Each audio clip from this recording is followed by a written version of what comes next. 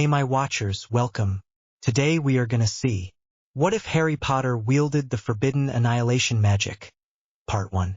Join Patreon for early access exclusive content of Super Op stories, also contents that's too far for YouTube. You will get 400 content there, please do check that too. Please subscribe this channel, because definitely I will try my best to provide a valuable content for you all. Also check the description to support the original author for this beautiful creation. The room of requirement vibrated as the members of Dumbledore's army were finishing up their practice session. It seemed to be coming from the rear wall, and it was getting more intense.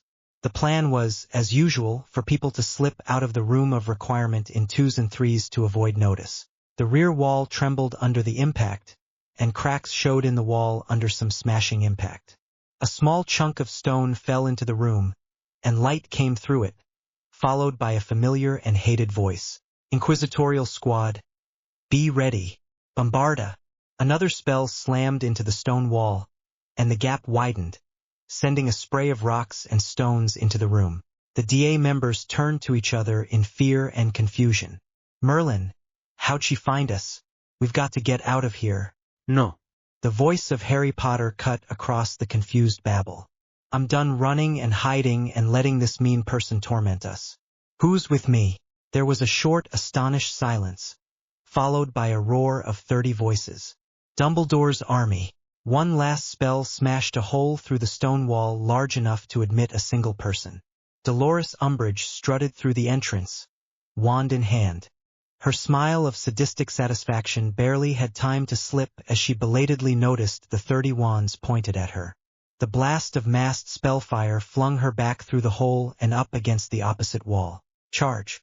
Harry shouted and led the way through the hole with Hermione removed for guideline compliance, his heels and the rest following. Malfoy and the rest of Umbridge's toadies had their wands out but were otherwise wholly unprepared for a fight, and they were outnumbered 5-1 into the bargain. In seconds they were stunned, petrified and bound. Harry strode forward to stand over Umbridge, who lay dazed and semi-conscious on the floor, groping blindly for her wand. She looked up at him blearily. Mr. Potter, you cannot do this.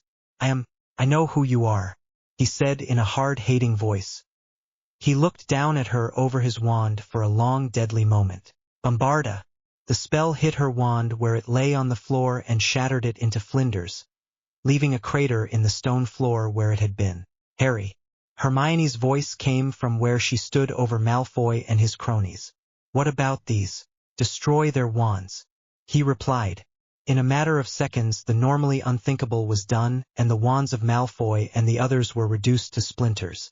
Harry returned his attention to Umbridge, whose face had slipped from dazed bewilderment to terror as she found herself disarmed and at the mercy of those she had lorded it over.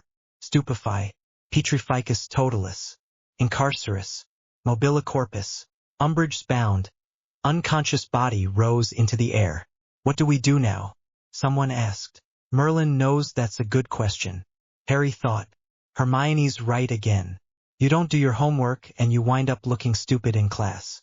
Hermione, as always, was the one who had the answer. You know, Harry, Umbridge is so very fond of telling us how powerful she is and how she works directly for the Minister of Magic. I think we should take her to the Minister and have a talk about exactly what she's been doing here. Harry's shout of yeah was about a heartbeat ahead of the rest of the DA.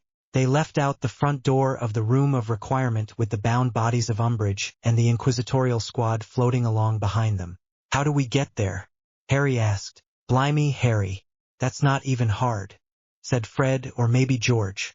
She's got a private flue in her office right to the minister's office, added George or maybe Fred, being as how she's so bloody important and all, right? Harry said. No one in the DA needed any directions to Umbridge's office. They had been there far too many times. They headed down the stairs and along the corridor toward her office. Mr. Potter, what are you doing here? Harry's head whipped around as he recognized the voice and saw the tall, austere form of Minerva McGonagall. Even in that moment of shock he had time to notice that she did not seem angry or upset, merely curious. Hermione said, "We have made a citizen's arrest of Dolores Jane Umbridge for multiple counts of torment and assault causing bodily harm, Professor McGonagall." Professor McGonagall replied. And these others? Accessories before, during, and after the fact, Professor. Hermione replied without a second's hesitation. Torment. That is a most serious allegation, Miss Granger. Professor McGonagall replied quietly, as if they were in a classroom. Can you substantiate it? Hermione could have smiled if it were not for the circumstances. She could recite every word of the law in this. She had had very good reason to look it up. The use of blood quills falls well within the ICW definition of torment, Professor, which is accepted in British wizarding law, even if there is no specific statute against them. If someone uses a new method of committing murder, it is still murder. I will note that the ICW specifically states that torment is the more heinous where the victims are children, of which we have ample evidence and witnesses. You make a compelling case, Miss Granger. The law does require that an arrested person be turned over to the proper authorities. Professor McGonagall replied. Harry had had a minute to pick up on where Hermione was going with this. That is precisely our intention, Professor. Since, as we have all been reminded many times, the prisoner is a senior member of the Ministry, we are going directly to Minister Fudge. Such a school outing should be accompanied by a teacher. I would be honored if you would allow me to attend. Professor, McGonagall replied, quietly. Of course. Harry replied. There was a murmur of assent from behind him. Professor McGonagall had always been respected as scrupulously fair, and she had done more than anyone else to try to stop Umbridge. Harry was scarcely even surprised. The world had been going mad for a while, and now it had gotten there. Professor McGonagall joining an armed rebellion was just one more proof of that. Search and Seizure. Chapter 2 Search and Seizure. They headed down the hallway to Umbridge's office, picking up more students along the way. Umbridge's office was not heavily protected. Who would want to go there, after all? Harry thought sourly. A simple Alohomora let them in. The pink decor and the pictures of cats were no more appealing than they ever had been. Well, look what we've got here, Neville said. A box of quills. He held up a box of the evil-looking black quills that they all knew so well. Smash them, was the shout. No, Harry said. I think we should set the minister some lines. Everyone thought that a fine idea. Hermione looked over Umbridge's obsessively neat desk and picked up a small book labeled Punishments. She flipped through it. It was all there in Umbridge's own handwriting. The blood quills and many other acts of disproportionate cruelty. She put the book in her pocket. By what mad arrogance? She wondered. Would this woman do these things and keep careful detailed record of them? The container of flu powder was right by the fireplace. Harry had time to think about how little he knew of the things that the leader of an army, even a small one, should know, then decided that he was just going to have to make it up as he went along. All right, I'll go through and talk to Fudge's secretary and find out where he is. The rest of you can follow with the prisoners as soon as we know. He picked up a handful of the flu powder. Fred, what's the code for the minister's office? Minister of Magic's private office. Mind you speak clearly, Harry. You don't want to wind up in Knockturn Alley now. There were a few low chuckles. Harry supposed he was never going to live that first time down. He threw the flu powder into the fireplace and spoke the code, and the next instant he was there. There was an elaborate desk with no one sitting at it. The nameplate said Dolores Gallipot, Principal Administrative Assistant to the Minister. Harry took several steps toward the desk, which saved him from being knocked over as Hermione, Fred and George, Professor McGonagall and a dozen more of the DA came through behind him, wands at the ready. Harry, Hermione said reprovingly, you don't have to do this all by yourself. We are Dumbledore's army, you know. All right, Harry said, embarrassed. Fred, George, Luna, cover the door. Hermione said, briskly, deal with anyone who comes in. The evident owner of the desk came out of the inner office at the sound of voices, and immediately took on a look of outrage. Excuse me, this is the private office for the minister, and you do not have an appointment. Professor McGonagall was the first to answer. Miss Gallipot, we have most urgent business with the minister and we do not give a fig for his schedule. Where is he? Gallipot drew herself up and said the minister is not available. Professor McGonagall took 2 long strides forward and put her wand in the face of the other woman. You will tell us where the minister is this very moment, or it will go very hard with you. Gallipot's face went from starchy to terrified in a moment. Harry thought he had seen Professor McGonagall be intimidating. Now he knew what she was really capable of. Wizengamot sitting. He's just down the hall in the chamber. She stuttered. Go sit at your desk. Professor McGonagall replied. Stay there. The woman bolted back to her desk and sat behind it, shivering like a kicked dog. Before the High Court. Author's note. Thanks to Cassandra 30 for pointing out the issue with the wands being destroyed. Chapter 3. Before the High Court. They streamed out into the corridor with the prisoners floating behind them. The corridor ended in a set of wooden double doors. There were 2 men standing in front of the doors. They were ceremonial guards by their ornate uniforms and highly decorated poleaxe weapons. They were clearly totally unprepared for this eruption of a ragtag group in school robes into their dull daily routine. The next thing those guards noticed was that every one of the wizards coming at them had his wand out and looked ready to use it at the drop of a politician's quibble. One of them shifted his weapon from one hand to another and reached for his wand. Half a dozen voices barked stupefy and he crumpled to the ground. Open the door, Harry ordered, his wand in the guard's face. The guard's face was a kaleidoscope of emotions as he recognized the boy who lived and registered the mood of iron determination in the order. He stood aside and the doors slammed open. The Wizengamot members looked up in annoyance and astonishment as the group of school children stormed into the chamber, interrupting the second reading of the bill to amend the Potions Safety Act. The bound, unconscious bodies of Umbridge and the others slid to a stop in front of the seat of Cornelius Fudge. What is the meaning of this? Fudge desired. We wanted to know why you sent a tormentor to Hogwarts. Harry's voice rang through the chamber. That is utterly preposterous. Fudge said. I would never. You did. Harry cut him off. We have arrested her and brought her here to face justice. We have evidence and witnesses to her wrongdoing. You have no right to be here. You will leave this chamber immediately and release Under Secretary Umbridge immediately and return her wand. Fudge said, trying not to sound nervous and not succeeding too well. Dumbledore's army.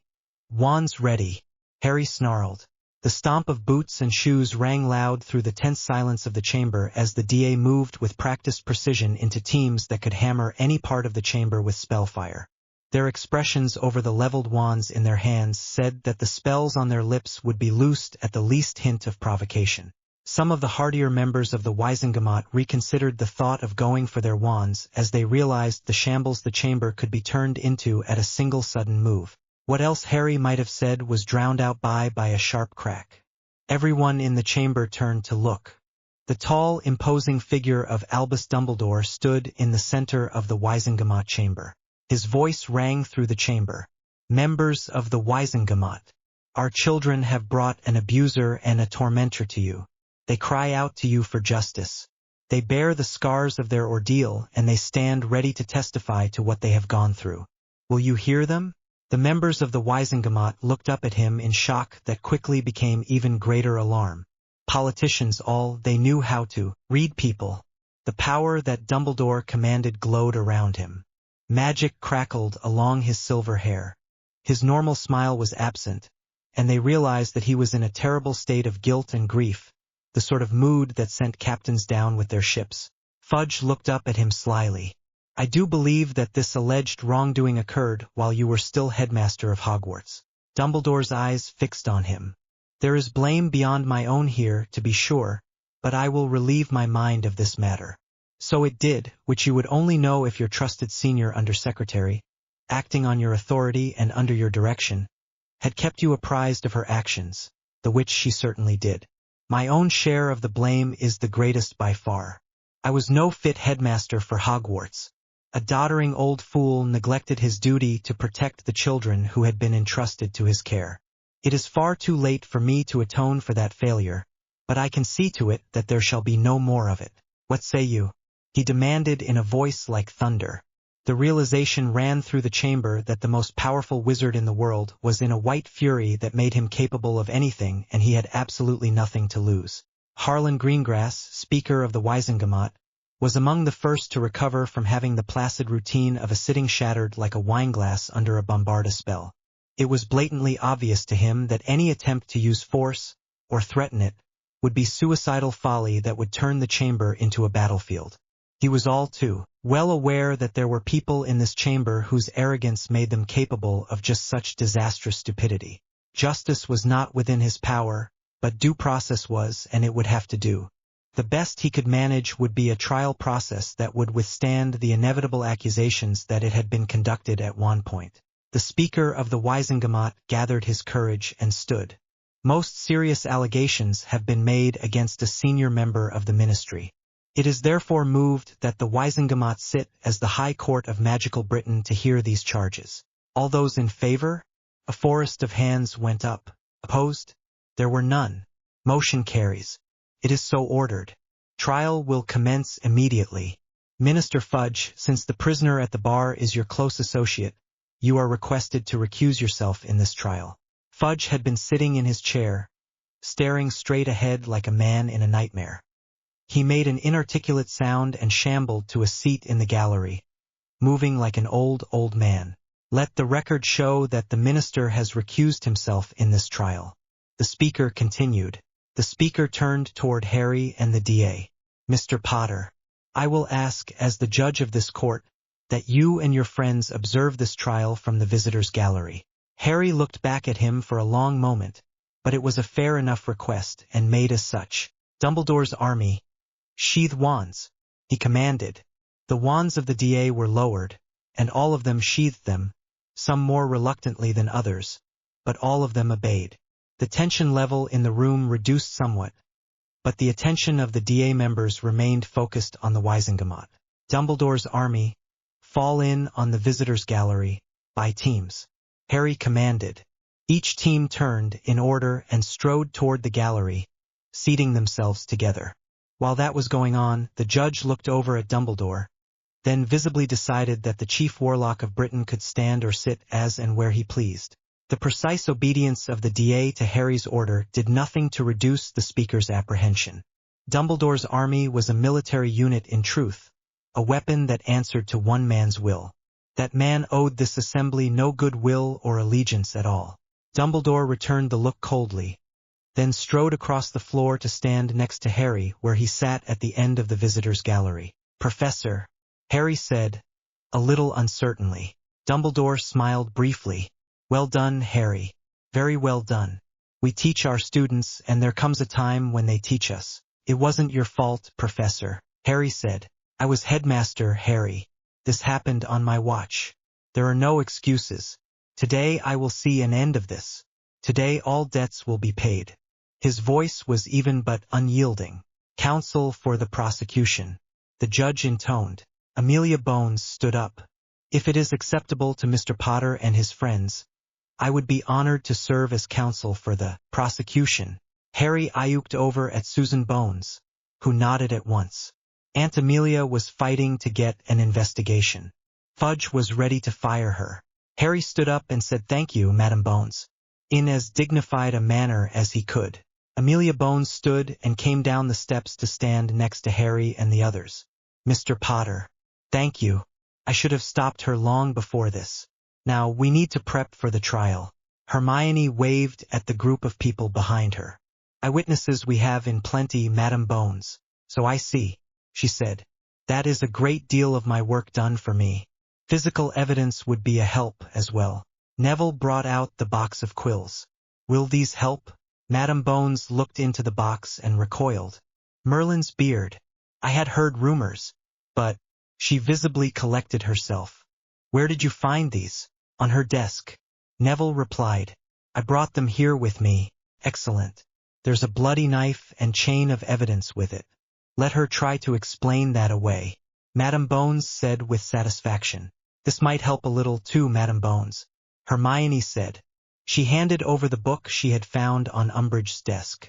Madam Bones took the book and read through some of the pages. Shock and horror chased each other across her face. If that woman got kissed every day for a year, that would be lenient, she said, in a tone of cold loathing. She looked back at Hermione. If I can't win this straight up, I don't deserve to call myself a lawyer. Thank you, Miss Granger. As they turned their attention back to the trial, Harry noticed that lawyer to a tormentor didn't seem to be a very popular job. The speaker had had to appoint someone to act as defense counsel. Mr. Potter, the speaker said politely, could you release the prisoners so that they may consult with counsel? Release them, Harry ordered. Ron and Hermione began casting spells to unpetrify, revive and untie the prisoners while he continued to watch the Wizengamot benches. As soon as she was revived, Umbridge screeched, my wand. Where's my wand? The speaker looked over at Harry and asked Mr. Potter, do you have the prisoners' wands? No, Your Honor, Harry replied firmly. The prisoners resisted arrest and their wands were destroyed in the fighting. This is an outrage, Umbridge squalled. I demand silence, the speaker said coldly. Madam Umbridge, you are held for trial before the High Court on very serious charges. If you are ever again a free woman with the right to bear a wand, you can buy one. Counsel for the defense, advise your client. Malfoy, Crabbe, Goyle, and the others of the inquisitorial squad were looking totally bewildered, shading into fear as they began to realize what was happening. Their safe, secure little world of privilege and immunity had suddenly exploded. Snape was nowhere to be seen, and Umbridge was now a prisoner. The DA was watching from the visitors' gallery while they were prisoners, and no one was doing anything about it. They looked up at Dumbledore, and their alarm increased if that were possible. His expression of loathing and disgust said that he could smash them like bugs, and they were now uneasily aware that he could do just that. They were pulled into a circle with the counsel for the defense, and Harry couldn't hear what was said but could make out a tone of increasing panic among Malfoy and his cronies. Meantime, Madame Bones was flipping through the book that Hermione had given her and making notes on a piece of parchment. When she finished and looked up, the speaker said, Madame Bones, counsel for the prosecution will state the charges against the accused. Your Honor, the prisoner Umbridge is charged with 347 counts of assault causing bodily harm amounting to torment, and 255 charges of child abuse. Further investigation may well substantiate further charges, but the prosecution considers these to be well substantiated and sufficient to proceed with. The prisoners Malfoy, Crabbe, Goyle, Yaxley, Knott and Harbottle are charged with 43, 22, 55, 16, 33 and 27 counts respectively of accessory to these assaults, in that they seized and delivered persons to the prisoner Umbridge in the full knowledge of what would befall them at her hands. Harry could not help but savor the frozen look of panic on Malfoy's face. You got your extra credit, Draco. Enjoy it. The counsel for the defense was a weedy little man with a nasal voice. Your Honor, have these prisoners been read their oral caution? Madame Bones looked over at Harry and Hermione, who shook their heads. They were all unconscious. Harry said defensively. Madame Bones smiled. Not to worry, Harry. She raised her voice and replied, No, Your Honor. The prisoners had resisted arrest and therefore were rendered unconscious and bound. Moreover, this was a citizen's arrest. The obligation of persons making a citizen's arrest is to deliver the persons arrested forthwith to the proper authorities, which obligation has been fulfilled. The proper authorities are in this case the High Court. It is therefore the obligation of the court to read the caution to the prisoners. Your Honor, I protest. Mr. Underguard, save it for the trial. Clerk of the court, read the caution to the prisoners. While one of the functionaries of the Wizengamot, now the High Court, did so, Harry leaned over and said quietly to Madame Bones, Are they going to get off because we didn't do that? No, Harry. This isn't an American Muggle crime film. You aren't Aurors and the law doesn't expect you to be trained like them. Underguard is just throwing out whatever he can to show that he's doing his job. If it's any consolation, what he's got is a lawyer's worst nightmare. If any of them had half a brain, they'd plead guilty and ask for mercy. If they did that, Malfoy and his cronies might actually get a break. Underguard could argue that they were under duress, perhaps get them a lighter sentence. He leaned back, less worried. The speaker, the judge, called them to order and the trial began. The prisoners all entered pleas of not guilty. Underguard's expression said he wasn't happy with that. Recalling what Madame Bones had said, Harry wasn't very surprised that no one in that lot had half a brain. Underguard tried, for what little it got him. He tried to get Malfoy and the rest tried as being underage. Madame Bones brought up a collection of precedents that Harry had never heard of to show that they had been appointed to positions of authority, and were therefore adults when so acting. He tried to argue that Harry and the DA had used excessive force. Madame Bones had the use of force guidelines for Oris read into the record and pointed out that Harry and the DA were well within them. He tried to argue that the physical evidence should be thrown out. Madame Bones brought Neville and Hermione up to testify to where they had found the quills and the book. He brought up the destruction of the wands of Umbridge and the others. "Your Honor," he said in his nasal tone, "I find it suspiciously convenient that my client's wands, and the evidence they contained, were destroyed by the persons making this so-called arrest. Were they concerned that that evidence might show wrongdoing on their part?" Madame Bones was on her feet in a flash. "Objection. State your objection, Madame Bones." The judge replied, "In the first place, those wands were destroyed in the heat of a fight. There is no evidence of intent to destroy evidence. In the second place, I will point out that the prisoner Umbridge's wand would almost certainly contain evidence of how she blasted her way through a thick stone wall with reckless disregard for the safety of the children she knew to be on the other side. Hardly exculpatory. Objection sustained." The judge said, "Move on, Mr. Underguard." His argument that Umbridge's office had been private was blown away by evidence that lots of people had had access. Then he reversed himself and tried to argue that they could have been planted. Madame Bones cast diagnostic spells to show that Umbridge had signed her work when she had made them. He tried to argue that the blood quills weren't instruments of torment. Madame Bones took one of the quills and wrote "This is torment" on it, holding up her hand so that the members of the court could see the bloody letters form and heal on her hand. Then she had Colin Creevey up to testify that the scars on his hand came from hundreds of lines. He described what had happened and then broke down in tears on the stand and was excused. Then she turned around and held up the blood quill for all to see. Any member of this court who is not convinced that this is an instrument of torment is invited to come up and try it out personally. She got no takers, and even Underguard shut up. Then Madame Bones rested, and it was Underguard's turn to present the case for the defense. Harry was no lawyer, but even he could see that his arguments were as thin as a ghost's robes. He rested, and Harry could see a look of relief on his face. The judge called for the vote, and the High Court convicted them all. The few holdouts were stone-hard blood purists, who had the nerve or the arrogance to vote against in spite of all the evidence under Dumbledore's hard silent stare. The court settled for giving them the minimum sentences to be served consecutively. Malfoy and his toadies got 6 months on each count, consecutively. Umbridge got 5 years apiece on each charge, consecutively. Harry didn't even bother to do the arithmancy. Umbridge would die in Azkaban. It would be a long time before her goons were free. Capitas Exigent. Chapter 4 Capitas and Exigent. Author's note. Thanks to Snow Leopard Pasha for spotting a chronological error in this chapter. Is there any other business before this court? The speaker asked, clearly wanting to wind this up. Yes, there is, Dumbledore said in that same thunderous voice. The Warlock petitions for writs of Capitas and Exigent against 37 persons, collectively known as the Death Eaters. Silence fell in the chamber, broken after a pause by Fudge's weak, spiteful voice. You are no longer Chief Warlock.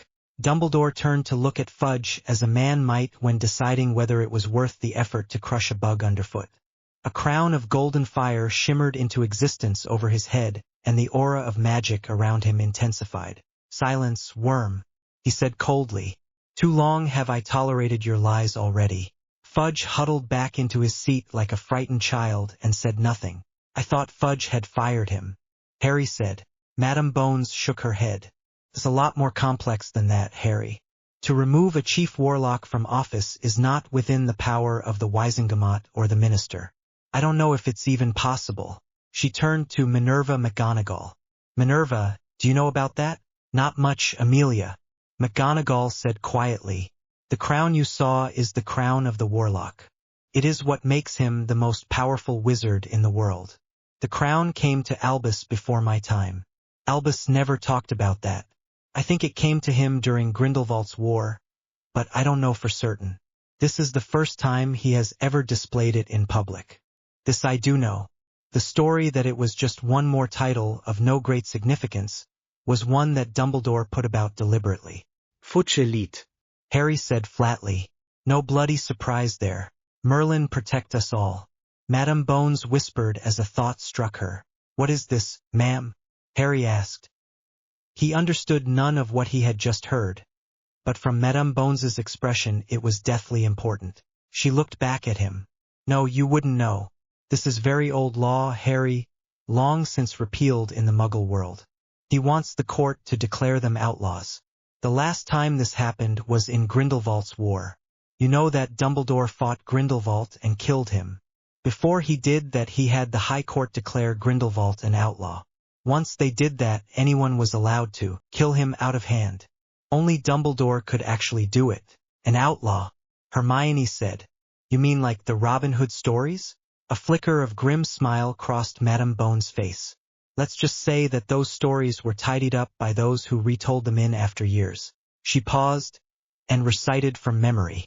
Outlaw and wolf's head, the enemy's general of all men, to be hunted down and dealt with as wolves are, none to knowingly or willingly give them shelter or succor on pain of sharing their fate. Dealt with as wolves are? Harry asked. In the Middle Ages people feared and hated wolves.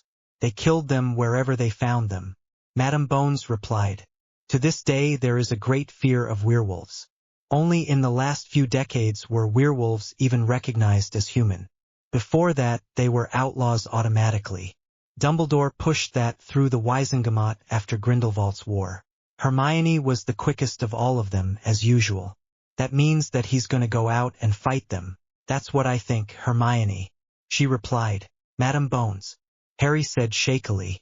Voldemort came back from the dead once. I know that. I saw him, I fought him. How do you kill a man who can't die? She looked back at him gravely. I don't know, Harry. We can only hope that Dumbledore does. Starting with Tom Riddle, Dumbledore detailed the crimes of the Death Eaters one by one. For many of them he could, and did, produce images of torment and mangled bodies, homes destroyed, Death Eaters boasting of their deeds and threatening what they would do when they came to rule the magical world. When he came to the end of the catalogue of their crimes, he stood silent and raked his gaze across the chamber. The speaker called for the vote, and it passed except for the same few dissenters.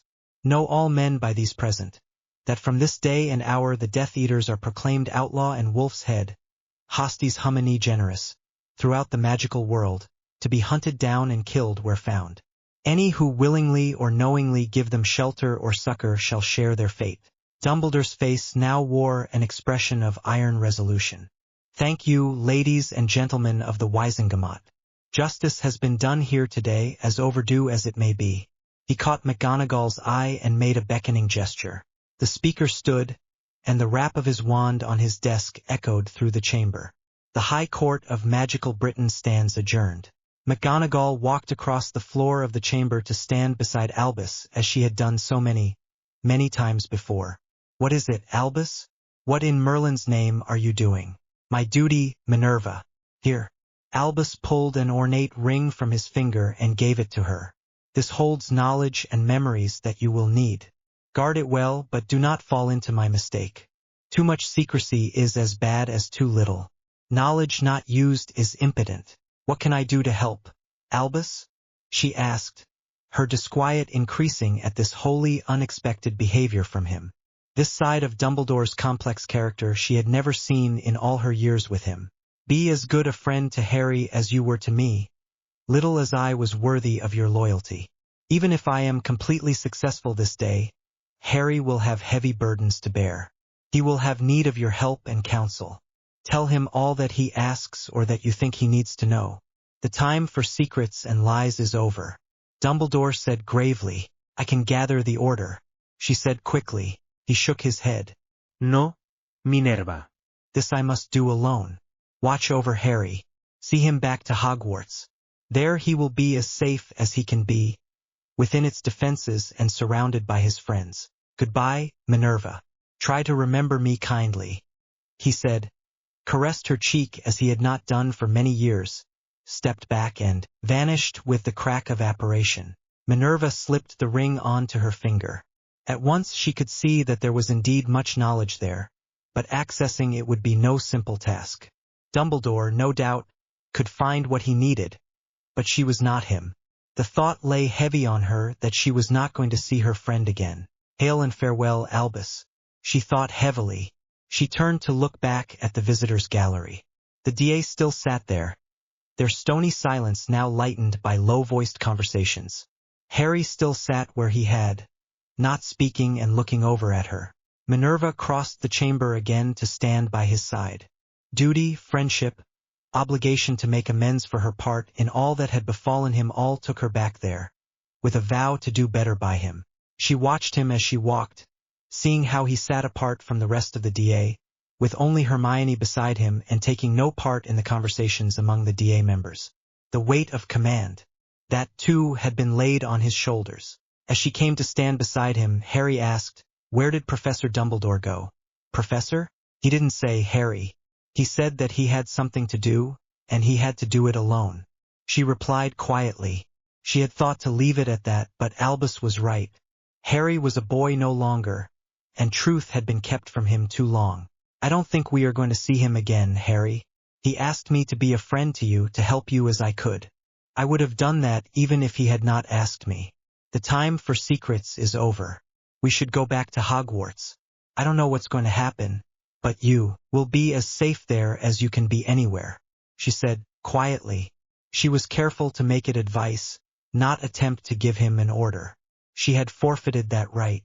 Fudge had revived a little with the adjournment of the High Court, mostly, in Harry's opinion, because he wasn't on the docket. There will be another day, Minister Fudge. Harry thought. "Mr. Speaker." One of the members stood. "I move a vote of no confidence in the ministry of Cornelius Fudge." The look of shock on Fudge's face said to Harry that this was important to Fudge. He leaned back toward Madame Bones. "What is that about?" She smiled. "It's a motion to fire Fudge. If you'll excuse me, Harry, I have to go back to my seat and vote." "Give him one for us, ma'am," Harry replied, and watched Amelia Bones go back to her seat. Harry turned to Minerva. "I think we'll wait on that a little, Professor." He swept a look of cold distrust across the benches of the Wiesengemot. "I think things will go on better here if those people know that they are being watched." Minerva bit her lip on the temptation to argue with him, not least because he was right. There would already be second thoughts on the part of some in those benches, fear of retribution from the Death Eaters, calculation of what political advantage might be gained from the change in the balance of power. She had little doubt of which way that vote would go. The motion had been proposed by one of Fudge's strongest supporters, and there was no doubt that many others would be willing to throw Fudge to the dragons to create a scapegoat for their own failings. As she watched, the speaker chose from one of half a dozen members who had their hands raised to second the motion. Greengrass stood, and intoned, "A vote of no confidence in the ministry of Cornelius Fudge has been moved and seconded. All other business of the Wiesengemot is tabled until further notice. The vote will be by recorded vote of all the members. Clerk of the chamber, call the roll of the members." Harry leaned over and said, "What's that about, Professor?" "A normal vote is by show of hands. There's no record kept of who voted which way, just whether the motion passed or not. For a crucial vote like this one, there is a record kept of how each member voted. Everyone knows where each member stood and how they voted," she replied. Harry thought about that and nodded. "Hermione, I think you should take notes on this." "Already am, Harry," she said cheerfully. She had a quick quill and a parchment notebook out on the small desktop that folded out from the arm of the seat. A glance over at the nearer benches told Minerva that the conversation between Harry and Hermione had not gone unnoticed by the occupants of those benches. The clerk of the chamber stood up with a roll of parchment in his hand. "Bones? Amelia, member for Lower Cartage." "I," she replied firmly, in a voice that carried to the whole chamber. The clerk checked her response on the roll, then read out the other names one after another. The vote carried with only 3 dissenters. The speaker rose again. "The vote of no confidence in the ministry of Cornelius Fudge has passed. He is therefore removed from his office. By the custom of the Wiesengemot, the Speaker of the Wiesengemot shall assume the duties of the Minister of Magic. Let the record show that I have taken up this responsibility." He paused, waiting for the clerk of the chamber to finish writing. Minister for Public Safety, Acting Minister, was the formal reply from Amelia Bones. You are directed to open and conduct expeditiously an investigation into the conduct of Cornelius Fudge during the period of his ministry, to determine if there has been criminal wrongdoing on his part or the part of his associates. You will report directly to me. He is to be held under house arrest pending the outcome of that investigation. Yes, Acting Minister, was her immediate reply, the formal tone not masking her tone of savage satisfaction.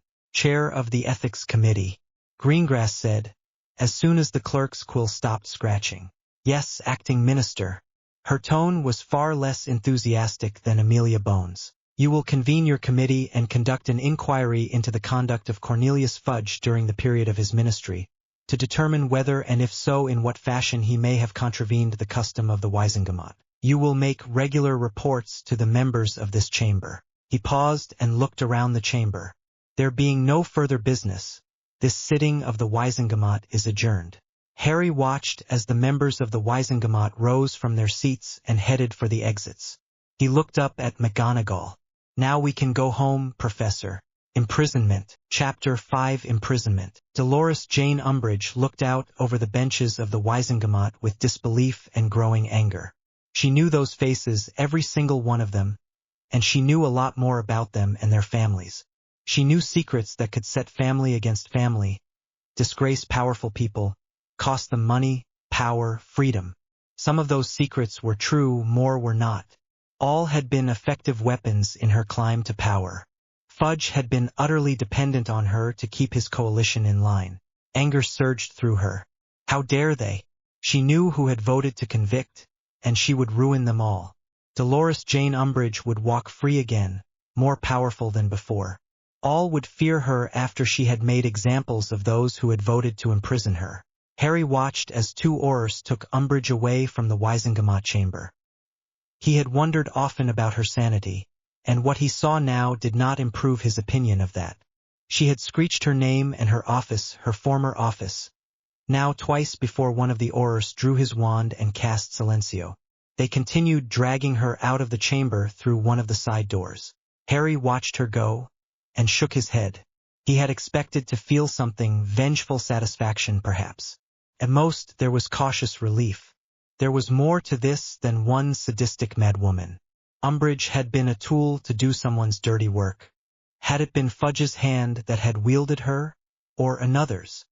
He dismissed contemptuously any thought of trusting her word. He raised his voice so that all could hear him. Dumbledore's army, by teams, proceed back to Hogwarts. We're going home. Dolores Jane Umbridge sat in a plain steel chair in a room that was equally Spartan, shackled to it. She had passed through what only a few hours ago would have been an unimaginable ordeal of humiliation. She had been stripped of all her clothing and searched with total disregard for her modesty or dignity. Her hair had been cut short and spells cast to ensure that she had no contraband, curses or lice on her person. Her clothing now consisted of a smock and trousers of coarse cloth, with broad stripes across them to advertise her status as a convicted prisoner. The door opened and a man came through it.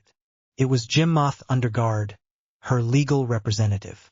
At last, there was a note of sanity in this nightmare. Mr. Underguard, she said imperiously, you need to get me released immediately. This is a travesty of justice. The minister will sign the order, I am sure. Prisoner Umbridge, this is our last meeting.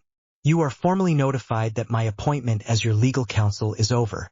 I would advise you, if you wish to file an appeal, to retain other counsel. I will not be acting for you. As to the minister signing that order or any other on your behalf, Cornelius Fudge is no longer Minister for Magic. He has been removed from his post and is under investigation.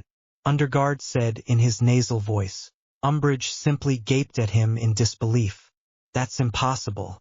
He's the minister. He was the minister. Underguard replied evenly. He lost a vote of no confidence. Umbridge recovered swiftly.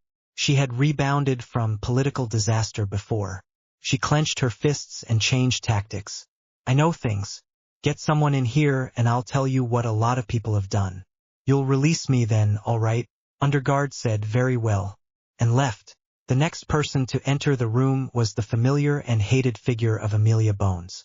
She took the chair on the other side of the table. Prisoner Umbridge, I am informed that you wish to make a statement. Yes, Umbridge almost shouted. Do you wish to have counsel present while you make this statement? She asked coolly. Fat lot of good that idiot underguard did me. Umbridge snarled contemptuously. That is a no, then. Bones said in that same cool voice. Do you wish to represent yourself? Yes, damn it. Get this done, Bones. Very well. Bones replied. Do you agree that your statement shall be the truth, the whole truth and nothing but the truth? You must reply, I agree, or I do not agree. I agree. Umbridge said impatiently. Bones raised her voice. Prisoner Umbridge wishes to make a statement. Please make the necessary preparations. Shortly, 3 people entered the room. One was evidently a secretary, carrying a big roll of parchment and quills and ink. The second was evidently a healer, wearing the robes of his calling. The third was a gray-haired woman dressed in nondescript robes. The secretary set up her parchment and quills at the end of the table, pulling up another chair from the corner of the room. The other 2 remained standing. Mind Healer Beecham's, please examine prisoner Umbridge to determine if she is under imperius or any other form of mental coercion, Bones said. Umbridge sat fuming while the woman in the nondescript robes fussed around, looked in her eyes and cast diagnostic spells. Prisoner Umbridge is not under imperius or any other form of mental coercion. She does not practice occlumency, she said formally. Bones nodded, then turned to the other healer. Healer Jessup, please report on the physical condition of prisoner Umbridge. Jessup cast diagnostic spells in his turn, and reported, the prisoner is in good health, though overweight and sedentary and rather choleric. Excellent. Bones replied. Administer the Veritaserum. What? Umbridge shouted. You can't do that. Yes, I can, since you have, acting as your own counsel, agreed to it. Bones replied, satisfaction in her voice. Umbridge's opening her mouth to continue her tirade was her undoing. Healer Jessup twisted her head back with one smooth motion and poured the contents of a vial down her throat. A cool, clear feeling of peace swept through Umbridge, melting away the anger and hatred like snow on a spring day. Jessup looked into her eyes and reported, Veritaserum is in effect. Bones leaned back in her chair. Now, prisoner Umbridge, you will tell me of every crime you ever committed since you were 17 years of age. Begin. When I was 17 and a half she began, hardly hearing the tiny voice inside the back of her mind screaming at her to be silent. Umbridge had been talking for hours with only occasional sips of water to keep her from going hoarse. Finally, the well of her memory ran dry. She swallowed the contents of the vial that was put to her lips. As the potion counteracted the Veritaserum, she realized what she had done. The stack of parchment in front of the secretary stood as high as a strong man's fist. Bones sat in the chair before her as she had all these hours. Now, I suppose that you think the truth will set you free. She shook her head. Were it not that you will die in Azkaban already, there is enough there to ensure that many times over. We had a deal, Umbridge said defiantly.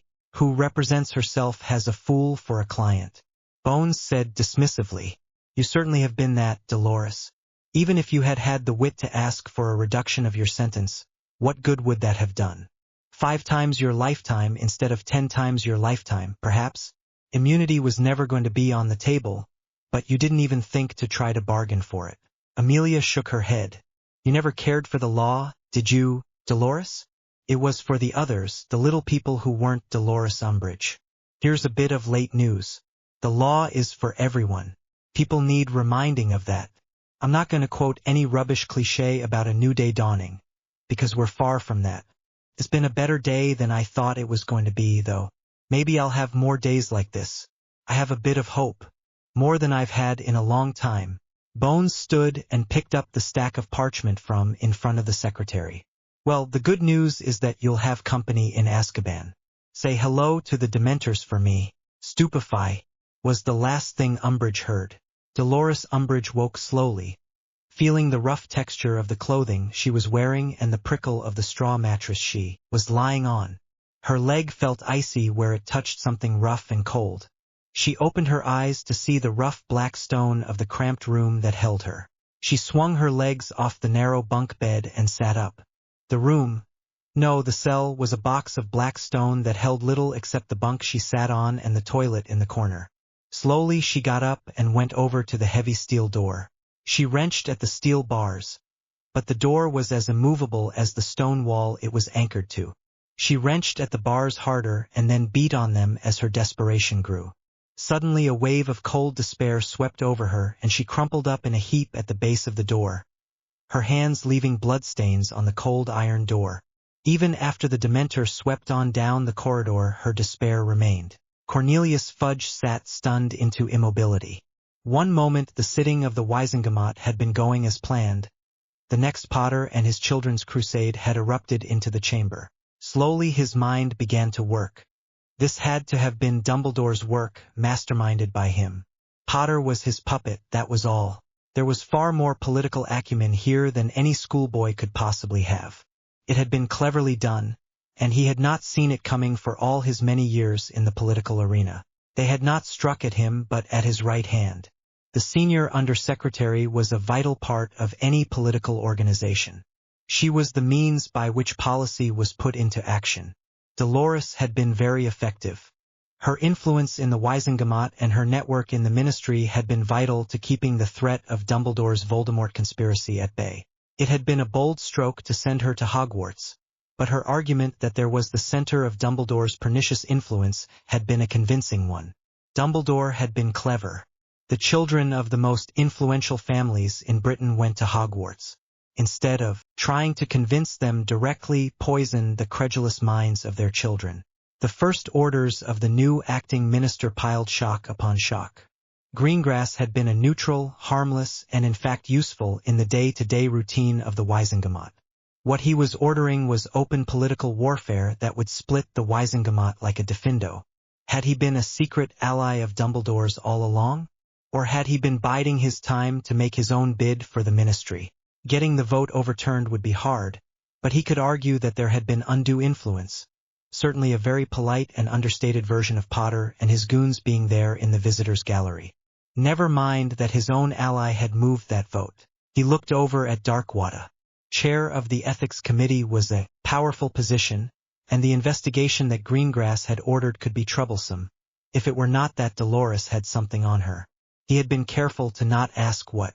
Her head turned slowly to return his look, and he suddenly realized that Dolores was not here, and she was not going to be here, and Darkwater knew that. He saw other faces turn to look at him with the same realization on them. All of them were hardening into hatred. He could see his coalition, his painfully built political support, his power crumbling into ruin as he watched. A hand fell on his shoulder, and he looked up to see the square jaw and stern face of one of the ministry aurors. "I'll ave your wand, sir, and you need to come with me."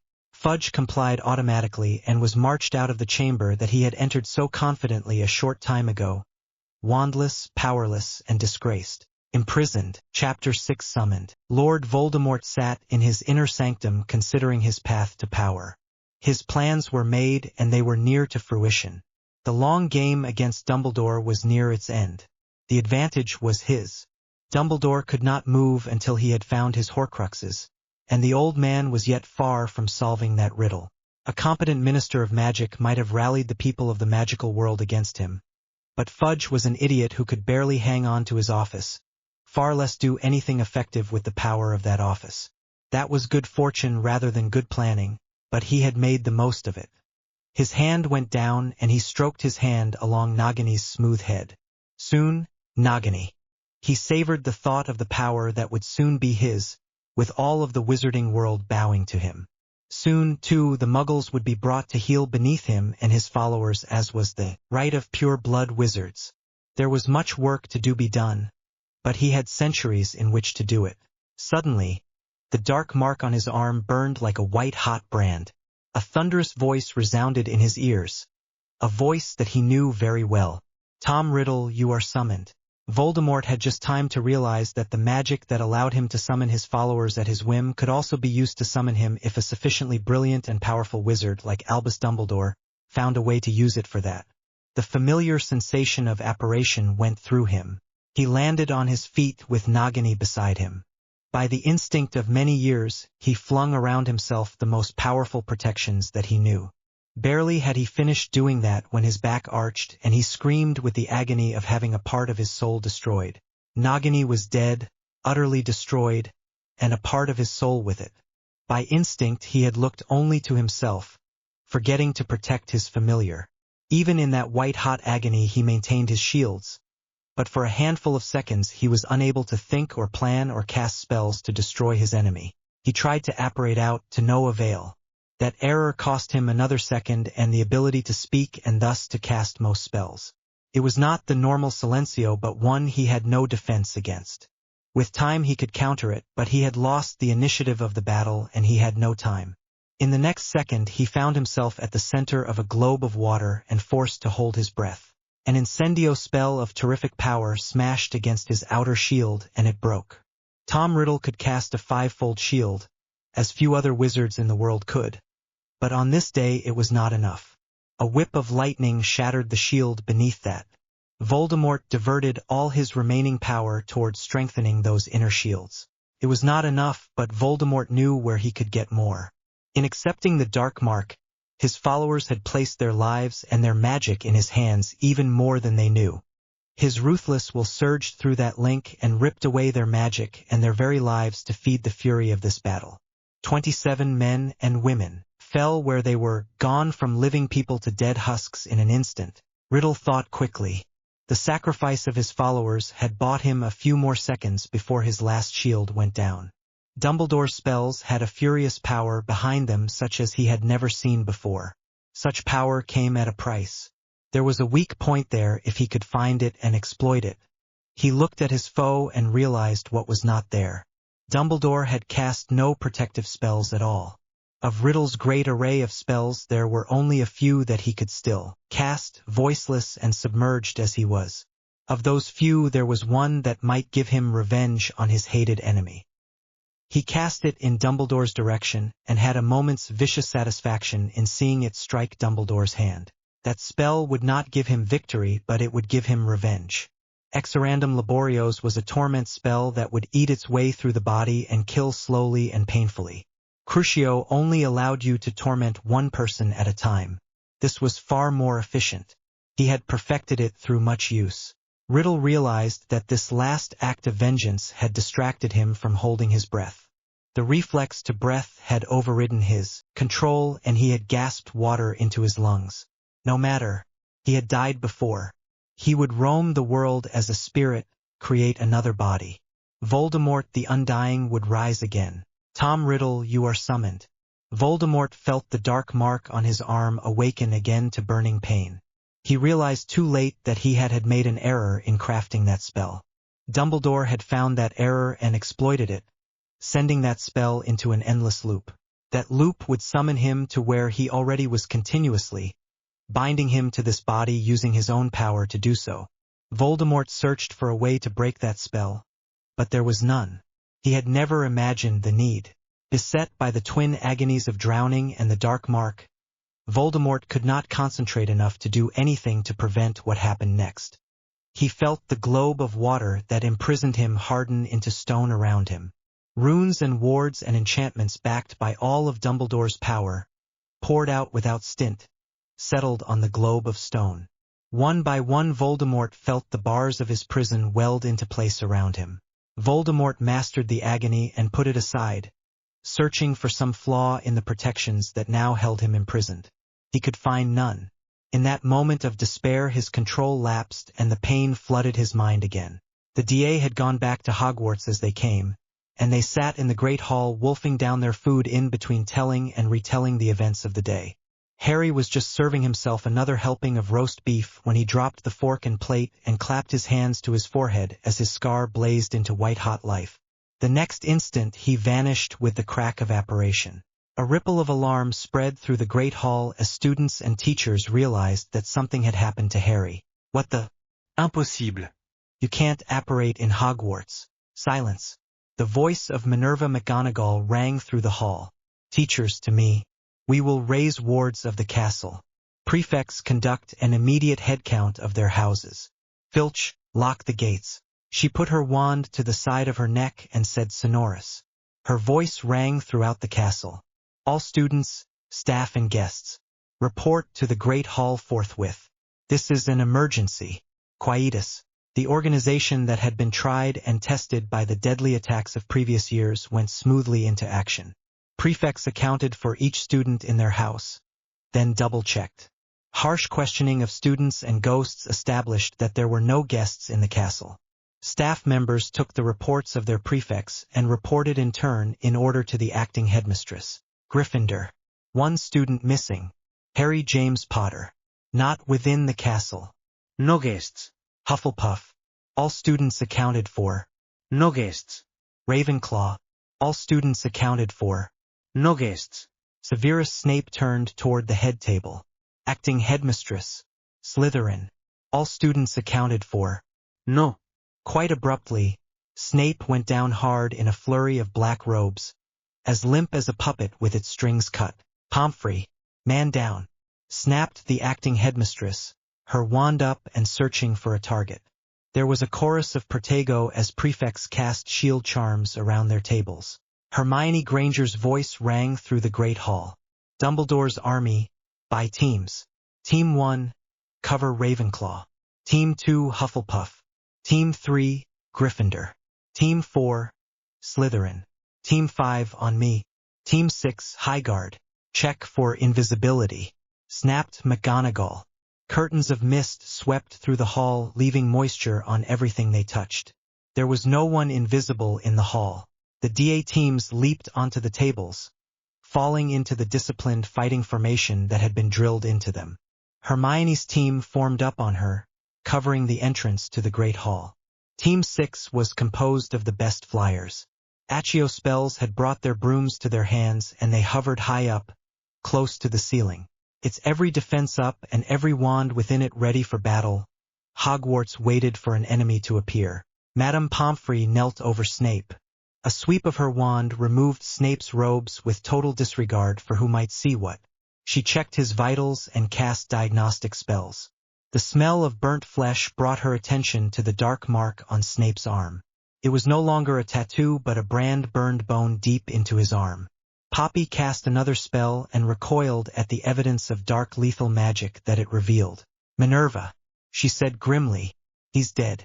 Someone used the dark mark to kill him. Here? McGonagall demanded. Could have been from anywhere. Pomfrey replied. The dark mark is a direct link to Voldemort. McGonagall lowered her wand fractionally. What in Merlin's name are you doing, Albus? Harry stumbled and fell headlong on the barren stony soil of wherever this was. He looked up past the straggling shrub that he had wound up behind. A bolt of terror went through him even as the burning pain in his scar subsided.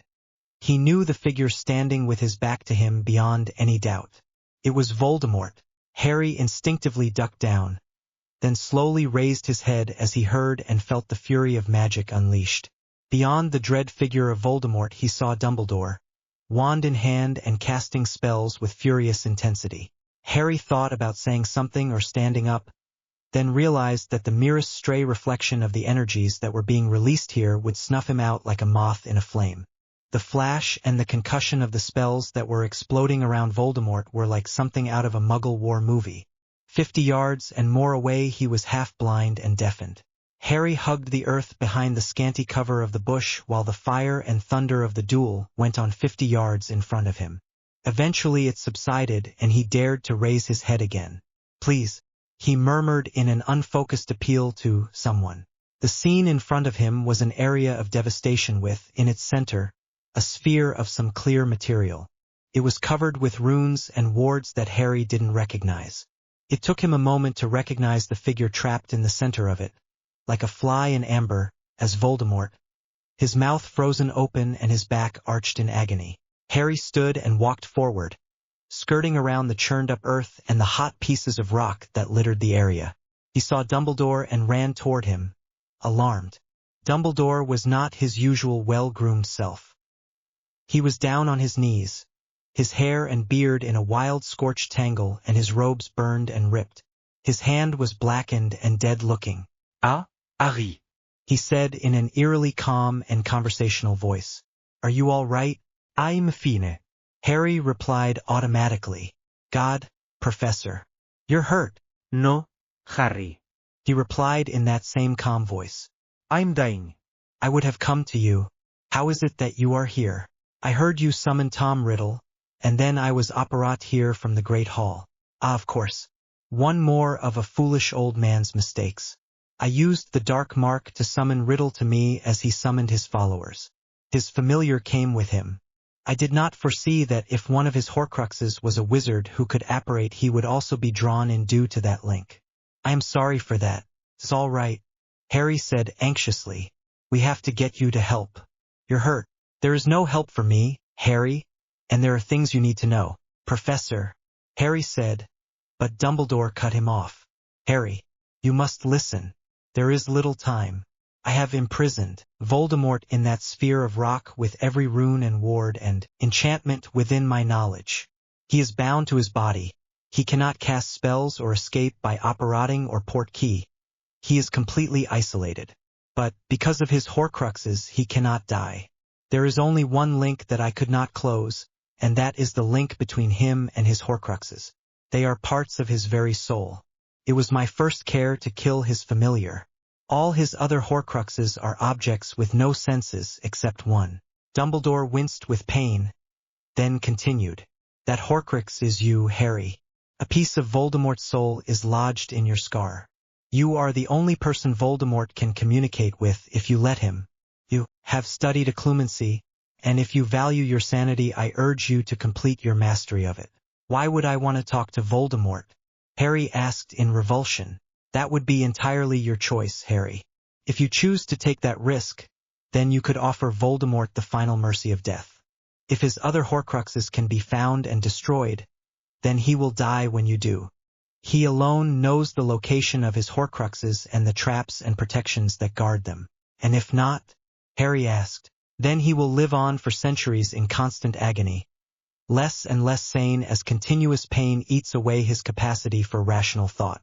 Perhaps future generations will be able to find and destroy his Horcruxes unaided, or perhaps they will consign his prison to the bottom of the sea or the depths of space. I have done what I could.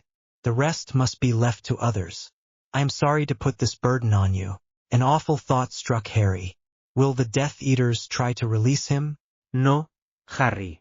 The marked ones are all dead. The fortune of war is not always bad. When Voldemort saw the battle go against him, he took the life and power of his followers to fuel his own. Dumbledore's face twisted with agony. By a visible effort of will he mastered himself and went on. Such help as I can give you I shall. This, he handed Harry his wand, is the Elder Wand of Legend, the most powerful wand in the world. As Harry took it, a magical nimbus swirled around him, and a sound like the thunder of war drums came to his ears. You are now its new master. Bear it well. Dumbledore reached up above his head with his good hand, and a crown of golden fire appeared. He placed it on Harry's head.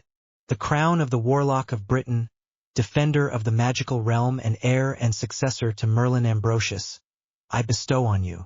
Now I must go, Harry. Atonement is beyond my powers, but I have made such poor amends as I could. Try to remember me kindly. Dumbledore fell on his side and never moved again. Harry bowed his head and wept. Harry Potter appeared in the Great Hall of Hogwarts with the prone body of Albus Dumbledore at his feet. A dozen wands snapped to bear on him, then dropped as people ran toward him, staff and students alike. Harry collapsed onto the nearest chair, wrung out physically and mentally, ears ringing and grieving for the father of his heart. He had not the energy or the will to answer the babble of questions directed his way. Madame Pomfrey was having to work around Ginny, hugging him to confirm that he was all right. All right's a relative term, was her tart reply to Minerva's anxious question. Exhaustion, stress, grief. Physically, no injuries. I'm sorry to ask this at such a time, Mr. Potter, but I must. What happened? Are we in danger? Minerva McGonagall asked with a gentleness that masked urgency. No. He replied in an empty factual voice. Not anymore. Voldemort is imprisoned. The Death Eaters are all dead. Imprisoned how? McGonagall asked.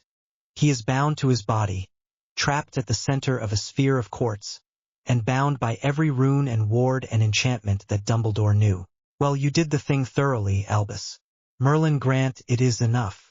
McGonagall thought. She looked down at the wand in Harry's hand, and her eyes widened with shock. She had seen that wand before in Albus' hand. Harry, your wand, she said carefully.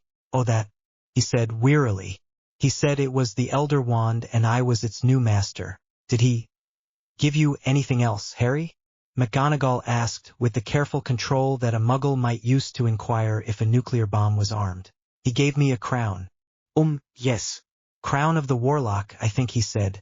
I don't know where it got to. That's all right, Harry. You can find it when you need it. She said in as kindly a tone as she could. Merlin, what were you thinking, Albus? She thought. Bitter second thoughts followed. Albus was dying. If anyone in Britain can say that he stood for justice in these times, Harry can. Merlin knows the rest of us who were supposed to be doing that can make no such claim. By an effort of will she shut off the mental list of her own failures, starting with letting a creature like Umbridge anywhere near her students. Enough. She stood straight. She had her duty.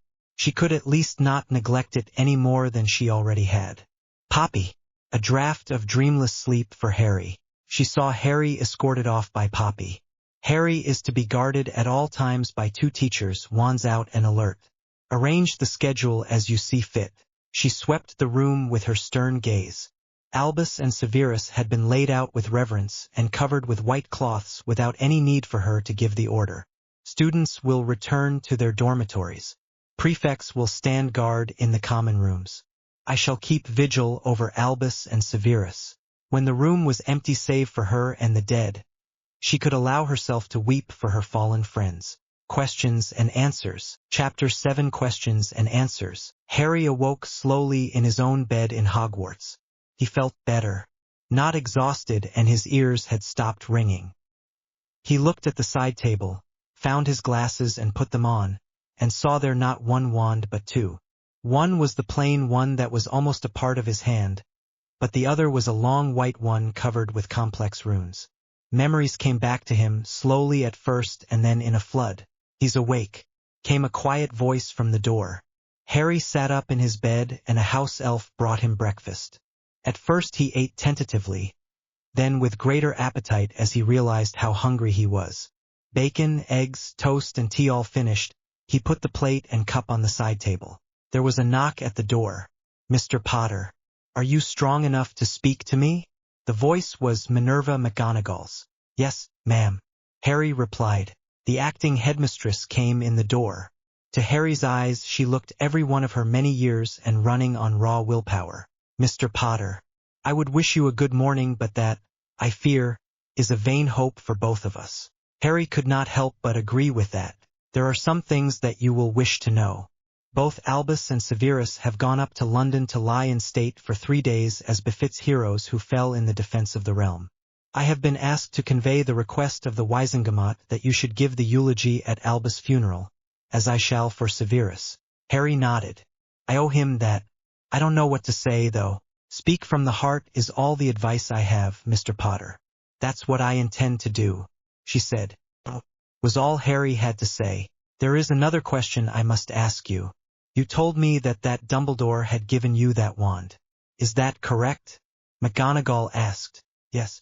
He said I was the new master of the Elder Wand. Does that mean something? Yes, it does, Mr. Potter. The Elder Wand is the most powerful wand in the world. It passes to a new master at the death of the old master. The new master may be the heir of the old master, or the witch or wizard who has conquered the old master in battle. You can confirm that by picking it up. Harry did, and felt the terrific power of this wand run through his body. It was scarcely a comfortable sensation, quite unlike the comfortable harmony of his old one. He had the feeling of a man mounting a mettlesome warhorse. He carefully put the wand back down again. Is there some way I can give it up? Harry asked tentatively.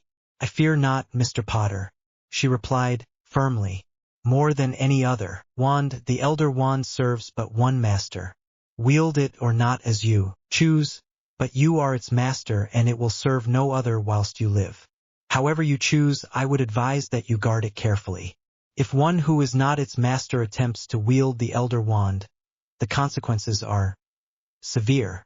Minerva looked back at Harry's downcast expression, and wished that this was all of the burdens that had been laid on this boy's shoulders. Later would be time enough for the news that there were far too many wizards who would kill him to become master of the Elder Wand. Dumbledore had been the target of such attempts. I believe you said that you received another bequest from Professor Dumbledore? She asked. It was very soon to probe these recent wounds, but there were far greater issues that brooked no delay. She could only try to ensure that they were dealt with as humanely as might be. Harry frowned. He gave me a crown. He said it was the crown of the Warlock of Britain. I can't find it, though. I can give that back if it belongs to someone else. Merlin, if only it were that simple. Miranda thought. The crown of the Warlock is not a physical object, Harry. It is a construct of magic. If you concentrate, it becomes visible. Can you try that? Harry reached up to his head and closed his eyes. A glowing golden crown appeared above his head. Merlin, this too. Minerva thought, dismayed. She wished that she could afford to give him the time to grieve and to heal. She could not. Necessity had no heart, and the news of Dumbledore's death had already gone abroad. The magical world had its own strategic balance. There would be many minds considering how these events would change that balance. Some of those minds bore Britain no goodwill at all. Well, the time for secrecy and keeping this boy in the dark was gone. The ring Dumbledore had given her held secrets she had never been privy to until now. Albus had been right. The time for secrets and lies was over. Harry, of the offices that Dumbledore held, the office of Warlock was the one that made him, quite literally, the most powerful wizard in the world. It allowed him to use the magic of the realm as his own. The Wisengamot does not control appointments to that office, little as they care to admit it. The magic of the realm? Harry asked. There are deep pools of magic in the world, Harry. Ley lines connect them. The services we depend on, like the Flu network, draw on that magic. Britain is a nexus of those ley lines, the greatest in the world. Merlin was the first wizard to discover how to tap into this nexus. His heirs and successors inherited the artifact that he created and used to tap into that nexus of power. So I've inherited the source of Dumbledore's power? Harry asked uneasily. Well, as to that, Harry, it's not quite that simple. Merlin left a test for his successors to ensure that they would be worthy to hold that power. When we journey to London, you will have to face that test, she said soberly. What sort of test? Harry replied uneasily. I have no idea, Harry. Albus knew. He never told anyone. All I know is the legend that it was known of old as the crown of a just man. I don't know whether to hope that you pass or fail. She thought worriedly. Where is Voldemort's prison? Minerva asked. This too was urgent. Albus would have put safeguards on that prison to ensure against tampering. Those safeguards would be little inclined to care for the difference between curiosity and tampering, and less inclined to give the benefit of doubt. Outer protections to keep the curious from killing themselves would be needed, and that soon. I don't know, Professor, Harry said. I was operaat there. It was a barren, bleak place. I don't know where it is physically. I could apparate there again, I think. Time enough for that later. Minerva replied. Secrecy would not last forever, but it would have to do for now. Is there anything else you can tell me about Voldemort's prison? She asked. Professor Dumbledore said that there was only one link that he couldn't block, and that was the one between Voldemort and his Horcruxes. The others are objects. He can't use them to sense anything or do anything. My scar is a Horcrux. He can talk to me if I allow it. Merlin, Minerva said, horror-stricken. What of his familiar? She asked, mostly to buy time. An awful suspicion came to her mind. Is it Harry's mind behind those eyes, or Voldemort's? Cool reason reassured her. Voldemort had tried to take over Harry's mind once before, and he had failed. Harry's defenses were much stronger now. Spotting someone who was possessed was not difficult. He showed none of the signs. Professor Dumbledore said that it was his first care to kill it. Harry replied, one less Horcrux is a good thing. As for the other matter, I would think a long time before attempting such a thing, Mr. Potter. Minerva said. Harry looked back at her with eyes far older than his age. I've seen into Voldemort's mind before, ma'am. I didn't enjoy it. Minerva decided that now was a good time to leave that dragon to slumber. She changed the subject. As you might imagine, Mr. Potter, there is an incredible clamor for your eyewitness account of what happened. I have told people quite firmly that you are not available. My writ does not run in London, however, so you should give thought to how you intend to deal with that. Thank you, ma'am. Harry's expression said that he was not looking forward to that. I will leave you to rest now, Mr. Potter. If you are up to it, your friends would like to visit you. His smile was the first hopeful thing she had seen since entering this room. I'll send them in. They went up to London by Portkey at noon the day before the funeral. Harry was dressed in his best robes. He was uneasily aware that this short time of peace and quiet was about to pop like a soap bubble. His escort of 5 grim-faced Aurors led by Kingsley Shacklebolt was a broad hint of that. They arrived at the Ministry building where Harry was shown to a suite of rooms. Shacklebolt told off 2 of the Aurors to stand guard at the door. They were greeted by an efficient-looking witch in plain dark robes. Dinner will be at 6:30, Mr. Potter and Headmistress McGonagall. The acting Minister of Magic and several other senior officials will be attending. I am Melissa Overguard, Chief Steward. Your luggage is already in your rooms. Please ring if you want anything. Harry looked around the suite after Overguard left. Nicer than the leaky cauldron. He said cautiously, that it is, Mr. Potter. McGonagall replied. I am inclined to think that the Ministry is trying to be polite and conciliatory. This suite is normally reserved for visiting heads of state. Harry thought about that for a moment. He wasn't sure what to make of that. His level of trust in the Ministry and the Wiesengemot wasn't all that high right now. Do you still wish to go ahead with the press conference? Minerva replied. He nodded. It will get no more pleasant for putting it off, ma'am. As far as that goes, I've had worse than a few nosy reporters. He smiled briefly. Hermione helped me with the write-up. Minerva nodded. It would have been good if Potter could have had his friends with him, but the transcript of the trial had been made public and there was a huge furor among all the parents.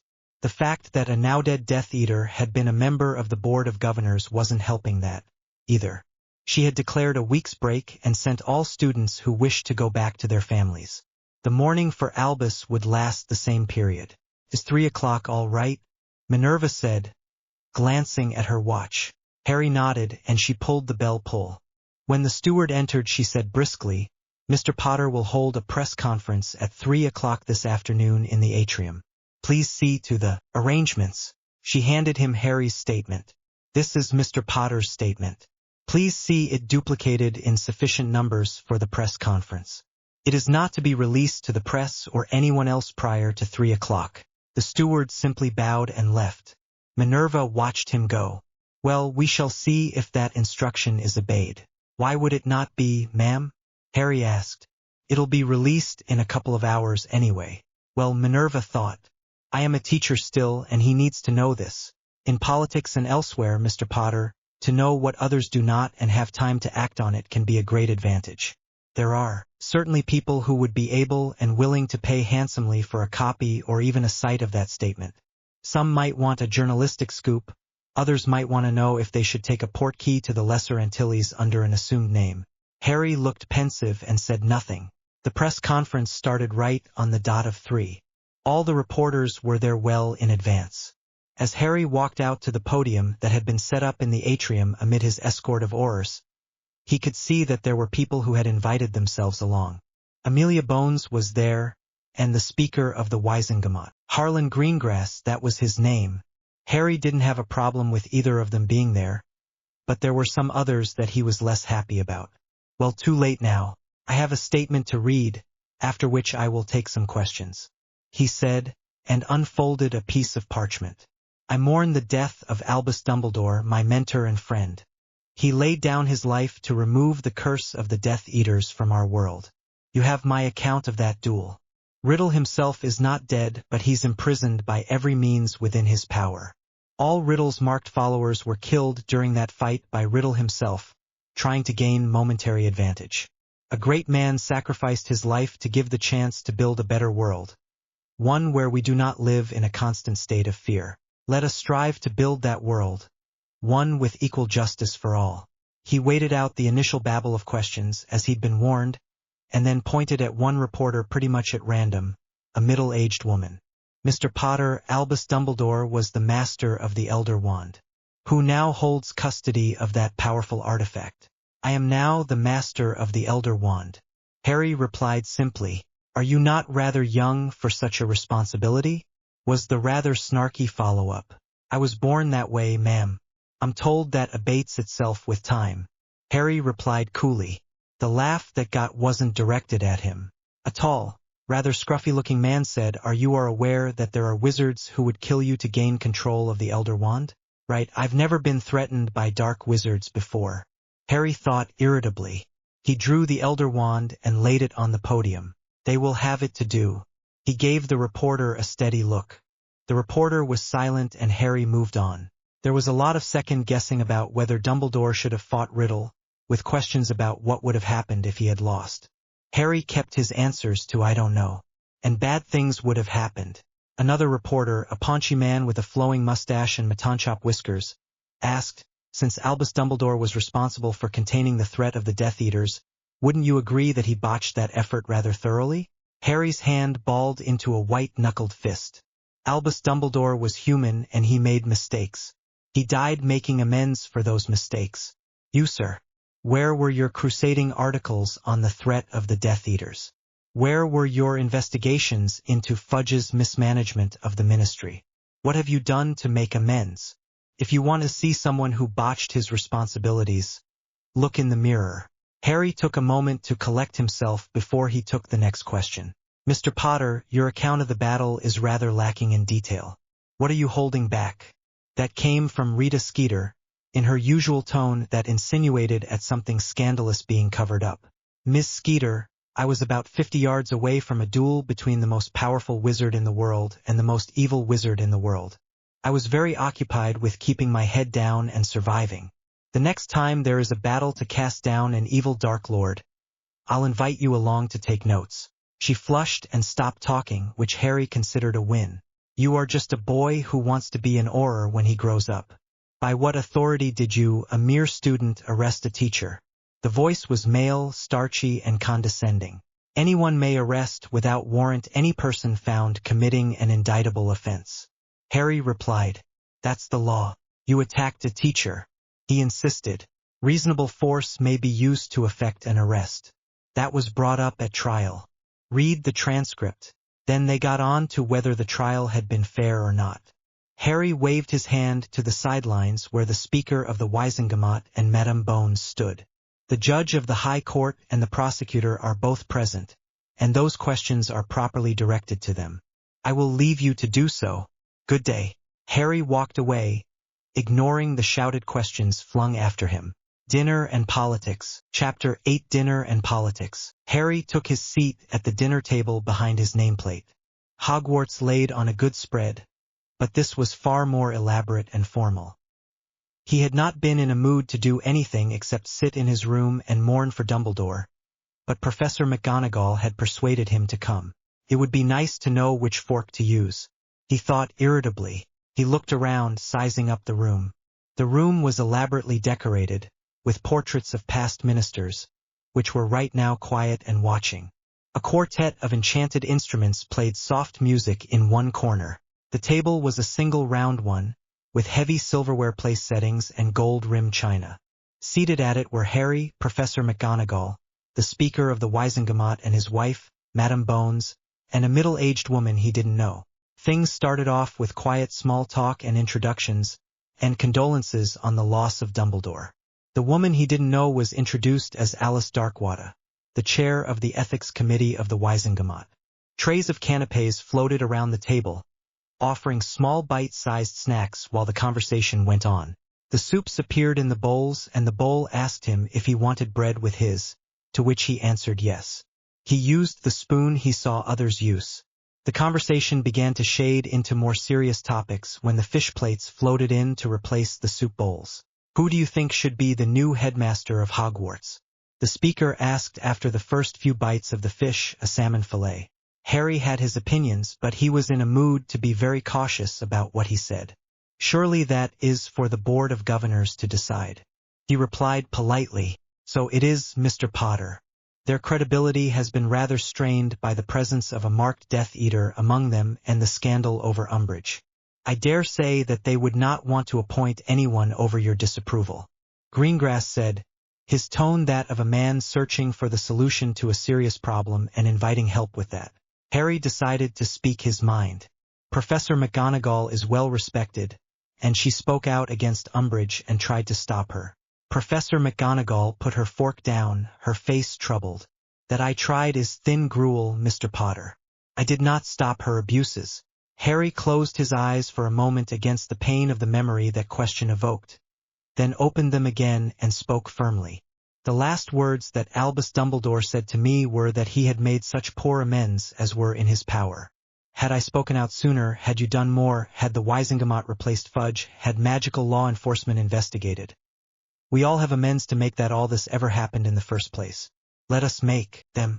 Greengrass looked at him with surprised respect. Well said, Mr. Potter. He visibly made the decision to go on. I will take it that you do not pay much attention to politics, Mr. Potter. You have your studies, Quidditch, your friends. Harry nodded. He could see no harm in agreeing to something so obviously true. That is so. Whether you pay attention to politics or not for the future, Mr. Potter, I will assure you that politics will pay attention to you. What you say and what you do will be followed even more closely than before. I see, he said. With respect, Mr. Potter, I don't think that you quite grasp how greatly your life has changed. Greengrass said in a careful diplomatic tone. Greengrass took a sip from his water glass. Cornelius Fudge was not an accident. There were many people who remembered all too well the horrors of the last war and could not bear the thought of it happening again. They swallowed his lies and denials and looked away from the abuses he was too weak and inept to prevent because they were afraid. I bear my own share of responsibility for that. I too have amends to make. He took another sip of water. Then you stood in the Wizengamot chamber with Dumbledore's army at your back and ripped aside that veil of denial. Afraid they may have been still, but they were faced with a worse and more pressing fear. They were afraid of Dumbledore. Harry said, I've never seen him so angry. That they were. The speaker replied, they were not much less afraid of you. In spite of all you had gone through, you had gone to them, to us, for justice. If we had rejected that demand, what would you have done? Harry thought about that angry, chaotic time. I don't know. It wasn't even my idea to go to the court. Hermione was the one who suggested it. You took it up and your people followed you. It is to your credit that the idea of raising the flag of rebellion never occurred to you. Had you done so, there would have been many to follow you. There was great discontent that only needed a flashpoint. That thought occurred to many minds in the Wizengamot that day, mine included. We were looking over the precipice of a three-sided civil war. There are no winners in such a conflict, only survivors and few enough of them.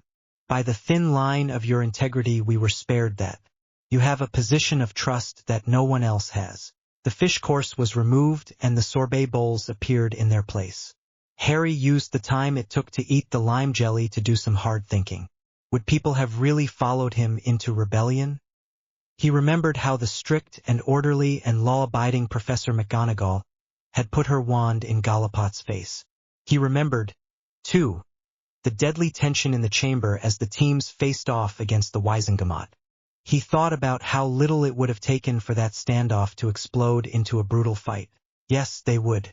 Beyond the law, Harry, is a very scary place. He thought grimly. Before you take your friends there, make sure there's no other choice. He frowned as he realized the weight of responsibility that lay on him. His friends had trusted him in the chamber, and they were trusting him now to be the voice for them to the most powerful people in the wizarding world. The voice for justice in a world that hadn't given them much of it. The main course, roast beef and steamed vegetables, saw a resumption of the conversation. Madame Bones led off. Mr. Potter, you told the whole world that you are the new master of the Elder Wand. Was that wise? How long was that secret going to keep? Harry replied, Madam Bones clearly wasn't prepared for that answer. It was going to be a headline in the Prophet the first time someone like Rita Skeeter saw it. She conceded the point with a nod. You will need to be careful, Mr. Potter. Harry bit down on an angry retort at what sounded to him very much like condescension. I need to be careful of a lot of things. I'm the boy who lived. I have a piece of Voldemort's soul in my scar, so I need to be careful that he doesn't get into my mind. What I say and do, as you've told me, matters. I'm the leader of the DA. I need to be careful of what I do there. Surely the need for the DA has passed, Mr. Potter. The speaker said quickly. Harry put his hand on the table to show the scars from the blood quill. I'll decide that, sir. When I'm satisfied that there is competent defense instruction at Hogwarts, when I'm satisfied that the Ministry isn't going to issue blank checks to someone like Umbridge, then perhaps. Don't ask me to take that on trust. Show me. The speaker saw the controlled anger in Harry's voice and face, and recalibrated his approach. Potter was not simply an angry boy with a grievance. He was in great part the heir to Dumbledore's position of influence and trust. He had the intelligence and, as Greengrass now saw, the control to use that position effectively. The knowledge of how to do so sat at his elbow. McGonagall had made it clear that her loyalty was to Harry as it had been to Dumbledore. Our world has a new power, Greengrass thought, watching him carefully. Because he was doing so, he saw what no one else at that table except McGonagall did, and understood what it meant. A brief golden glow appeared above Potter's head, forming the ghostly outlines of a crown. It vanished again as he reasserted control. A new power, Harlan thought. I was more right even than I knew. Harlan knew of the crown, as only McGonagall and Potter himself at this table did. Dangerous knowledge, given that it was intertwined with the deadly struggle between Dumbledore and Voldemort. He had been bound to absolute silence as long as Dumbledore lived. Dumbledore was gone, and now he knew who held the artifact that had made Dumbledore the most powerful wizard in the world. A very dangerous game was being played out beneath the polite surface of this formal dinner, and Harlan only now realized just how high the stakes were. The unity of Britain, and the power of the warlock backing it, was the defense against many threats. The fall of Voldemort had removed one of those threats, but only one. Dumbledore had understood that, for all that he had been furious at Fudge and the do-nothing attitude of the Wizengamot, Potter did not, and convincing him of that would require the most delicate and careful diplomacy. Lecturing or condescending to him would be the deadliest of mistakes. Bones had come very close to making that mistake, because this boy, because this man, this powerful and dangerous man, had come to this table. It did not mean that all was forgiven. It meant that they had a chance to make a new beginning. He nodded acceptance. Mr. Potter, Professor McGonagall said formally, thank you for your recommendation. While I am headmistress, there will be no corporal punishment on pain of dismissal for the teacher ordering or inflicting it, and criminal charges if those are warranted. Is not that an overreaction? Asked the speaker mildly. Surely it has its place. Professor McGonagall gave him a cold look. This place is in the history books. I have never used it, and in my experience it spoils the good ones and makes the bad ones worse. As we have recently seen, it is apt to abuse. I can maintain order perfectly well without it. Harry decided that was fair enough. He asked another question that was bothering him. What is to become of Cornelius Fudge? Greengrass looked up from his plate to reply. As you saw yourself, he lost a vote of confidence, so he is no longer minister. I am acting minister until an election is held. As is the custom of the Wizengamot, I will not run in that election. As I ordered as soon as I succeeded to the office of acting minister, Mr. Fudge's conduct in office is the subject of an investigation by the Ethics Committee of the Wizengamot. He remains a member, but his privileges are suspended pending the outcome of that inquiry. Any evidence of criminal wrongdoing will be passed to MLE for their action. How long is that going to take? Harry asked skeptically. It will take time, Mr. Potter. Darkwater replied carefully, seeing the stormy look on Harry's face. What did Fudge know, and when did he know it? Was he imperiused or threatened? Certainly Umbridge was capable of that. Who else besides Umbridge was acting on his authority, or claiming to? Did he order crimes or simply turn a blind eye to them? We have a very dense thicket of secrets and lies to hack our way through. Harry restrained a very strong urge to hammer on the table and tell her to get on with it. As his temper receded a little, he had to admit that Darkwater had a point. Umbridge had been an arrogant lunatic who thought she was untouchable. Not everyone was that mad. Very well, he said grudgingly. Ensure that you hack diligently. Darkwater visibly decided to venture into dangerous waters. I am doing my best at a very thankless job, Mr. Potter. There are those in the chamber, Fudge's former allies among them, who want this investigation to be as narrow and brief as possible lest it unearth things they want to keep buried. There are others who want to use it as a hammer to destroy their enemies. I am working to be as fair as I can, so that it is neither a whitewash nor a witch hunt. Harry said nothing, but his cold measuring look said quite plainly that he was considering how much, if any, trust he could put in her word. Darkwater bit her lip, then went on. You will no doubt ask why I did nothing before this. It is a fair question and I will answer it. I was being blackmailed by Dolores Umbridge. Harry looked startled. Darkwater pushed on. She had evidence and witnesses to point to wrongdoing on my part. The evidence was manufactured and the witnesses were lying, but it was very plausible. I do not ask you to take my word for it. I will testify under veritaserum if you wish. Harry sat there for a long silent moment, then nodded slowly. Fear. He knew very well the corrosive effects of living in fear. He could certainly believe that people would fear Umbridge. Everyone at Hogwarts certainly had. That will not be necessary, Madame Darkwater. I do want to know how your investigation goes on. I have had enough of being kept in the dark. He said firmly, you have every right to attend Wisengamot sittings, Mr. Potter. I will notify you of the sittings at which Ethics Committee reports are presented, if you like. Darkwater said, mildly, yes, I would like. Harry said definitely, please do so, Mr. Potter. Madame Bones said, careful to speak as to an equal after her earlier slip. I have already opened an investigation into Umbridge's prior activities. As it is in progress, I cannot divulge details. I can tell you that she made a statement, and we are following up on that. You believe a word that woman said? What does it matter, anyway? Umbridge is in Azkaban. Harry said dismissively, so she is. Madame Bones replied equably. As to believing what she said, the statement was made under veritaserum. Leaving aside her own crimes, there are things that need looking into. Were the blood quills the only dark artifacts she created? How many other people were her victims before you and the students of Hogwarts? Did she act alone? And if not, who were her accomplices? We cannot change the past, but we can make such amends as we can and try not to make bad worse. Harry bowed his head, feeling shamed that he had thought only of his own grievances as his own words came back to him. Then his head came back up as another thought occurred to him. Hang on, if her statement was made under veritaserum, what's the problem? Harry said, veritaserum causes people to tell the truth as they believe it to be.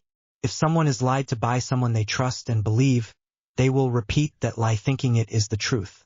For that matter, Umbridge sincerely believed that she was the best and wisest person in Britain, and that Dumbledore was the threat to Britain, not Voldemort. She said that repeatedly in her statement. Bones replied. Harry chewed on that thought, not liking it very much but having to believe it. All the claims in that statement need to be corroborated, and that will not be a short or easy job. Like Madame Darkwater, I will try to be as fair as I can. When all this is done, I would like to be able to say that I did not add to the number of Umbridge's victims. Madame Bones turned to Greengrass. I intend to follow that investigation wherever it may lead. Does the minister's office have a problem with that? The speaker gave her look for look. Madame Bones, any direction from the minister's office regarding what you may or may not investigate is hereby rescinded forthwith on my authority as acting minister. Your charter is your mandate. Enforce the law. You will have that in writing tomorrow morning. That pretty much ended the political part of the dinner. Harry enjoyed the dessert, a trifle. The conversation over the trays of fruit and cheeses was kept light, with reminiscences of Dumbledore's life and career salted among lighter topics. The dinner broke up by mutual consent, and Harry was glad enough to go back to their suite. He sat in one of the comfortable armchairs and closed his eyes. Dinner with the minister. Important people asking his opinion and telling him that it mattered. No doubt there were people who would envy him. Right now he was just very tired. He hoped that he hadn't said or done something stupid that would be all over the Daily Prophet in the morning. He didn't really know what he was going to say at Dumbledore's service tomorrow. He supposed that he should be thinking about that, but he didn't have the energy. He couldn't just let go, though. He had a growing feeling of urgency. There was something he had to do, something very important, and it could not be delayed very long. His first thought was Voldemort, but this was not Riddle. He knew the vile feeling of Riddle's mind. He had had it in his own.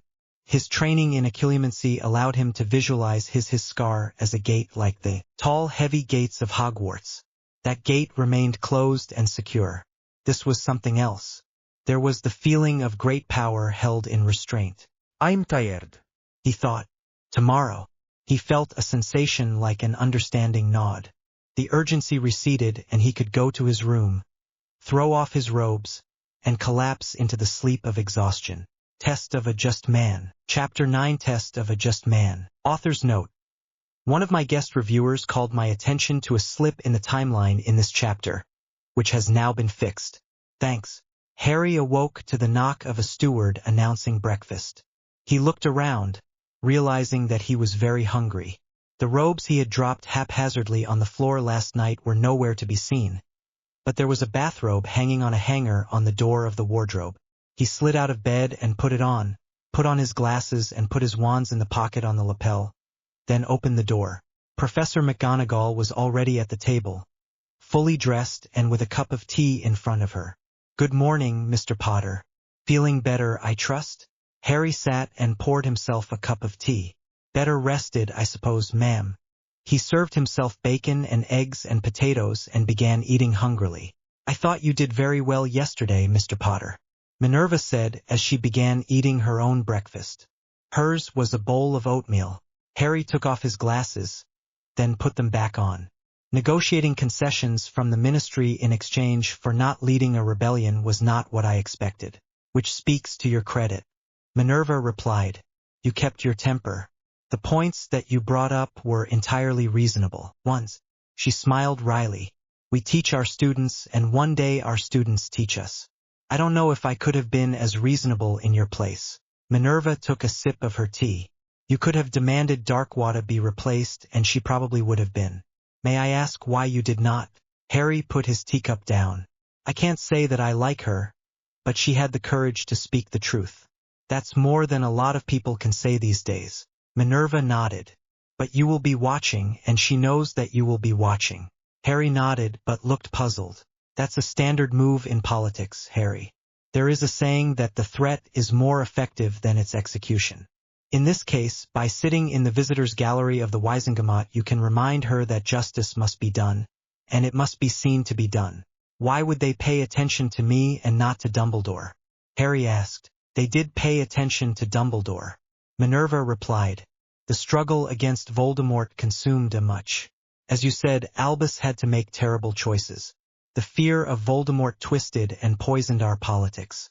Trust in law, trust in each other was lost. People do trust in you and your integrity. Harlan Greengrass was also breakfasting with his wife. Miranda was also his political right hand.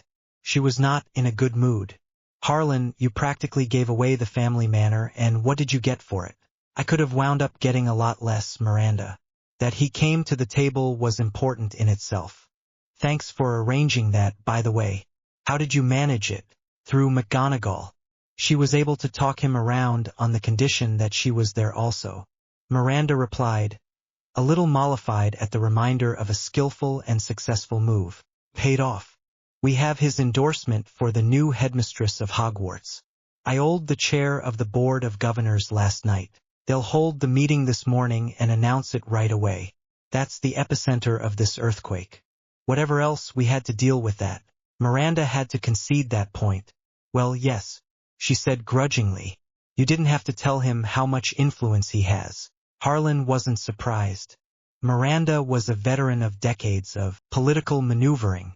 It was deeply ingrained in her nature to keep her cards face down until she had to play them.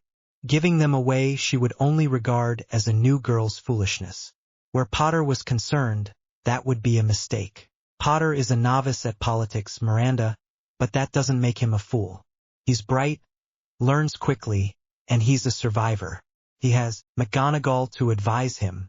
She was Dumbledore's deputy, don't forget. One way or another we're going to be dealing with him for a long time. Trust and goodwill are a long way down the road, but we've made a start. Could easily have gone the other way. Miranda frowned. It went deeply against her grain to deal with unknown quantities, and Potter was about as predictable or controllable as accidental magic. He certainly had no regard for the balance of power in the Wisengamot. That balance had been violently upended. There would be many to seek advantage in that disorder, especially with the fall of Fudge. Umbridge had been ripped out of the political scene like a rotten tooth, and the threats she had held over many heads no longer inspired fear. That maneuvering had started as soon as Harlan had declared the result of the vote of confidence. Alliances of long standing had been shattered. Powerful people were looking to settle old scores. She moved on to another thing that was bothering her. Those inquiries and investigations aren't going to make you very popular, Harlan. Voldemort is gone. The Death Eaters are dead. There are a lot of people who are going to say that the war is over and slumbering dragons should be let lie. He put his fork down. Harlan knew his wife well enough to see the fear that she did not speak aloud. We're a long spellcast past politics as usual, Miranda. We're still in the middle of a war. Not all the Death Eaters are dead. Just the marked ones. We know they had people in the ministry. They were gathering an army. And it may be headless and divided, but it's not gone. Fudge and Umbridge between them were systematically destroying the will and the means to resist. I didn't put us in any more danger than we were in already. How long would we have survived if Voldemort had taken over? His expression turned determined as he saw her nod reluctant agreement. Those people tried just sweeping everything under the rug after the last war. Look where that got us. No, I got the short straw on this shambles, and I'm going to clean house and hold people accountable. Everyone wants to just dance in the sun and say, "Boy who lived saved us all again," and let off fireworks. Potter and Dumbledore bought us a chance, that's all. We squandered the last one. I'm not going to squander this one. Atonement. I've got that to do too. What does Potter want? Miranda burst out irritably. In politics people had agendas. You needed to know those agendas to deal with them effectively. She didn't understand Potter's, and that bothered her deeply. I'm not sure he has an agenda beyond banning the use of torment. He'd had enough. He wanted us supposedly responsible adults to act like it. Harlan replied, "Dunce done. But you're right that we need to know more about him. There's a larger problem here." "What's that?" Miranda said warily. The Elder Wand was not the only bequest that Potter received from Dumbledore. Harlan took a deep breath.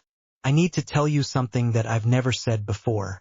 I know what the source of Dumbledore's power was. It was an artifact that allowed him to tap into the magic of the realm directly, use it as his own without any limits. It was created by Merlin and passed down through his successors to Dumbledore and now Potter. That artifact is called the Crown of the Warlock." Harlan replied, "Merlin protect us all." Miranda said, shocked to the core. What was he thinking to put that power in the hands of a teenage boy? Who knows about it? I expect he thought that he was dying, Miranda. Her husband replied reasonably. As to who knows, McGonagall, me, now you, Potter himself, a few others at Hogwarts. Others may suspect, to be sure. Why did you keep this from me? She said, sharply. Dumbledore bound me to silence. I'm reasonably sure that the crown was the power the Dark Lord knows not, that the prophecy spoke of. Knowing it would have put you in danger, too, he said. What does the rest of the ICW Security Council know? She asked as she began to regain her balance and consider the larger picture. Now she knew that there was a reason beyond tradition for Dumbledore's long tenure as Britain's representative on the ICW Security Council. She realized that Harlan had been right. Potter's goodwill was not a luxury, but a crucially important necessity, and would be so for a long time. They know of the death of Dumbledore officially. What else they may know or suspect. He shrugged. You will get your wish, Miranda. Potter cannot use the powers of the crown until he undergoes and passes the test of Merlin. The test of Merlin? She said. That's all I know, Miranda. Tradition says that Merlin watches over the realm still, and ensures that the holders of the crown of the warlock are worthy to hold it and remain so. Harlan said, I hope Merlin does a good job protecting us all. She replied tartly. Harry was well breakfasted, clean and shaven and dressed in his best school robes. He had thought to spend some time working on his eulogy for Dumbledore. The last words of the man who had been in great part his father kept coming between him and the parchment. He straightened up, having only written a few words. What do I say? He said to no one in particular. Minerva McGonagall was working at her desk at the same task. She looked up. I fear that I am achieving little myself. Great men, heroes by any reckoning. Flawed men who made mistakes. They fought a long secret war with death at their elbow every day for years on end that we might walk in freedom. But they were people. He liked sweets. Some of them bit back. Harry replied, Indeed. How do you sum up a life? Minerva said. Harry nodded. Harry stretched. He had been sitting here for a while and he was feeling stiff. With that he realized that there was something else that was coming between him and this task. That sense of urgency that he had felt before was getting stronger again. Professor, there's something I need to do. He closed his eyes. I don't think I can put it off much longer. Can you not grant the boy a little time to grieve? Minerva thought irritably. She did not expect the answer that came to her mind. Its controlled power like bottled thunder. There must be one to hold the crown, else the realm stands in grave peril. Needs must, and there is no time. Harry's shocked expression told her that he had heard it too. Who was that, Professor? Merlin, I think, she said carefully. What? He said, looking confused. She raised a hand and said, I thought we would have more time before you needed to do this. As I told you, the crown of the warlock is what made Albus the most powerful wizard in the world. He gave it to you because he considered that you should be the one to hold that power. Me? Why me? Harry asked. He trusted you. Minerva said simply, I don't feel any different. Harry said uneasily, No, you wouldn't, she said. You can't use the power of the crown until you pass the test of Merlin. What sort of test is it? He said warily. I don't know. Albus took that secret with him, she said. I would say that it is not the sort of test that you need to study for. The sorting hat measures your qualities. Perhaps it is something like that. He stood silent for a minute or so, then patted his pockets to ensure that he had his wands, a quill and parchment notebook, as a man would before going out to work. Well, let's get this done. The two Aurors standing guard at the door fell into step with them as they came out the door. Where are we going, Mr. Potter? Harry looked back at the one who had spoken and realized, rather shamefacedly, that he didn't know either of their names. I'm sorry, I haven't asked your names, and that was inconsiderate of me. Wulfric Clearwater, Mr. Potter. No worries. You've had a bit on your mind. Harry would have shaken hands, but Clearwater's hand was on his wand and he was scanning the hallway. Brian Duncan, Mr. Potter. The other introduced himself. They were rather opposites in appearance. Clearwater was a tall man, blonde-haired and muscular. Duncan was short, dark-haired and built like a fireplug. Both of them wore formal Aurors robes. We're going down to the round table room, gentlemen, Professor McGonagall said. It's right by the old Wisengamot chamber in the North Tower. That area's closed off, Mum. Duncan said. To the public, certainly. McGonagall replied equably.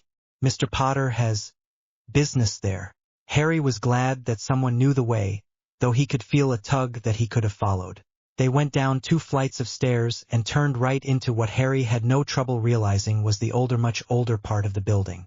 The stonework was rough and massive. There was visible evidence of wear from generations of feet and hands in some places. They went through an arch into what was clearly the base of the tower. Minerva cast a lumos as they came to the end of the lighted public area, and held her wand high to light their way. Following the tug in his head, Harry turned left toward another arch that had 2 torches, no magical flames, lighting the area. The flames cast dancing shadows along the rough stone walls. Harry felt strong wards around this arch, but nothing harmful or hostile. He stepped through unimpeded, but Minerva and the Aurors slammed into an invisible barrier as unyielding as the stone walls themselves. Startled, he stopped and looked back. "This is as far as we can go, Harry," Minerva said with a brief smile. "We will await you." He nodded. He had gone it alone before. Voldemort was not at the end of this passage, at least. The passageway was curved, and after a few steps, he lost sight of Professor McGonagall and could see only the rough stone passage lit by torches. He could hear no sound except for his footfalls and his own breathing. The magic torches made no sound at all. It was chilly, and he was glad of his warm robes. The sensation in his head had changed from urgency to watchful waiting. He came to another archway, but this one was closed by massive wooden double doors bound with heavy iron straps.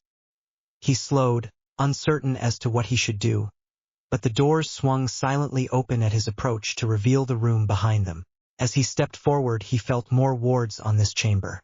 There were old and powerful wards of protection, ones that prevented almost all use of magic, and one that ensured no one would speak anything but the truth in this room.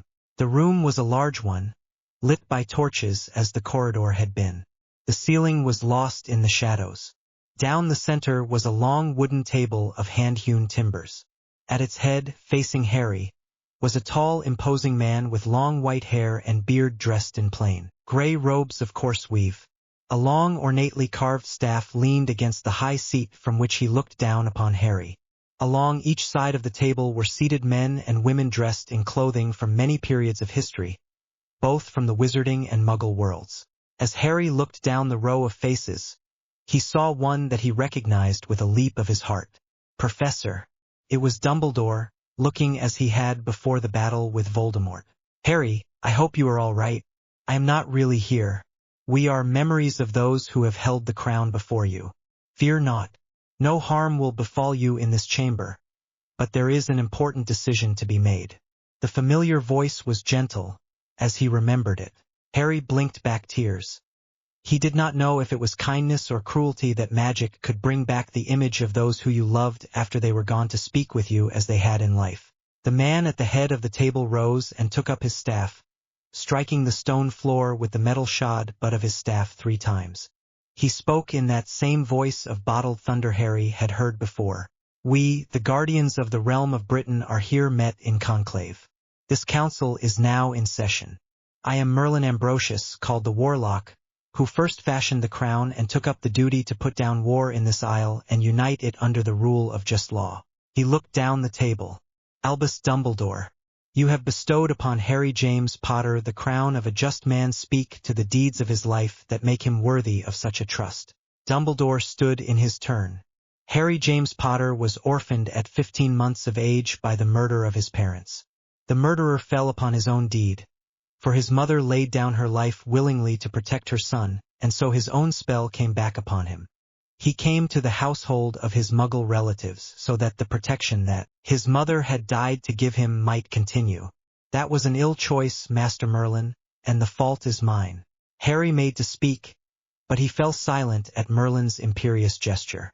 Despite being neglected and ill-treated, when he came to Hogwarts at 11, he was not bitter or vengeful.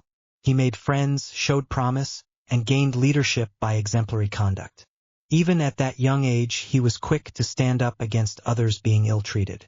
Harry stood and listened, feeling rather embarrassed, as Dumbledore told of the Philosopher's Stone and the Chamber of Secrets and the other adventures that he and his friends had been through. He didn't think of himself as a hero, and he would not have been able to succeed without the help and support of his friends. Dumbledore came to the account of when they had risen against Umbridge, which was brief and factual. Mr. Potter and his followers might easily have slain Umbridge and her minions, but they did not. Rather, they brought them alive before the bar of justice with evidence of their crimes and testimony thereto. Harry felt the gaze of Merlin upon him. "Umbridge lay at your mercy, defeated and disarmed, and yet you slew her not. Why?" It was no effort for Harry to tell the truth about that. "That would have been murder, Master Merlin. That would have been selling myself to the dark arts. I have had that temptation put in front of me before and I refused it. Voldemort and Umbridge did that, and they did not profit in the end. Say on, Master Potter, Merlin commanded, the night that Pettigrew was unmasked. I could have had vengeance on the man who betrayed my parents to their deaths by saying nothing and doing nothing. The two men who hated him most in all the world would have killed him for me, and his blood would not have been on my hands. I spoke out, and so Pettigrew lived, gained nothing from that night, but I did not sell my soul for revenge. Harry said as steadily as he could. He remembered the bright hope that he had felt that night. The hope that he could have family who cared for him and never have to go back to the Dursleys. The hope that had turned to ashes when Pettigrew had escaped. It had cost him to do the right thing. You knew that temptation, Master Potter, did you not? Anger and fear prompted you to ensure that she could harm no one else ever again. Did they not? The question did not come from Merlin, but from another man of middle height dressed in dark robes seated well down the table, who stood to ask his question. Yes, I did. Harry replied shortly. How do we know that the next time or the time after that, you will not yield to that temptation? A wise man taught me that it is our choices that define us. Let me be judged on my choices. Harry said, fairly said. Merlin said, in the manner of one passing judgment. The questioner nodded and resumed his seat. Master Potter, despite thy young age thou hast seen many fights against the odds. Did thou fight for fame or glory or reward or, mayhap, the pleasure of fighting? The man who rose to ask that question was a forbidding figure. His right hand lacked 2 fingers and his left eye was covered by a patch. He was plainly dressed and armed with a broadsword as well as his wand. Harry seethed for a moment, then set his jaw. No, he'd been famous since the first time he walked into the wizarding world, whether he wanted it or not, and had never enjoyed it. What reward? For fighting Voldemort alone and bringing the warning of his return he had been rewarded with scorn and disbelief and Umbridge's torments. Who in their right mind enjoys fighting? He burst out. For Harry it had never been anything but deadly dangerous business, to be done when there was no other choice. Some do, Master Potter, nor are they necessarily evil or mad for that, was the cool reply, and the questioner seated himself again. Granted that you acted with good motives, Master Potter, came a question from a woman in witch's robes closer to his end of the table.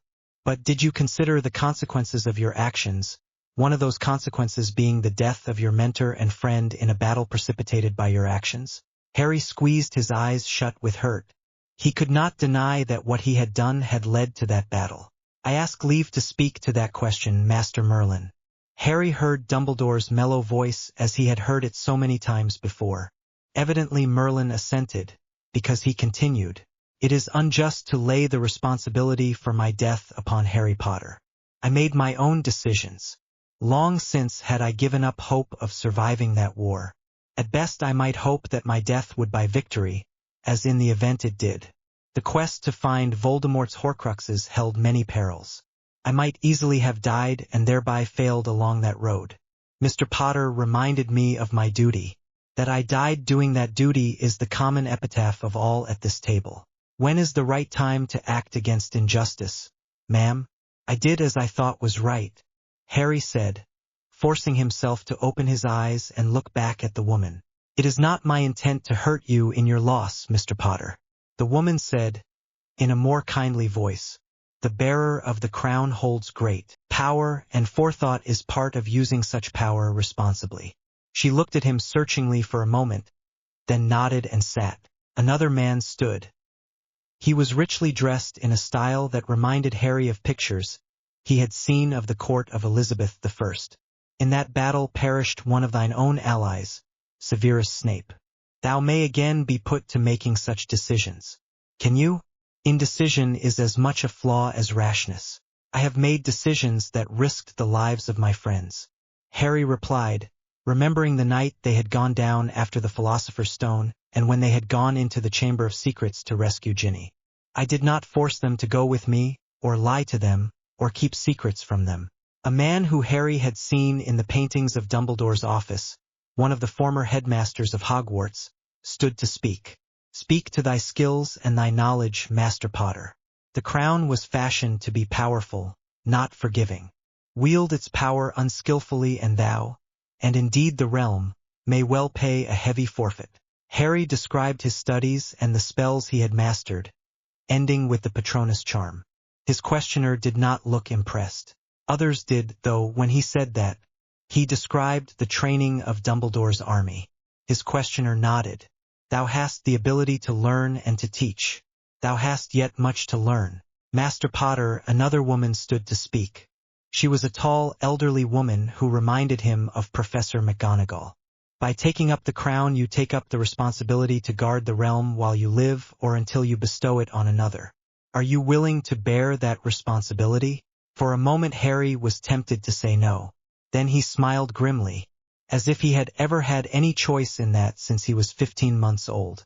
I will bear that responsibility for the rest of my life, whatever is decided here, ma'am. He replied politely. There was a rustle of surprised comments and exclamations along the table. Merlin struck the floor with his staff, and silence fell. Say on, Master Potter, he commanded.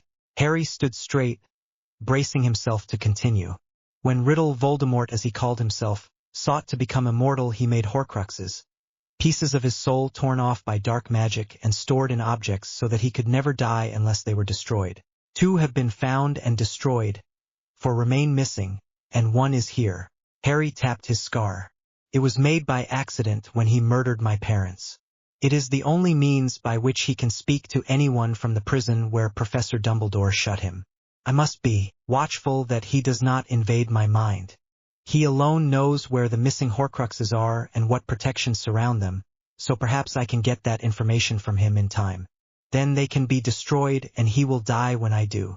There was a buzz of comment and conversation, in which he heard the phrase two-edged sword several times. One man stood to speak. Master Potter, speak, if you will, of your skills in occlumency. Harry briefly described his training with Professor Snape. My skills are adequate to guard my mind, but my mentor urged me to complete my mastery of it. Since I value my sanity, I intend to do so.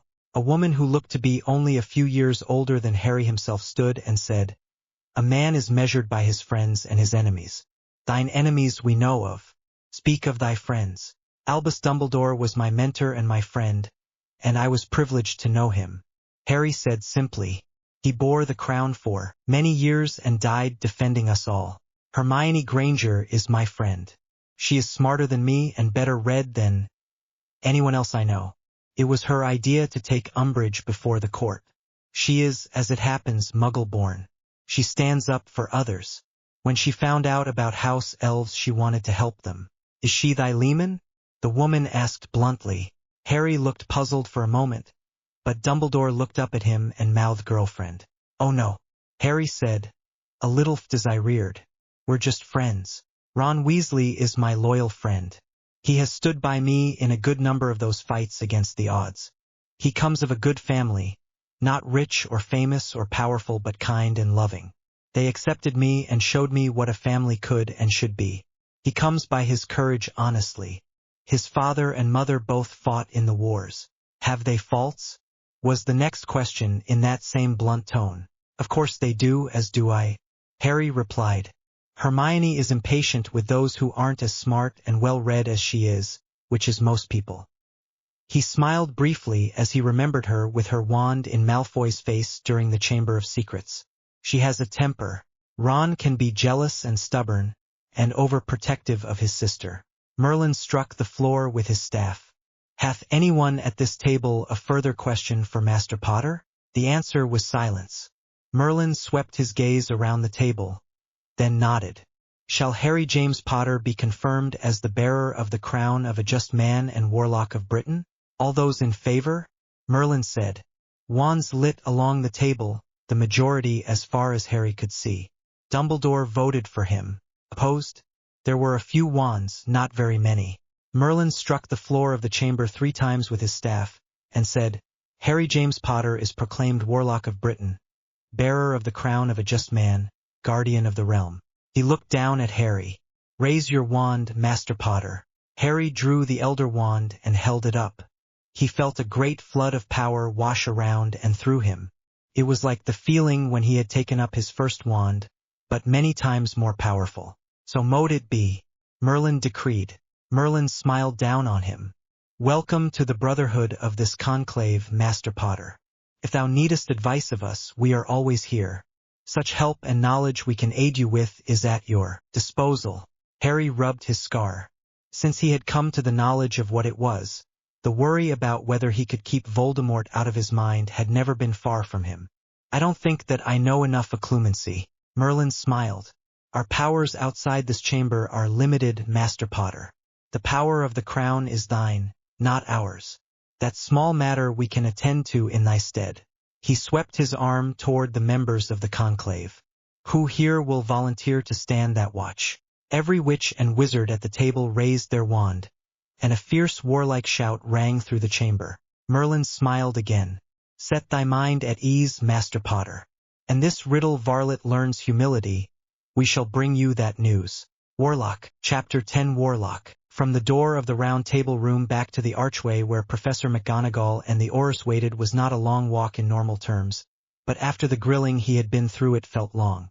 He stepped back through the warded archway and said, "Well, I'm back."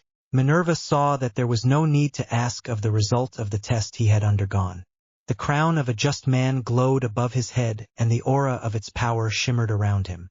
"Welcome back, Mr. Potter," she said. "Glad to be back," he said, and led on down the corridor. "What time is it?"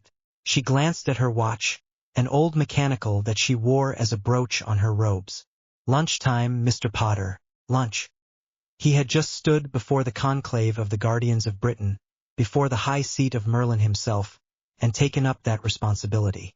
He, Harry Potter, was now the most powerful wizard in the world. Most powerful did not mean the wisest or most learned. Lunch would be good. I'm hungry. They had lunch in the executive dining room, with Duncan and Clearwater standing by the table, hands close to their wands. Professor McGonagall had a bowl of soup and thick slices of buttered bread. Harry was truly hungry and had steak and kidney pie. Harry had time to think about the test he had just gone through.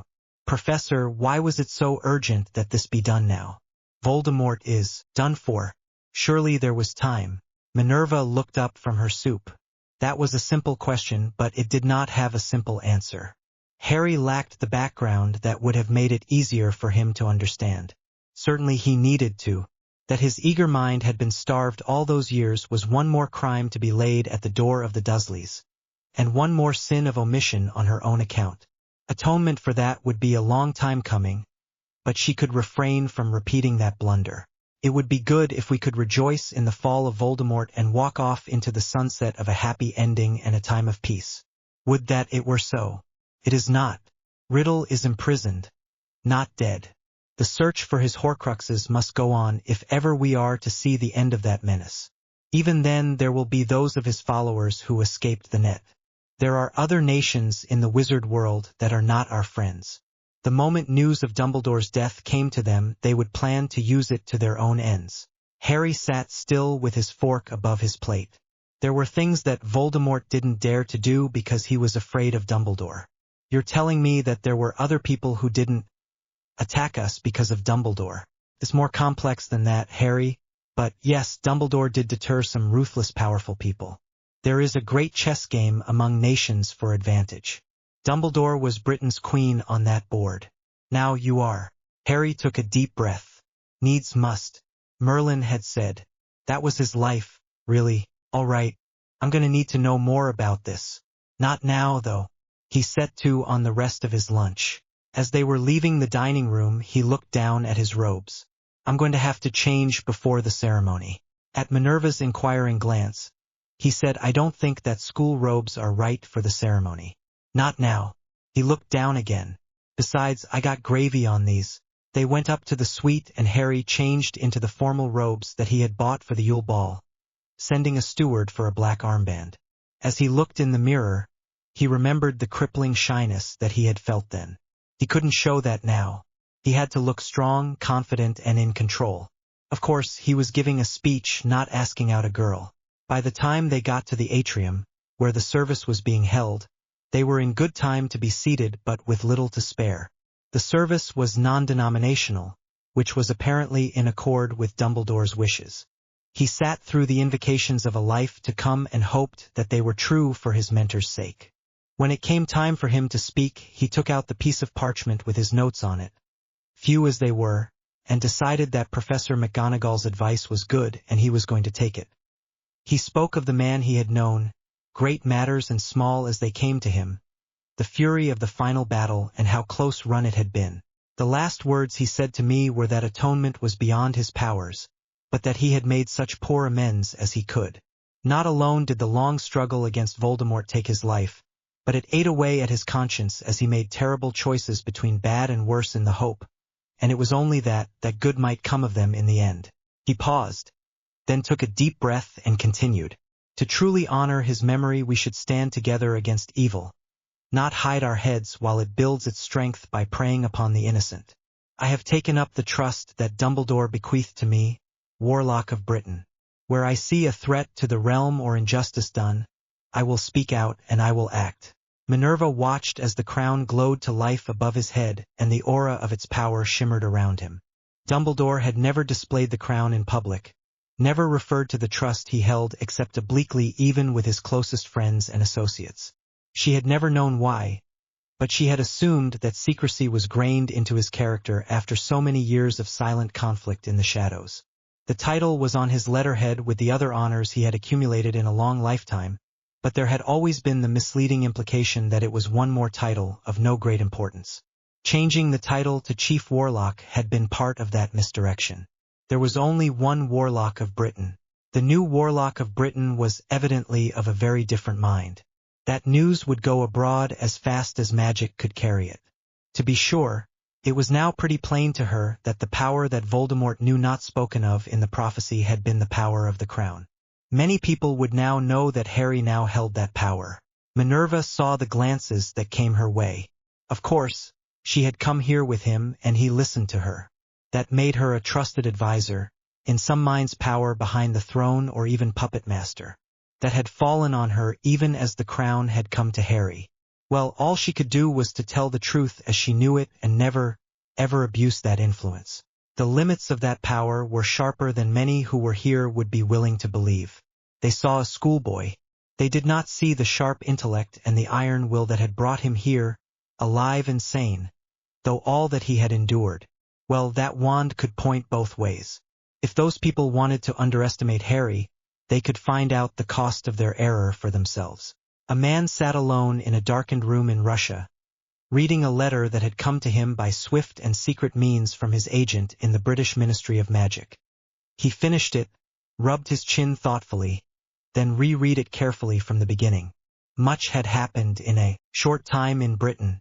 The death of the old warlock had made for a window of opportunity, but that window had been too brief to be useful.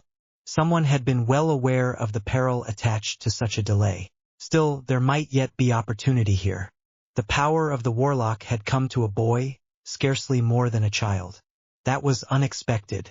He would have expected that choice to fall upon McGonagall. Clever, and accomplished and powerful which in her own right, and Dumbledore's trusted right hand. That was not the only unexpected action on Dumbledore's part, to be sure. Dumbledore had been a chess master, a man who had played the long game with consummate skill and patience. To stake all on a single bold stroke was wholly unlike him. Sufficiently great threat or opportunity might compel swift action. What might have impelled Dumbledore to act was not knowable, but he was now in a similar position himself. There was a move afoot in the Security Council of the International Confederation of Wizards that posed a deadly threat to Russia, more even than its sponsors knew. So long as Britain was preoccupied with the threat from within, that move could be delayed indefinitely with relatively little cost and risk. That threat was now gone. The man reread the letter, including the speech the new warlock had given at his predecessor's funeral. It did not make comforting reading. McGonagall was certainly one of Potter's advisors, as she had been to Dumbledore. Who his other advisors might be, and how much he listened to them, was unknown. A young activist warlock would be less inclined to patience and restraint, and he would in addition have an example of success by swift decisive action fresh in his mind. The sponsors of that move against Russia could do that calculation just as well as he could. He had now come to the point where greater risks were justified, unavoidable, even. The outlines of a plan to forestall such action formed in the man's mind. He took quill and parchment and began drafting letters. The first was to the agent in the British ministry. The next was to the chief of the Cheka, the feared secret service that was the sword and shield of Russia against foes within and without. Dealing with the Cheka carried costs and risks as well. The internal politics of Russia were ferocious beyond the imagination of outsiders. What he wanted would come at a cost, but if the necessity was urgent enough, the risk and cost would be worth it. He was now certain that such necessity existed. The man flicked his wand and the letters flew away. So it begins. New Defense Teacher. Chapter 11. New Defense Teacher. Things had calmed down a little at Hogwarts since the turmoil of Umbridge's arrest and all that had followed it. Harry was back at Hogwarts and trying to get back into the rhythm of classes and homework. There was a new urgency there. He was now aware that there were a lot of things he needed to know, and he needed to know them a lot more thoroughly. The new schedule of classes was temporary, and there had already been some changes. The new potions teacher had arrived yesterday. Horace Slughorn was well known to be competent, if a bit given to gossip and name-dropping. There was still no name for the defense teacher, though rumors abounded. Everyone agreed that it would be a brave soul indeed who took up the post, considering the mess left in Umbridge's wake, to say nothing of the reputed curse on the position. Umbridge's fate had given that reputation even more weight. So matters stood when Harry received a request to come to the headmistress's office after dinner. The note included the password to the entrance of the office. The theme was no longer different types of sweets. Harry had no idea who Harold Bangwell might be, though no doubt Hermione could find out. The carved stone lift took him up to the headmistress's office. "Good evening, Mr. Potter." Professor McGonagall greeted him. "Please have a seat." Harry took one of the comfortable chairs and looked around. The office looked different from what it had been when it had been Dumbledore's. The new look reflected McGonagall's much more austere tastes. There was a portrait of Dumbledore there along with the other past headmasters of Hogwarts. All of them were awake and seemed to be looking at Harry. Harry reflected that he had not felt even a twinge of the apprehension that most students would feel on being summoned to the headmistress's office. His relationship with Professor McGonagall had changed greatly. Indeed, the note had not been a summons, but a polite request. She very carefully did not treat him as someone she held authority over. That was just one more of the ways in which his world had changed profoundly. "Mr. Potter, thank you for coming. I have a problem that I hope you can help me with." Judging by the stacks of parchment on her desk and her look of weary determination, she had a lot of problems. "Certainly, Professor," Harry replied, genuinely sympathetic. "Anything I can do." The defense against the dark arts program has been in disarray for years and is now a total shambles, as we both know very well. The last incumbent was not only worthless but an active saboteur, and there were problems for years before that. I have reached out to some possible candidates for the post, but there is not much enthusiasm. Harry nodded. Not much enthusiasm was no doubt a great understatement. I made a request to Amelia Bones for help from MLE, but her plea, certainly well-founded, was that the Aurors are badly understrength and overworked. She has even called in retired members to help. That was something Harry hadn't thought about, but now that he could see the problem. Having taught the subject himself, he was beginning to appreciate how much training it took to qualify a new Auror. Spells weren't all of it by a long spellcast, and those alone took time. In order to enforce the law fairly, you had to know it in the first place. McGonagall put the parchment in her hands down. "The only useful training recently was what you provided to the members of the DA. In order to go forward, it would be helpful if you could give me a description of the training regimen you used, the spells you taught, and the degree of success you had." Harry was a little taken aback at that, since the DA had been first and last about secrecy. Still, Umbridge was gone now and the DA was well known to exist. She wasn't asking for names, so he could speak generally without triggering the contract. That would be all right. "Well, I had to start by testing skill levels. They varied a lot, as you might imagine," he began. He went on to describe the training sessions. He hadn't really had an overall plan. He'd started at the very basics, like Stupefy and Protego, and hadn't taken anyone's word for their skills. Plenty of practice was needed to make sure that the spell was cast reliably and accurately, not to mention quickly. Having to take your time to think and prepare was not nearly good enough in a real encounter. Aptitude and self-confidence varied a lot, too. Neville Longbottom had needed a lot of help and patience. I understand you put a good deal of effort into teaching the Patronus charm, Mr. Potter. I don't disagree, but I am interested in your reasoning. It is a rather advanced spell. Professor McGonagall asked. The time when Dementors weren't seen outside Azkaban are gone, Professor. The Ministry's control over them has been a lot less, and that hasn't gone away with the fall of Voldemort. That charm has saved my life a couple of times. It has other uses as well. Quite so. She agreed. The Unspeakables are rather dubious about any sort of permanent solution to the Dementor problem. How many of the DA can cast a Patronus? Over 3/4. He replied. He had been surprised himself at the level of success. That's full corporal. She raised her eyebrows. Impressive. Harry nodded his thanks. Well, ma'am, one thing on my side was that the DA were all volunteers. They were motivated as well. They were willing to risk Umbridge's punishments, after all. She nodded judiciously.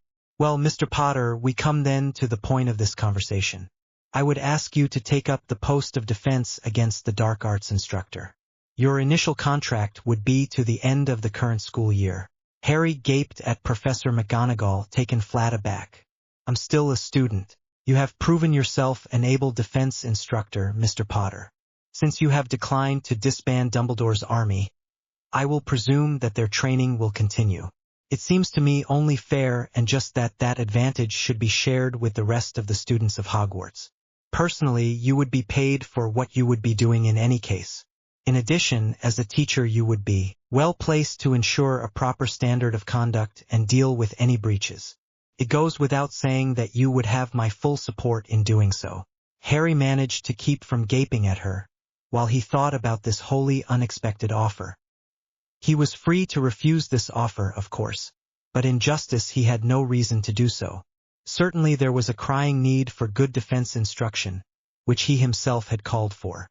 As Professor McGonagall had made clear, if he didn't do it no one else was going to. Well, Harry, he thought, that's checkmate. You've talked about this. Time to put your wand where your mouth is.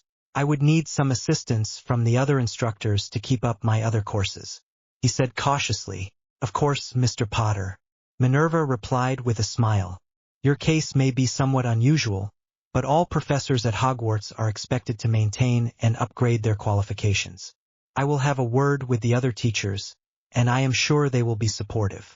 You will of course retain your affiliation with Gryffindor, but I will retain the head of house position myself. I think you will have enough to be going on with. Minerva smiled and inwardly added, any teachers who aren't supportive can be invited to take up the post themselves. She produced a sheet of parchment. Harry read through it quickly. It was a contract of employment for the rest of the school year, renewable by mutual consent of the parties, for the position of Dada teacher. Teachers were reasonably well paid, though money wasn't really a great concern of his. Well, his life had just taken another unexpected turn. What was new about that? He pulled out a quill and signed and dated the parchment, then passed it across the desk to Professor McGonagall. She signed it her turn, then smiled. Welcome to Hogwarts, Professor Potter. I will have the house elves move you into your new room tonight, and we will announce your appointment tomorrow morning at breakfast. Please let me know how soon you can restart classes. There is much concern about that. Yes, ma'am. He replied automatically. She smiled again. Minerva, please, Harry. We are colleagues now. If there are any problems, my door is always open to you. Minerva watched him go out the door, greatly relieved at having found a solution to not one but several of her most pressing and intractable problems. There had been an incredible barrage of owls from the Wisengamot, the Board of Governors, the Ministry, and almost everyone with a quill about the DA, almost all saying that it should be disbanded or brought under control to their benefit. The number of useful or practical ideas about how to do so in all of that blizzard of parchment was zero. Politicians were good at ignoring inconvenient facts, as for example that trying to coerce or intimidate the most powerful wizard in the world wasn't going to work. Persuasion was up against the hard fact that his regard for what they wanted added up to the amount of good cheer in Azkaban. She scarcely needed reminding of the problems with defense teaching, which was another issue that politicians and bureaucrats were endlessly going on about while being massively unhelpful in solving a problem that they themselves had in great part created in the first place. Well, in your face, the whole bloody boiling of you, she thought viciously. Minerva's smile turned predatory. Apolitical doesn't mean idiotic. You've got what you wanted. If you don't like it, too bloody bad and serve you right. You can't have it both ways. If Harry isn't competent, then the DA is not a threat, and if it is, then he is perfectly well qualified. I'll not be your puppet, and neither will Harry if I have any say in the matter. She pulled up a fresh sheet of parchment and began to write a press release. If she got it out right away, it would be in time for the morning edition of the Prophet. Then she could sleep after a long day. Tomorrow, she was sure, would be another of the same. First Classes. Chapter 12. First Classes. Author's note. This chapter has been modified. Several of my reviewers have reminded me that Harry was dating Cho Chang during this time, not Ginny Weasley. Thanks to you all. Harry found himself out in the corridor outside the headmistress's office working hard to get his head sorted. Professor Harry Potter. Well, that was something he hadn't ever thought he would say. He stood in the corridor trying to decide what he should do next. He knew the way to the defense teacher's room. He shook his head. Time enough for that. He headed off for the Gryffindor common room. He was going to have to break the news to his housemates. They deserved that. That was just one of the ways that his life was going to change. Well, he would still be a Gryffindor, just not the same way. Harry arrived at the Gryffindor common room and gave the password to the fat lady. There was a good crowd in the common room, and a warm fire in the fireplace. Hermione and Ron were both there, sitting together and working on a homework assignment. Harry, where have you been? Came from both of them. He came and sat down with them. Hermione, Ron. I'm all right. I was in the headmistress's office. Harry, are you in trouble? Hermione said at once. Blimey, Harry, Ron added. No, I'm not in any trouble, Harry said, holding up a hand to stem the flow of questions. But things have changed. He thought for a moment how to break the news. You know, we've all complained about the defense teachers. The headmistress wanted to talk to me about that. There's a new defense teacher just been appointed. Blimey, Harry. They actually found someone barking bloody mad enough to take that job? Ron's carrying voice had every head in the common room turned to pay attention to them, and immediate silence fell. Well, yes, it's me, Harry said. There was a short, stunned silence. Then pandemonium broke loose. Fred and George looked at each other and then back at Harry. Brilliant prank, Harry. Even we couldn't do better. Stop taking the mickey out of us and tell us who it is really. They were interrupted by a group of house elves who were shepherding Harry's trunk and his other personal effects, floating along in a parade. Professor Potter, sir. Tilly will take good care of all your things. Do you wish your new room cleaned? Harry shuddered as he realized just who had been in that room before him. Yes, please, Tilly. Very thoroughly. There was another short, stunned silence while the column of house elves and possessions went on out the door. Harry looked rueful as another thought came to him. Sorry, but you're going to have to find another seeker for the house team. I can't play Quidditch anymore. It's not going to be the same without you, Harry. Ginny said quietly. I know, he said, heavily. Too many things aren't going to be the same. He shrugged a little. It had to be done. Someone had to stand up. Someone has to see to it that we don't get the like of Umbridge again. Dumbledore's gone. I'm what you've got. I'll do my best for you. Harry sat and talked with his housemates. More of a family than the Dursleys had ever been, with the bittersweet feeling of saying goodbye to them and to a part of himself. Finally he said goodbye one last time. He glanced at his watch. It wasn't all that late. Oh good God. Late. Oh God, I'm going to be late. He'd been going to meet Cho in the library to help her with some homework, though in truth it was more like an excuse to be together. Cho could get any help she needed from any number of Ravenclaws, probably a lot smarter than he was. Harry whipped around and headed up the stairs to the library. Cho was at one of the tables in the corner, and she looked up as he hurried in the door and came over to the table. Is something wrong, Harry? She asked, looking concerned and worried. God, this is going to be hard. Harry thought bitterly. He'd taken this bloody job with never a thought to what it was going to cost him, or people who cared about him. He hadn't even given Cho a thought. Right, boyfriend of the bloody century, that's me all right. He added to himself. Well, something's happened, Cho. I got called up to the headmistress's office. He said carefully, trying to be as gentle as he could. All he could do was say it straight out and make it clear that it wasn't her fault. Are you in trouble, Harry? She said at once. He was just not the sort she thought it was. No, I'm not in any trouble. The headmistress. Well, you know how much of a problem there's been with defense teachers. The short of it is that she offered me the job of teaching defense against the dark arts, and I took it. I'm sure you'll be brilliant at it, Harry. You were brilliant with us in the DA, she said warmly. The kindly supportiveness just made what he had to say a little harder. Well, I was mad enough to take the job, so I suppose there's that in my favor, he said. I'm a teacher now, or at least I will be tomorrow morning. I can't date students, Cho. I'm really sorry about this, but we can't see each other anymore. It's not your fault, it's all my fault for being a thoughtless git. Maybe you can find someone who deserves you. God knows I wasn't any bargain. She sat for a moment, taking in what he had just said. He wouldn't have blamed her if she got angry and shouted at him. But she just looked sad. That actually hurt worse. I understand, Harry, she said quietly. You're doing what you have to, for all of us. I wish it wasn't like that, but it is. I should go now, Harry said, awkwardly, and got up and left when she said nothing. Harry felt guilty about feeling relieved that was over. He really had found it very hard trying a boyfriend. He was always afraid that he was going to make a hash of it or say the wrong thing or do something that would hurt her. He hadn't the least clue how to do it, and was always afraid that people would laugh at his feeble efforts. The Yule Ball had been a golden memory for some, but for him it was just a reminder of how badly he'd messed up. The shadow of Cedric Diggory had always hung over them as well. He'd been there when Cedric died, and that was there even if it had never been mentioned. He headed off to his new room. The portrait that formed the door to the defense teacher's room was a fierce-looking man, who carried a broadsword as well as a wand. I'm Harry Potter, he said uncertainly. Indeed thou art, he said. William Marshall Master Potter. Thy mien is uncertain. 'Twill not do before thy students. I don't know what I was thinking to take this job, Harry said. I'm way too young for this.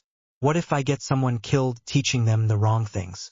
I was but little older than thee when I won my spurs, Master Potter, and I had seen a thing or two before that. Do thy best.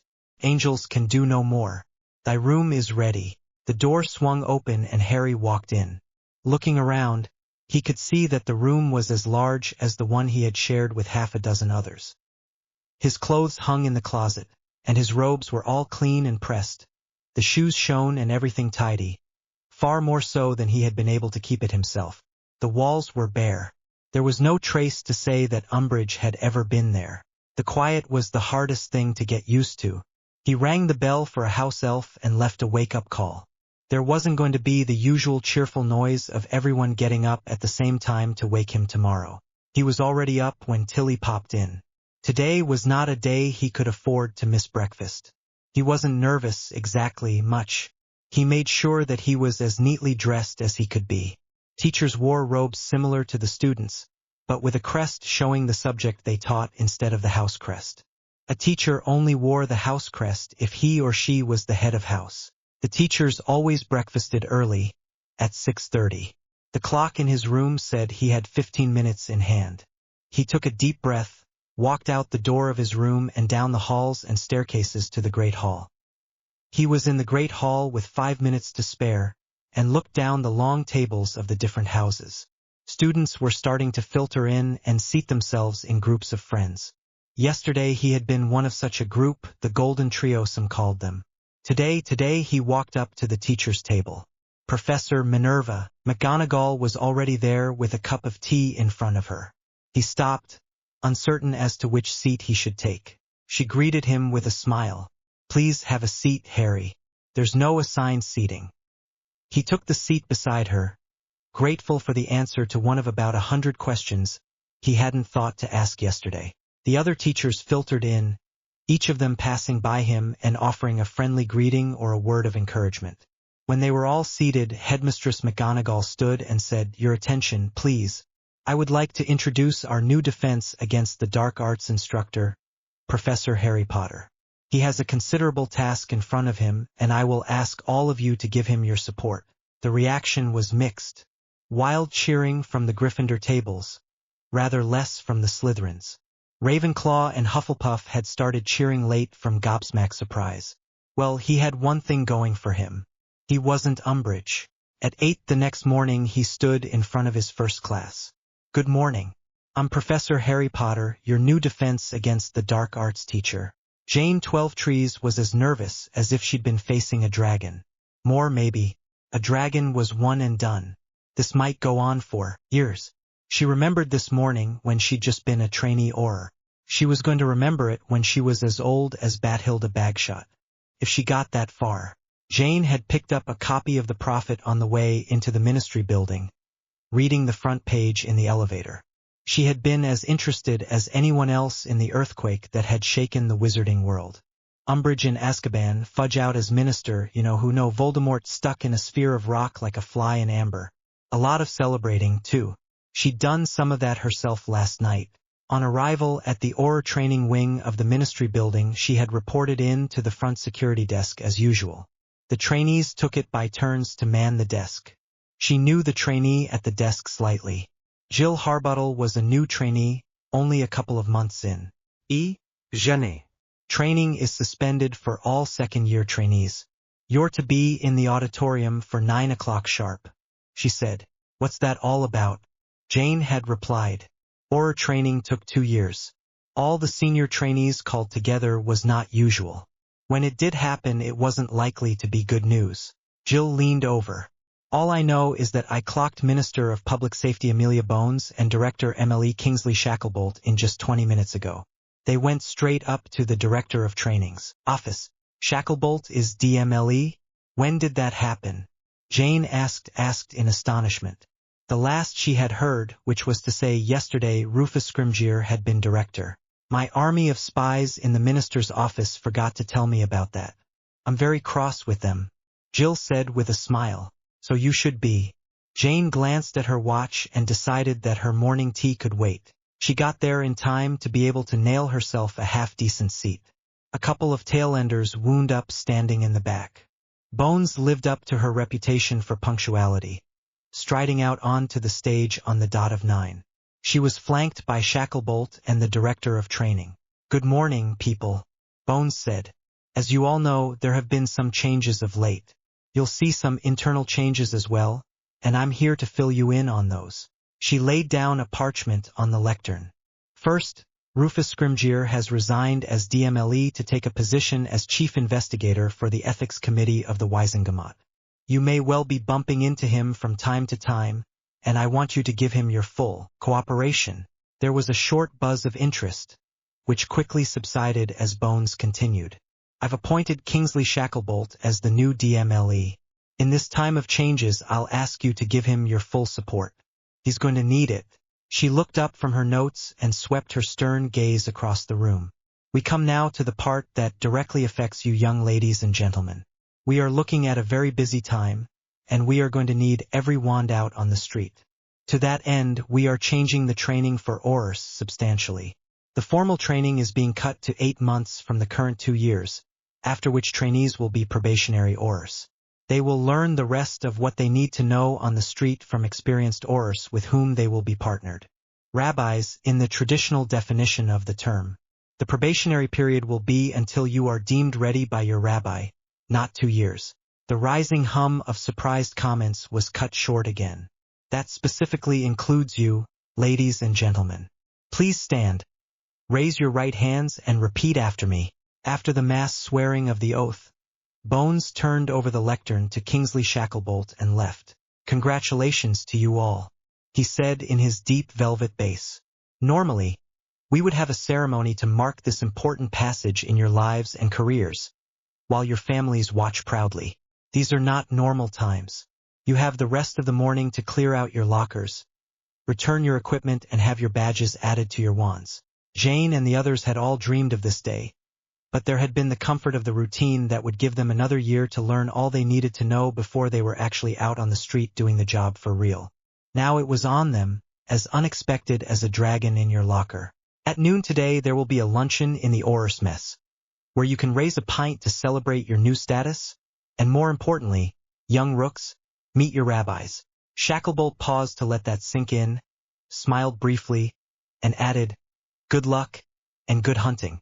Be careful out there." Jane stood in the entrance of the Orers mess. It was her first time there, as it would be for all the trainees. Only Orers were allowed there. Now she was one. A flick of her wand, with its new badge, had let her in. She looked around the room. It was a long, low room, constructed of stone and timber dark with age. There were fireplaces in 3 of the walls, and a long bar at the far end of the room. Heavy wood tables and comfortable chairs were scattered throughout the room, and it was lit by magic flames in brass lanterns. She wasn't interested in the decor, though. She was interested in finding one particular face among the patrons at the tables, one who was going to have great sway over her future. Sergeant John Crusher, formerly retired, had been somewhat of a legend among Orers. There was a plaque among others in the training wing, intended no doubt to inspire the trainees, that detailed his very long and distinguished career. Jane simply found it intimidating. Unlike the formal procedures that had come in of late, the old rules were back in force. A rabbi was solely responsible for his rook, mentor, teacher, and disciplinarian. He decided when your probation was over, or indeed if you were fit to be an Orer at all. His word was law without appeal. There, Jane thought as she recognized his face from the plaque. She walked over to the table. At that table a big man sat, with a tall tankard of beer in front of him. His head was shaved bald, and his big hands had scars on them that hinted at the time Sergeant Crusher had not bothered with his wand to subdue a suspect. His face could have been chiseled from rock. "Sergeant Crusher, I'm Jane Tvelvetris." He looked up at her and nodded. "Seat yourself, Rook." "What do you drink?" "Red wine, sir." "Sir is for suspects. Rook. They call me Big John," he replied in a rough whiskey baritone. 27 seconds. She looked back at him, surprised and puzzled. 27 seconds to scan an unfamiliar room and recognize someone from a photo. Marks for knowing what I look like and recognizing me. 27 seconds is too long. A bad un could use that to duck out a bolt hole or get his hand on his wand. She thought about that. Crusher was right, which was about as surprising as the sun rising on time, given that he'd been an Orer more years than Jane had been breathing. "I'll learn to do better, Big John." "That you will, Rook," he replied. Her wine glass appeared on the table and she took a drink from it. He flicked his wand at the long side table and said, "Accio sandwich." The sandwich that landed on the table in front of him was made from a long narrow loaf of bread, stuffed with meats and cheeses. "Get yourself something and set to, Rook. Never miss a chance to eat, sleep, or pee. You never know when the next chance will come your way." Jane nodded, pulled over a meat pie and dug into it. The instructors always said that what you get in a classroom is useful, but the real school is the street. My first class has just begun. Hope I can keep up. Discipline and Justice. Author's note. Thanks to Cassandra 30 for the question about the room of requirement. Chapter 13 Discipline and Justice. The next week flew by as Harry juggled teaching 3 classes a day with his other courses. Friday was very welcome. Not that it was a guarantee of a break from anything but teaching classes. His normal schedule of classes was one with the goblin rebellions of the Middle Ages. Minerva had pointed out that a teacher sitting among the other students in a classroom would not do. He was being tutored one-on-one by the other teachers now. That approach was much more efficient, to be sure. If he understood something, there was no waiting about for his classmates. If he had a lab or a project, he was let to get on with that. The bad news was that he was now being marked on a much stiffer standard. He was a Hogwarts teacher now. The weekend wouldn't be a break, just a breather. He'd be working on lesson plans and assignments for most of it. He'd already gone to Minerva to get a real defense textbook to replace Slinkard's load of old cobblers. "I'm turning into Hermione, but without the brilliance," was the thought that had come to him quite a few times of late. His first classes had gone reasonably well, though the idea of standard lessons by years had died very quickly. He had fallen back on an approach similar to what he had done with the training of the DA. He was certainly going to get everyone well up to scratch on the basics before there was any dueling practice. He still remembered how his bout with Malfoy had gotten out of hand. That was a lot more likely now. Things were still very tense among the students. He had asked Hermione to research ideas to act as a substitute for dueling practice. She was working on that, but she hadn't got back to him with anything concrete. Harry was headed to the Great Hall for a hasty dinner before digging into the mountain of work that was waiting for him when he ran right into another problem. The anger at having to endure Umbridge's torments hadn't gone away after the trial, though that had reduced it. It was apt to come out against the Slytherins at any excuse, given that Malfoy and his goons had been Slytherin. The remaining Slytherins were edgy and defensive. The first incident he walked into on the way had been no worse than a tense staring match, with hands close to wands. "What's going on here?" Harry asked sternly. There had been some shamefaced replies of nothing. "Do nothing somewhere else. If you don't have enough homework to keep you busy, I can have a word with the other professors," Harry had replied. There had been a couple of astonished stares from the Gryffindors, but they had obeyed without question. The second had been quicker to dispel. All he had seen was retreating backs in multiple colors of house robes. He had given up on the idea of giving chase and moved on. The third was more serious. He had heard voices and what he was sure was the sound of some sort of spell being cast. Harry had come around the corner at close to a run with his wand drawn. The scene that he saw had it up and ready to cast. Hermione was faced off alone against 5 other students, all of whom had wands drawn. 2 were Slytherins and the other 3 were Gryffindors. "Dropping," Harry snarled. Hands opened and wands clattered to the floor. Harry took in the scene and almost immediately did not like what he saw. He recognized one of the Slytherins, Daphne Greengrass. She did not look well. She had clearly been hit by stinging jinxes at least, and was down on one knee struggling to get back up again. Her friend Tracy Davis was standing over her. "What happened?" Harry demanded. Hermione had retained her wand and was keeping the other students covered. Harry was shocked to recognize the other 3 students. They were members of the DA. "She bloody well deserved it. She started it, anyway," snapped Seamus Finnegan heatedly. Dean Thomas and Michael Corner chimed in to support him. "Shut it," Harry said. "Hermione, these 3," she gestured at the DA members with her wand, "got into an altercation with Daphne here. I didn't see who threw the first curse, but 3 on 1 doesn't strike me as very fair.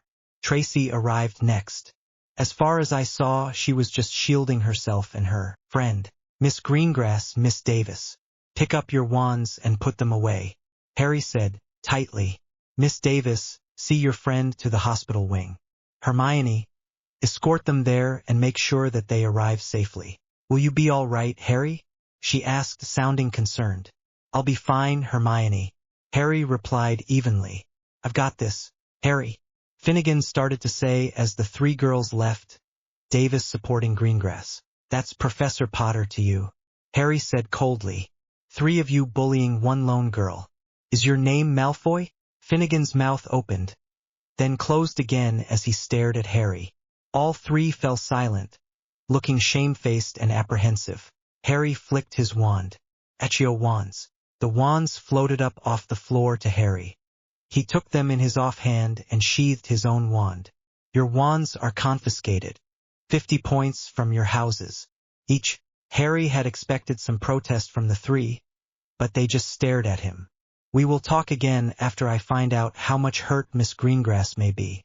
You are dismissed." The 3 of them left, hurriedly. Harry watched them go, then pocketed their wands and left himself. What Harry wanted to do was go back up to his room. What he did do was go up to the headmistress's office. This problem wasn't going to go away overnight, but he'd done what he could to help deal with it. Minerva needed to know what was going on and what he was doing to deal with it. He gave the password and went on up, and entered at her word. There was someone else in the office already. It was Professor Vector, the arithmancy teacher, and she was looking very angry. He recalled that she was the new head of house for Slytherin, in succession to Professor Snape. Professor Potter.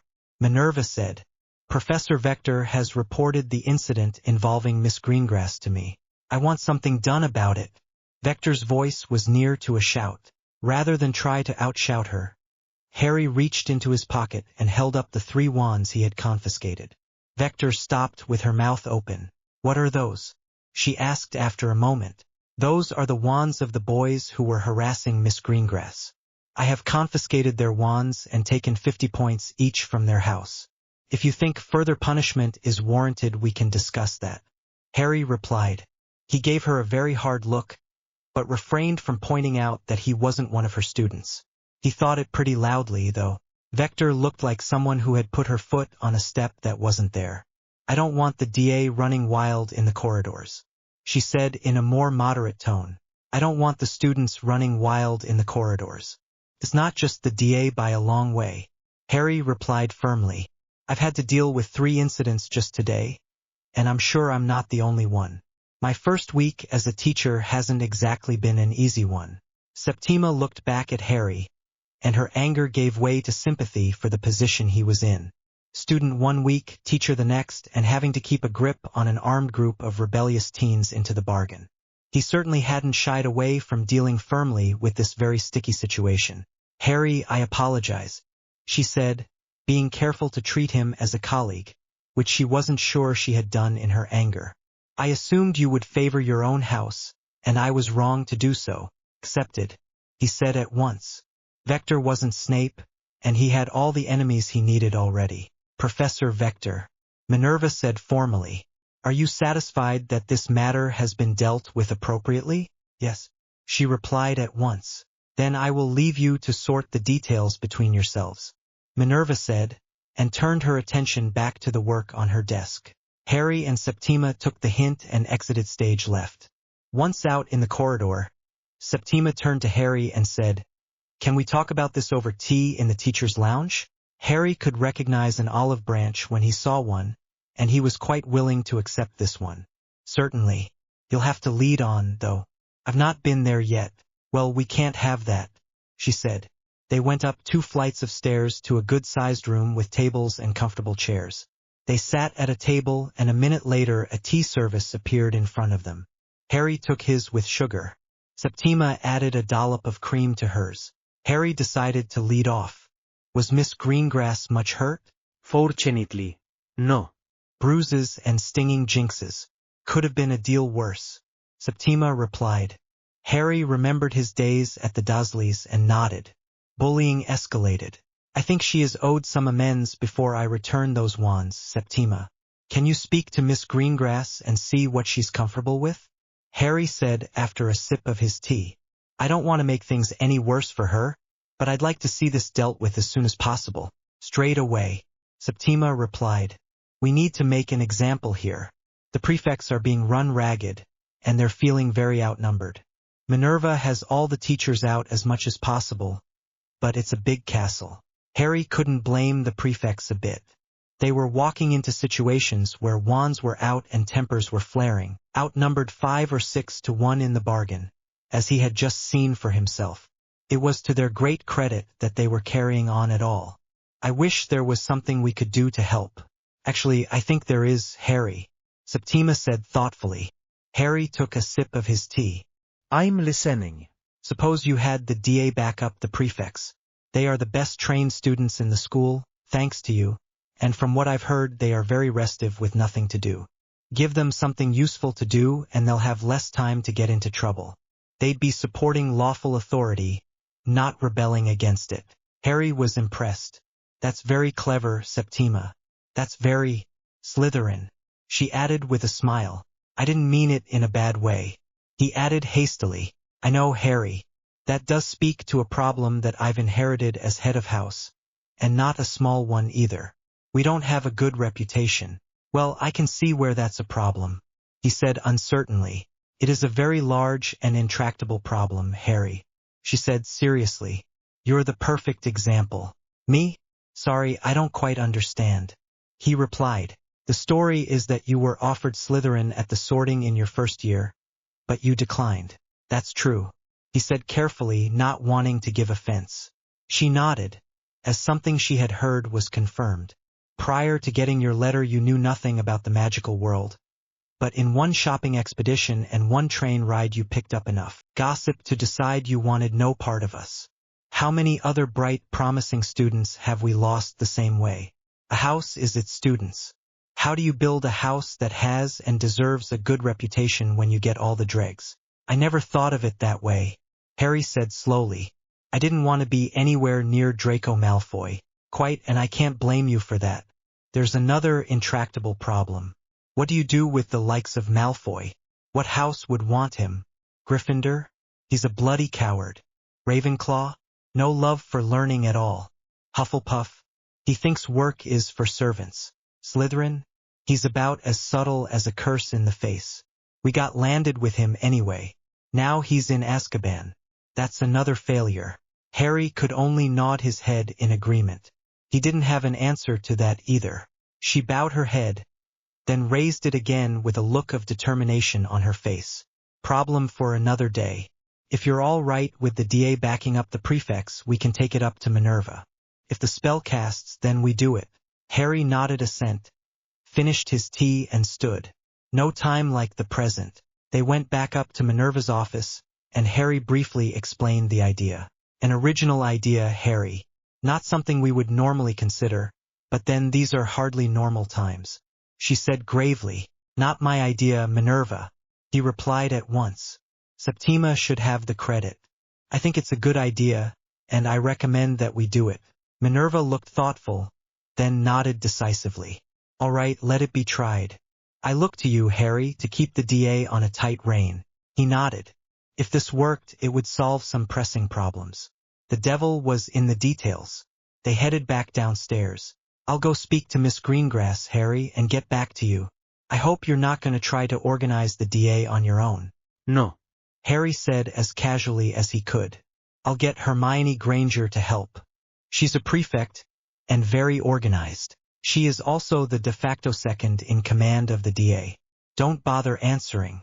You should consider whether you still need that magical contract. That dragon is out of the cave. There were reporters in the press gallery that day in the Wisengamot, you know. Septima replied casually. Well, pity the first Slytherin who thinks he can get away with lying to his new head of house. Harry thought as he watched her go.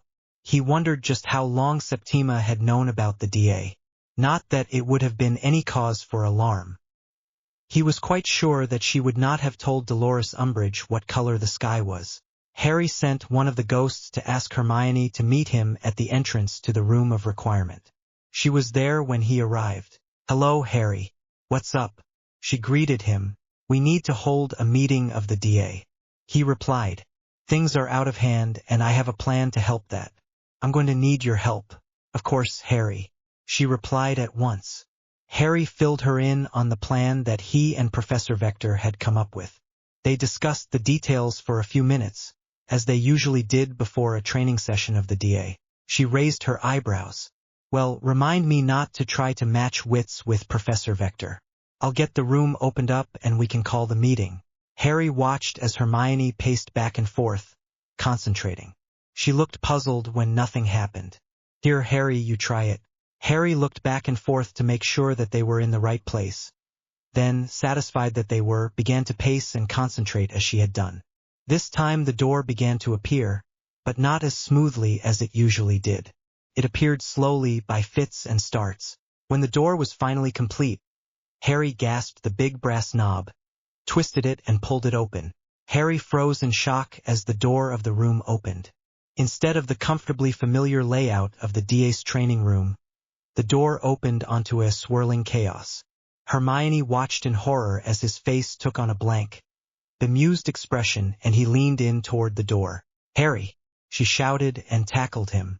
She glanced over her shoulder at the insanity that the doorway opened into, then kicked the door. It slowly swung shut and vanished again. Harry snapped out of his daze and he looked up at Hermione, then hastily got back to his feet. Hermione's voice was eerily calm. As a prefect professor, I do recommend that room should be strictly out of bounds to all students. Harry nodded shakily. I'll mention that to the headmistress. Hogwarts had plenty of empty classrooms, so after Harry stopped shaking they took one over. Hermione sent out the signal for a meeting using the enchanted galleons she had created. They talked while they waited for the others. I thought the room would just repair itself, Harry said. Magic can't fix everything, Harry. She replied soberly. Umbridge did a lot of damage, and not just to the room. We're here now, trying to repair some of it. Trust in the teachers, respect for the rules, goodwill among the houses. She did her best to destroy all of that. We've certainly lost the goodwill. Harry agreed. I don't know that we can ever get it back. History is written a day at a time, Harry. She replied. They fell silent as the members of the DA began to filter into the classroom. Finnegan, Thomas, and Corner arrived together, looking uncertain, and were sent off by Hermione to stand on one side. The rest of them gathered in front of Harry, looking uncomfortable. Hermione led off as they had agreed earlier. She held up the magical contact that all the members had signed. First, this is done. The need for secrecy is over, and the whole world knows who we all are. She flicked her wand, and the contract burned to nothing as they all watched. Your training will be in the data classes, and you will be expected to show the world what a proper standard looks like. You have no excuse to complain of the teaching. She continued sternly. Harry took a step forward. The whole world knows who we are now. That means that the whole world will judge all of us by the actions of any of us. He gestured at the three boys standing on one side. These three brought all of us into disrepute. Their conduct was no better than Malfoy and his goons. They bullied a lone girl in the corridors, and put her in the hospital wing. Harry looked at them all coldly. I stood up for you to the Minister of Magic and told him that I wasn't going to disband you. Show me that wasn't a mistake. Show me that you have discipline, that you aren't just a mob of witch burners. Well, haven't you just sold right out, Mr. Bloody Potter? Zacharias Smith said angrily, reaching for his wand. The next instant he found himself with Hermione's wand in his face. That's Professor Potter to you, Mr. Smith. Go ahead, think it. Smith's hand stopped halfway to his wand. He saw the contained fury on her face and decided that he had overstepped the mark. He spread his hands. Sorry, Hermione. Under her hard stare he added, sorry, Professor. After a tense second or two she nodded and stepped back. There was a lessening of the tension in the room as people began to think instead of reacting angrily. The justice of what Harry had said began to sink in, and it was uncomfortably true. The glares of the girls in the DA shifted first, from Harry and Hermione toward the boys that Harry had disarmed. They had been the targets of such abuse often enough from Malfoy and his cronies. Now, Harry said coldly, I will expect a proper standard of behavior and the observance of school rules. If you cannot be civil, then you can be silent. If you cannot be either, then I will consider whether there is any place for you in the DA or in this school. Is that clear? There was a chorus of assents. Harry continued bluntly, You want a chance to do something useful? Here it is. The prefects are run ragged and outnumbered. They need help and you're going to help them. Here's your chance to show that you have discipline. You will act as directed by the prefects, and on their authority. Harry handed off to Hermione with a nod. She produced a parchment. All right, you are there to back up the prefects, so you will go on patrol with them. I have a schedule of which team goes with which prefect. Team leads, you will speak to your assigned prefect and ensure that your team provides backup for him or her for each and every patrol. She paused and flicked her wand. The parchment hung in the air so that all of them could see it. There was a short silence while people read it. Then several hands went up. And before you start saying that this will interfere with your snogging time, Hermione said, I don't want to hear it. I gave up my study time for this. Get it done. The hands went back down again.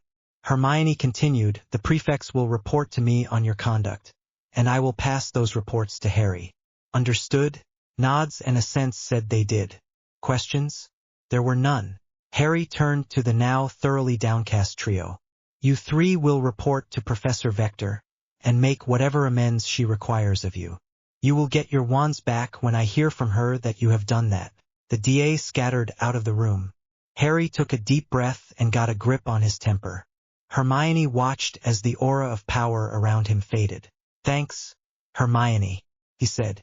That was actually not as bad as I was afraid it was going to be. Not to be indelicate, Harry, but your crown was showing, she said. It was? He said. She nodded. She said. For the rest, no thanks needed. That's my job. Besides, it was long past time there was a firm hand here. Umbridge had a firm hand. I trained them. They used what I taught them. He replied soberly. Hermione saw the troubled look on his face, and knew the causes. He was worried that he might be turning into the tyrant he had displaced, and because he had trained the DA he felt personally responsible for what they did, right or wrong. Hogging all the responsibility for yourself is just rude, Harry. She replied firmly. I was the one pushing the idea right from the beginning. Remember?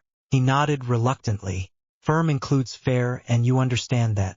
You aren't Umbridge. Umbridge was a sadistic control freak. Her notion of order would have had us all walking around under an imperius. She continued. He grimaced but could not deny it. Justice. Sounds good. It's not easy when you have to do it on the day-to-day level. Everyone wants fairness for themselves, and everyone's idea of fairness is different. Hermione replied. You learn that very quickly as a prefect. Enforcing the rules even-handedly is as much as anyone can do. You'll have to excuse me, Harry. I have to catch up with someone and have a word with him, she added, and left. Smith. Zacharias Smith turned at the sharp word from Hermione. A word with you, she said curtly. They went into an alcove by one of the statues. You're lucky that Harry was feeling lenient. If it had been up to me, you would be out of the DA twice, once for being an insubordinate git and twice for bloody stupidity, she said harshly. Not giving him a chance to answer, she continued, you were going to draw on the defense teacher of this school, the man who has fought Voldemort twice and lived to tell of it, the Warlock of Britain, the most powerful wizard in the world. Explain to me how any of that isn't suicidal bloody stupidity. Smith's face went white as he realized the truth of her words. Won't happen again, he said shakily. This paragraph removed for guideline compliance. Visit Patreon for uncensored version. The Price of Mercy. Chapter 14 The Price of Mercy. Some timeless time later Riddle was able to master the pain and try to search for some means of escape. Still he found no answer. The grudging awareness came to him that while his enemy had not planned this, he had certainly prepared for it. Still, even Dumbledore was capable of error. He suppressed the thought of what his own errors had cost him. His search turned to his Horcruxes. Those links were still there. 4 of them told him nothing save that they were still in existence. The 5th, there was something he might work with. The accidental Horcrux that was lodged in Potter's scar was incomplete, encapsulated, but he could still make use of it. He probed further and discovered that the brat had defenses. Trying to probe his mind led him into halls of mirrors that led only to memories of Voldemort himself being bested at this child's hands. Over and over he failed and found himself back in his body, trying to control the white-hot agony of a body at the brink of death. Finally, however, he found a passage in the maze that seemed to lead somewhere else, perhaps to the rest of Potter's mind and memories. It appeared to him as a corridor of rough-hewn stone, massive and ancient. It ended in a set of heavy wooden double doors. Those doors were barred and guarded. Voldemort did not recognize the guardian. He was a tall man, his hair and beard white with age, dressed in plain gray robes of archaic style. He bore, not a wand, but a tall staff with many runes carved into it. For all his aged appearance, he stood as straight as the staff beside him. So thou hast found thy way here at last, Tom Riddle, he said in the manner of a teacher rebuking a tardy schoolboy. Voldemort seethed, but retained his control. Only here was there any hope of escape. Vengeance was a dish best served cold. Potter, he screamed, and drove a Legilimens probe at the figure in front of him. The old man moved his staff and the probe was smashed aside by a shield.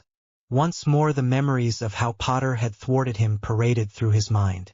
I am not Harry Potter, boy, he replied contemptuously.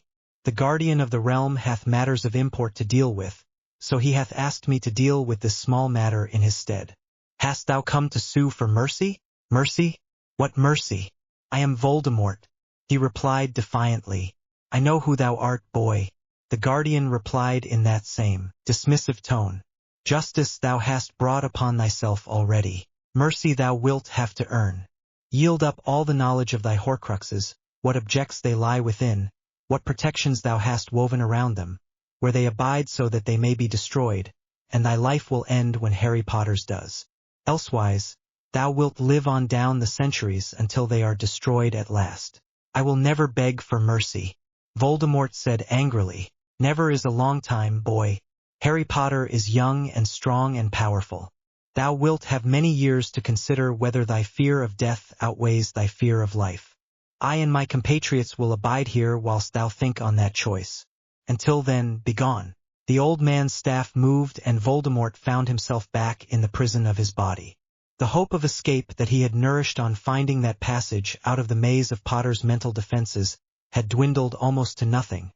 But he was not yet defeated. There was knowledge that he needed to plot his escape. Who was that guardian and how came he to be in Potter's mind? Riddle thought. The prophecy had spoken of the power that the Dark Lord knew not. Voldemort had dismissed with the contempt that it deserved Dumbledore's mawkish theory that love was that power. The might that the guardian had wielded suggested that Potter had found a more practical source of power. If he could possess Potter's mind, then he would have that power as his own. Once more he probed into the defenses of Potter's mind and came to the passage to the door and its guardian. He paused. It was not the same man. This man was dressed for the court of Elizabeth I. He was armed with a rapier and dagger in addition to his staff. Hast thou come to beg for mercy, boy? The guardian said in the same dismissive tone. Who are you to claim the right of justice over Britain? Voldemort countered. The guardian shook his head as a teacher would at the obvious mistake of an unprepared student. Those who study not history are doomed to repeat it. I am John D., court magician to Her Majesty. In my time I held the power of the warlock and I did my part to keep the peace in these isles. When I come to power there will be peace. None will dare to defy my will. Voldemort said. The scornful laugh from the guardian grated on his control. Who was this popinjay to dare laugh at Lord Voldemort? You lie. Riddle snarled. John D. was long dead. Thou flatter thyself worth a lie? That very power cast thee down and imprisoned thee, and still it is unknown to thee. D. replied dismissively. Thy pretense to gentle birth would be less feeble and thou took a grindstone to thy wit. That shot went home. What power is that? Riddle demanded. That is for me to know and thou to riddle out. Thou art tedious. Boy, begone. D's staff struck the floor and Voldemort was back in his body again. Jane 12 Trees followed Big John Crusher into the alley to the back door of the seedy rooming house. They were following up on reports of a wizard who had been robbing and obliviating muggles in a seedy part of London. I'll go in the front. Big John said quietly. Fee comes out the back. Take him down. Jane nodded. This was the first time she'd been trusted to do that. She was determined to get it right. She kept her attention on the back door of the rooming house, with glances up and down the alley. Any muggles who walked down here would be obliviated and sent on their way. It was only a couple of minutes later that Jane heard the pound of running footsteps on the stairs. A seedy-looking man in rough clothes and a blue bowler hat askew on his head burst out of the door. He had a wand in his hand. Jane cast Protego, then shouted, Halt! Drop the wand. The man's wand snapped up and he said Bombarda. The spell ricocheted off Jane's shield and slammed into the bricks of the wall. Coming on at the dead run, he was too close for Jane to cast in time, so she reacted by reflex. She sidestepped and hit him with an elbow smash to the head, then took his feet out from under him with a foot sweep. He hit the ground hard, dropping his wand. Dazed by the impact, it took him a few seconds to start groping for it. Go ahead. Think it. Jane snarled. Her blood up as her mind caught up to her reflexes while she held her wand on the suspect. That hadn't been a simple stupefy he'd cast at her. It had been a Bombarda. She could have been badly hurt or killed. He looked up at her and stopped moving. Thanks again, Big John. She thought. When you were Big John Crusher's rook, you learned to use the weapons you were born with as well as the wand that you carried. Well, well, well. What have we got, heir? The voice came from behind her, and it belonged to Big John, to Jane's relief. Someone thinks he can cast a bombarda, Big John. Jane replied tightly. He said from behind her. Allo, Sandy. Long time since I've seen your ugly face. The suspect looked up past Jane and looked as if he was ready to be sick to his stomach. Crusher. I thought you was dead. Sandy looked back at Jane and said defiantly, that was brutality. That was, me brain is still rattlin'. What did you hit me with? Crusher gave a rumbling laugh. You can cry when you're hurt, Sandy. If she'd hit you hard, you'd know it. Trained her myself. Crusher looked over at the hole in the brick wall. Bombarda. Well, well, well. We are in trouble now, Sandy. That's assault with deadly magic. On an oar. That's a 5-canute in the Happiness Hotel, Sandy. If the beak is feeling kindly. Kind of depends on the whole issue of intent, Big John. Jane said. She wasn't sure where he was going with this, but she was willing to sing with the chorus. 5 years in Azkaban was pretty serious, but it could be worse. You could call it attempted murder if the intent could be proven. You're right, Big John said thoughtfully. Where did that bombarda land now? Dead on my shield, Big John. He knew where he was throwing it. Jane replied steadily. Crusher nodded thoughtfully. Crown Prosecutor's Office has some young bloods looking to win their wands. They'd be fighting each other to get this one. It's not looking good for you, Sandy. Not at all. If that one stuck, you'd know the hoodies by their first names time you were out again. Sandy's coarse, unshaven face went from defiant to terrified. Mercy, you got to gi me a break. I don't want to die in Azkaban. I wasn't gonna hurt you, just get you out of the way. I didn't know you was on the job. Swear to God. Jane knew where Crusher was going with this now. Mercy, is it? Nothing comes free, Sandy, and you've got a long bill to pay on this one. Being slow on the cast isn't a defense in court. You want mercy? What are you willing to do to earn it? Sandy wasn't the brightest wand in the shop, but by now he'd twigged on to what Jane was talking about. You know what appends to a grass on the street? He whined. You know what will happen to you in Azkaban? Make up your mind, Sandy. I haven't got all day. Jane said. All right. Give me my wand back. Sandy said. Jane laughed. Just like that? No bloody chance, Sandy. You've got 24 hours to get me something good. Then we can talk about your wand. You don't show your face in that time, there'll be a warrant on the street and every Auror in Britain will have supersensory on looking for you. Leave the muggles alone, too. If I were you, I'd get a move on. Clock's running. Sandy got up and limped down the alley. Jane watched him go. Not bad, Jane, for your first spellcast. Big John said judiciously. You put the fear of God into him pretty well. Meeting notice. Chapter 15 Meeting notice. Harry sat at his desk reading reports and grading papers. When he finished that, he could get on to doing his own homework. That done, with a little luck he would actually get some sleep. His initial attempt to maintain some semblance of a normal class schedule had gone away right after his first class as a teacher. He was now a class of 1 in a program of intensive tutoring aimed at making sure that he did well in his OWLs. He missed the camaraderie of the common room, where if you were stuck on something you could just ask someone at the next table, that someone usually being Hermione. He looked up to see a Patronus in front of him. It was a cat with spectacle markings around the eyes, which made it Minerva's. Harry, could you come up to my office, please? There's something you need to see, said in her voice. Right away, Minerva. There was no way that this was good news. Might as well deal with it. On his way up the stairs, he wondered if it was someone in the DA overstepping the mark. So far the new arrangement had seemed to be working. Things had quieted down quite a bit, though it was a long way from sweetness and light. Still, stiff formal manners were better than insults and curses flying. Hermione had told him that the prefects were feeling much more confident. 2. All that progress could be put at naught by one act of stupidity. Good evening, Minerva, he said cautiously as he came into her office. He had half expected one of the other heads of house to be there, but it was just them. Ah, Harry, she said and handed him an envelope. It was of heavy parchment, addressed to Albus Percival Wulfric Brian Dumbledore, Warlock of Britain. What is this? He asked a little suspiciously. By this time the whole magical world knew that Dumbledore was gone. I don't know, Harry. Only the Warlock can open it. Minerva's manner said that she had her suspicions. Harry drew the Elder Wand and tapped the envelope. Apparatus, he said. It opened up into a letter. There was a crest at the top which said International Confederation of Wizards. Beneath that was Security Council.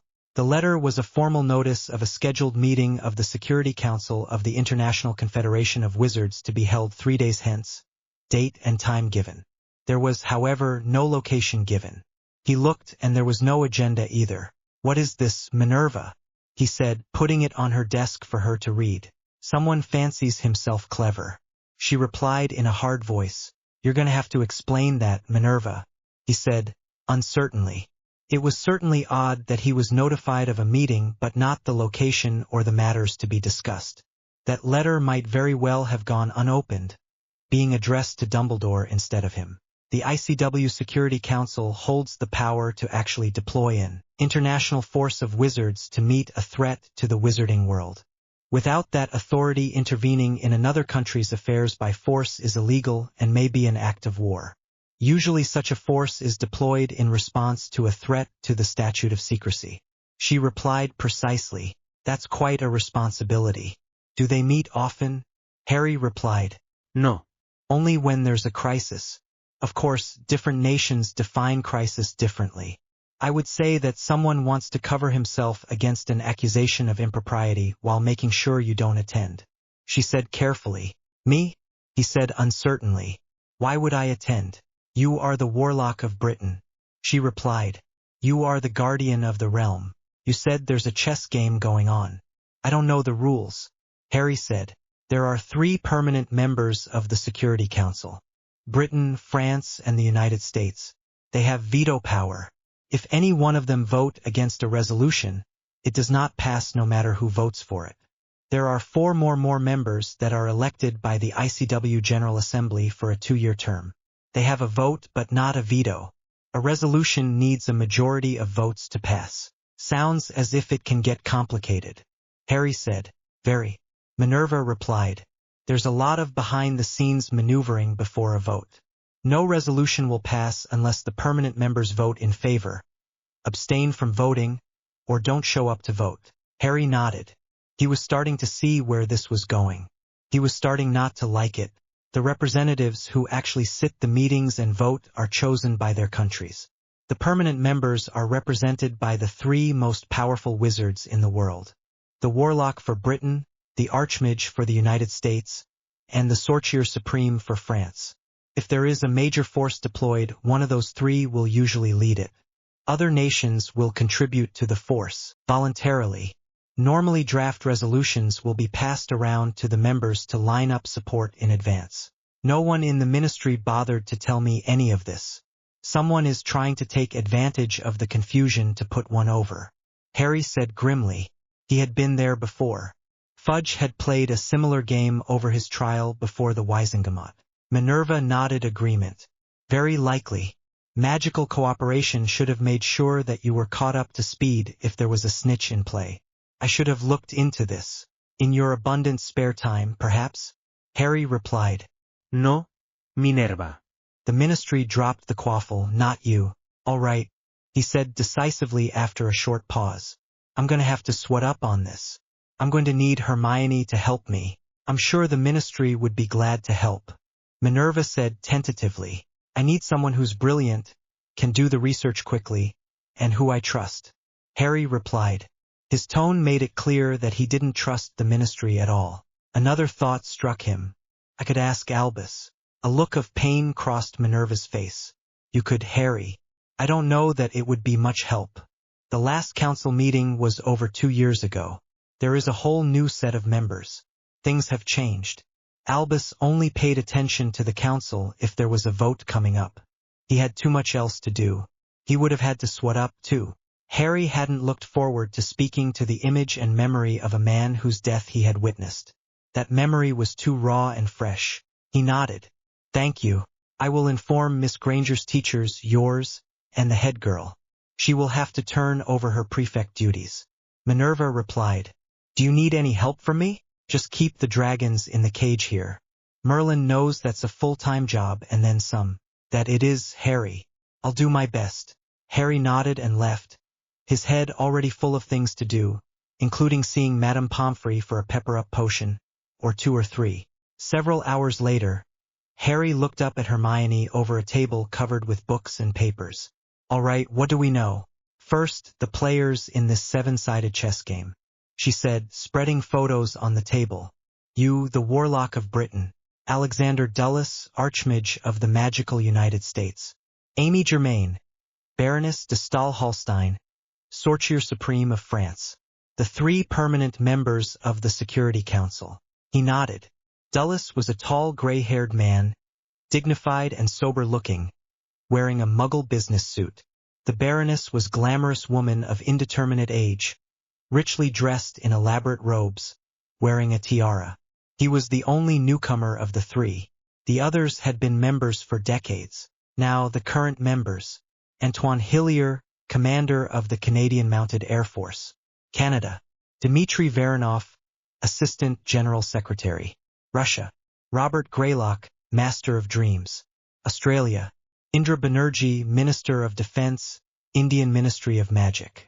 The photo of Hillier showed a white-haired man dressed in tight-fitting scarlet dragon leather. His tough, weather-beaten appearance didn't make him look much like a diplomat. Voronov's photo showed a man in impeccably tailored robes who did look like a diplomat. Greylock was a tall, slender man who evidently had a lot of Aboriginal ancestors. Indra Banerjee was a middle-aged woman wearing a sari. "All right, now I know who they are," he said. "Actually, Harry, we know a little more than that. Who you send to a meeting like this says something about what you want. The Canadians sent their senior military commander. That says that they want something done militarily. The Russians sent a senior diplomat. They think this is important and they're looking out for their own interests. The Australians sent Greylock. He's the most skillful wizard in Australia, very well respected in Australia and internationally. They think this is important and they've sent their best. He'd likely be part of whatever force the council might authorize. India also sent their defense expert. They could contribute a lot of wizards if they wanted to. We don't know enough," Harry said irritably. "We don't know what resolution is being pushed, why or by who. And we don't know where the bloody meeting is being held. We need to ask someone, Harry." "Not the ministry," Harry said stubbornly. No. Hermione tapped the picture of Hillier. "But we could talk to him." "How do we do that?" Harry said skeptically. "We take the flu down to Hogsmeade, go to the 3 broomsticks and ask Madame Rosamerta which room he's in." Hermione replied with a smile. "How do you know that?" he asked, astonished. She laughed. "I never in my life thought that Teen Witch Daily would have anything useful. I was wrong. Here we have Blythe Parkin, seeker for England, having breakfast this morning in the 3 broomsticks with a hunky young frontiersman named Logan Hillier, in town with his grandfather. It was the gossip of the girls' dorms this morning." The picture showed a muscular young man in the same scarlet leathers talking to a witch wearing glasses. The usual insinuations of a May-December romance, of course. Much the same in the gossip column of the Prophet. "All right, let's go talk to the man," he said decisively. As they left the library he added, "Hang on. If he's in town, why hasn't he tried to contact me? Maybe he has, or maybe this is his way of doing that, Harry. Maybe he doesn't trust the ministry any more than you do." Harry frowned. It was pretty easy for him to believe that. Who are the Canadians fighting, anyway? Harry added as they went down to the teacher's common room with its flu connection. "Hillier looks like a pretty tough evening. I don't think he sits at a desk very much." "No, he doesn't, Harry. It's not who they're fighting. It's what?" "Dragons." "Dragons?" Harry said. Hermione nodded. "I was surprised by that myself. Here in Europe that problem has been solved for a long time. In North America they have a lot more area and fewer wizards to cover it. Canada is the 2nd largest country in the world by area. They have a lot of wild dragons, and the problem has been getting worse. Dragons cause forest fires, not to mention the threat to people and the statute of secrecy. In fact, we import most of our dragon materials from Canada. They kill 10 or 20 of them a year. Logan Hillier killed his first dragon when he was 14. His grandfather has over 80 dragon kills. And I thought the Triwizard tournament was hard." Harry said. "Hang on. They kill that many a year and the problem is getting worse? Didn't make sense to me either, Hermione said. Harry and Hermione arrived at the 3 broomsticks and used their wands to dust themselves off. They headed into the main bar area, where Madame Rosamerta held court and watched over the barman and the waiters. Harry, Hermione, how good to see you. She greeted them cordially. Your room is ready upstairs. End of the hall on the right. She winked roguishly. You kids have fun now. Harry opened his mouth to say something, but Hermione grabbed his arm and pulled him toward the stairs. This is for you, Harry, she said and passed him an envelope. It was of heavy parchment, with a logo of a wizard on a broom, wand out in pursuit. It was addressed simply Warlock of Britain. Where did you get this? He asked. Madame Rosamerta slipped it to me, she said quietly. Harry tapped the envelope with his wand and said Apertus. There were several pieces of parchment in the envelope. On the top was a notice of the meeting of the ICW Security Council, but much more detailed. The location was given as Palais de Beauxbatons, France. There was an invitation to a reception for delegates prior to the meeting in the Grand Salon. At the bottom of the paper was a note in angular handwriting. We need to talk. Hillier. Too many dragons. Chapter 16. Too many dragons. They walked down the hallway to the end of the corridor. The right-hand door had a sign on it, saying reserved. Harry was getting edgy at all of this intrigue, so he took a step back and drew the Elder Wand, then nodded to Hermione to knock on the door, which she did. The door opened to show the brawny form of Logan Hillier, dressed in plain dark robes. He also had his wand out. He nodded and lowered it. Mr. Potter, I believe. I'm Logan Hillier. The same, Harry replied. My friend, Hermione Granger. Harry sheathed the Elder Wand, and they stepped into the room at Hillier's gestured invitation. It was clearly intended for lovers to meet in. Maybe someday I'll actually have the time to book a room like this with a girl, Harry thought. He hadn't had the chance to even think about that since his breakup with Cho. The power of the Warlock had its costs. He shook off that thought. Whatever was going on here, he needed to have his wits about him. Is your grandfather here? Harry asked, looking around and not seeing anyone else. His hand strayed closer to the Elder Wand. No. This room isn't secure, Hillier replied. We have one that is, and I can take you there. Hillier seemed sincere enough, but all the cloak and dagger was making him edgy. Harry thought for a moment, then nodded. All right, how do we go there? Hillier gestured at the far wall, where for broomsticks stood. You ride a firebolt, I believe, Mr. Potter. A fine broom, but I think you'll find the McLaughlin has its virtues. Harry chewed his lip and looked at Hermione. She looked uncertain. Broomstick was not her favorite mode of travel. All right, let's go, Harry said decisively. Hillier snapped ready. His broom came to his hand. Harry and Hermione did likewise, and the next 2 brooms came to their hands. Harry noticed that the McLaughlin was noticeably heavier than his firebolt. All right, Hillier said in a crisp businesslike tone. We're going covert. This ward here, he pointed at a sigil on the front of the broom, is the invisibility charm. Tap it with your wand to activate it. He gestured with his wand, and a large window opened silently onto the warm summer night. We'll go invisible as soon as we clear the window. I have a red tail light on my broom. Just fly formation on that. It won't be a long flight, 15 to 20 minutes. When I blink the tail light 3 times, go visible and prepare to land. Harry just nodded. Hermione said, not too energetic, please. I'm not Harry Potter. Harry felt a little resentment at the warm smile and appreciative look he gave Hermione. You certainly aren't Miss Granger. This is covert, not tactical. I'll take it easy. They went out the window and went invisible. The McLaughlin, Harry found, did have its virtues, but you had to get used to them, as he found out by flying formation in the darkness. Its acceleration was breathtaking, better than his firebolt. It didn't turn as well, but it could climb like a homesick angel. It needed a firmer hand than his firebolt, too.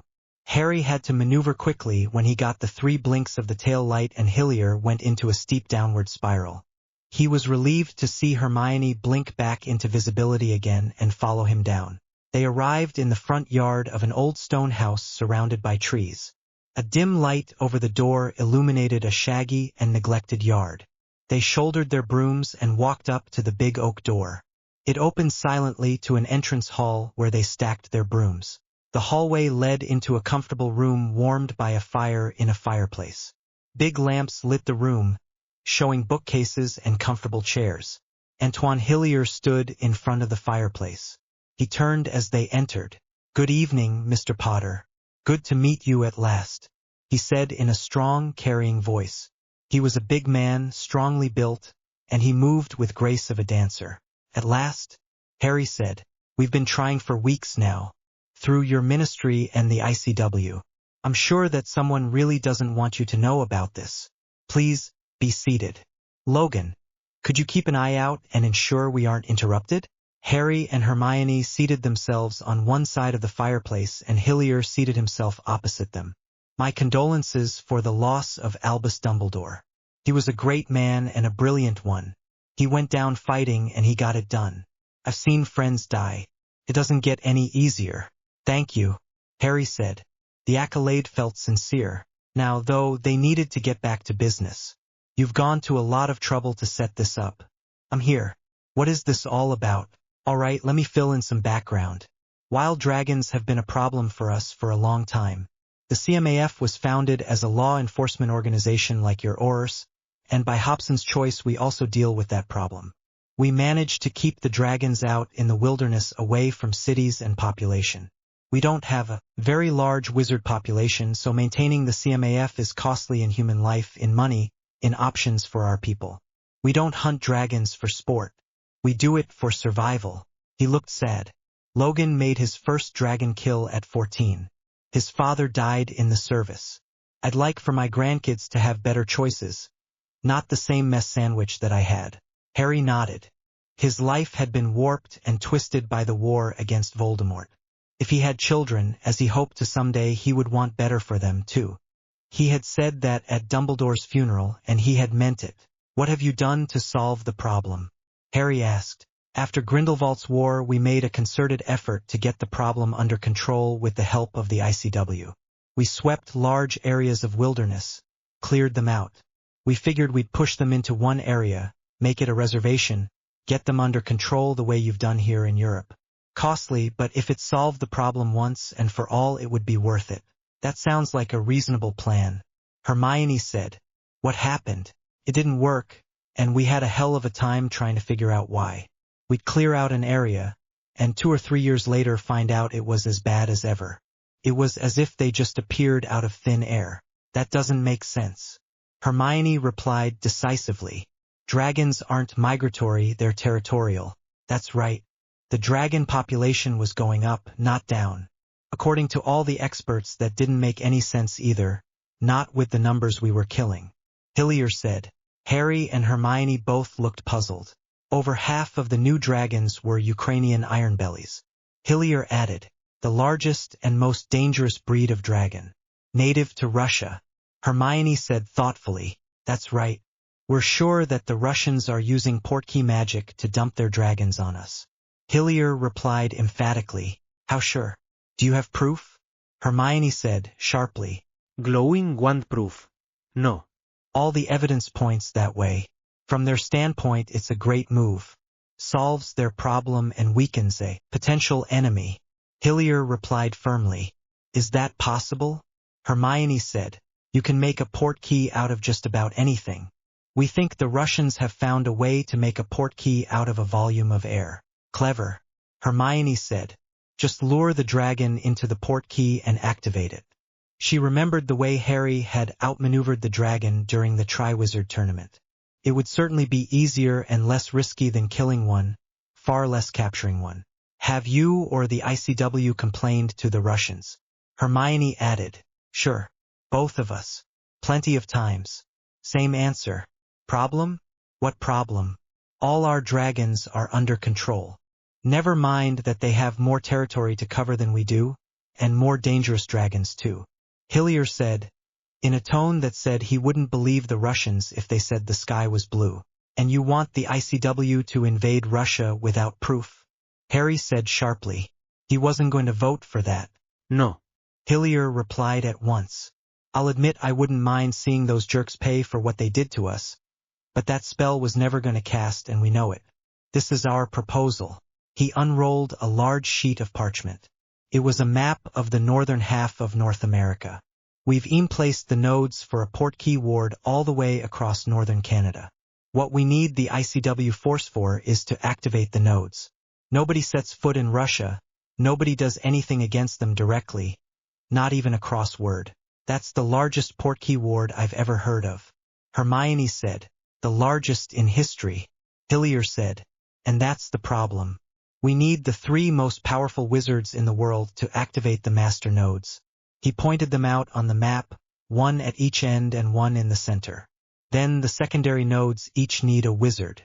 It all has to be done at the same time. Once it's up, we can handle the maintenance ourselves. Then the Russians have to deal with their own problems themselves instead of wishing them on us. Harry looked at the map and nodded.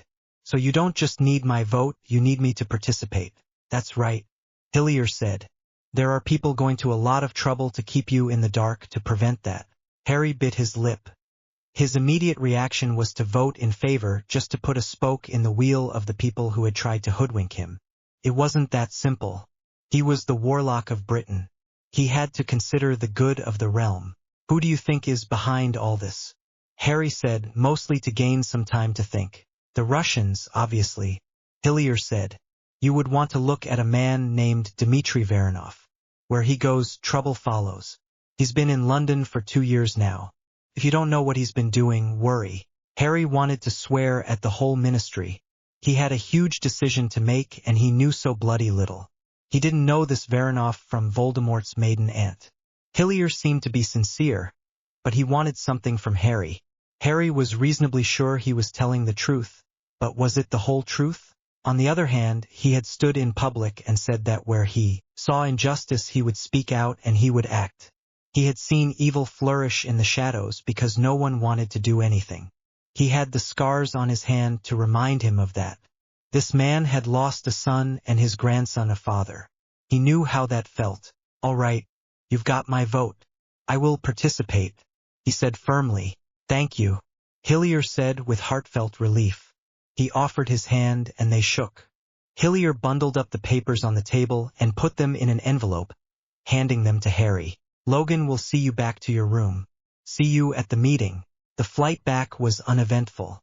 Logan bade them good night and they left. Harry, are you sure that this is a good idea? Hermione asked as they walked down the hallway. I'm listening, Hermione. He said. Why would it not be? The Russians wouldn't like it. You'd be out of Britain, she said. Dumbledore didn't seem worried about that. They had his vote, or they wouldn't have brought this forward. Voldemort isn't a problem either. The ministry is going to want to be consulted. They won't like it if you vote without consulting them, she said. Not that she much hoped that Harry would care about that. They were so helpful and all, too. Harry replied drily. She nodded. All right. There is a benefit, too. If whoever engineered this whole business has it blow up in his face, that will discourage people from trying it again. That will look good on them. He replied harshly. Hermione wasn't surprised. People had tried to manipulate him by keeping him in the dark before. He hadn't taken it kindly. Well, he'd made up his mind and given his word. We should get back to Hogwarts, he said. Madame Rosamerta is going to be disappointed. She grinned. We aren't staying here all night, and we aren't having any fun. Full quorum. Chapter 17 Full quorum. Antoine Hillier sat in the council chamber in Palais de Beaux Batons, counting the house. The warm summer sun beating through the windows was offset by the cool from the unmelting ice statues with their convenient alcoves to keep a drink cold. His was water. Every seat was occupied except for the Warlock of Britain. Hopefully Potter had not come foul of some other scheme to delay or waylay him. Voronov's poker face was firmly in place, but Hillier could see a bit of cat and canary under it. He thought he had the win here. Hopefully he was wrong.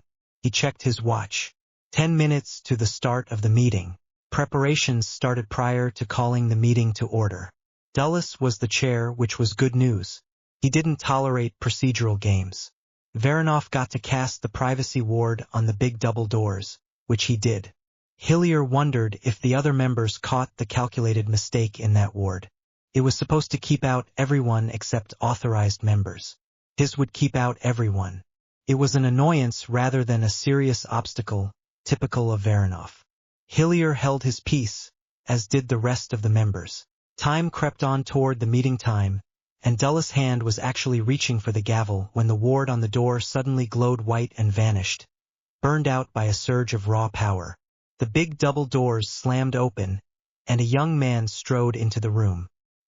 He took the chair of the warlock, pulled out an envelope of papers from a leather case and put them on the table, and looked over them at the chairman.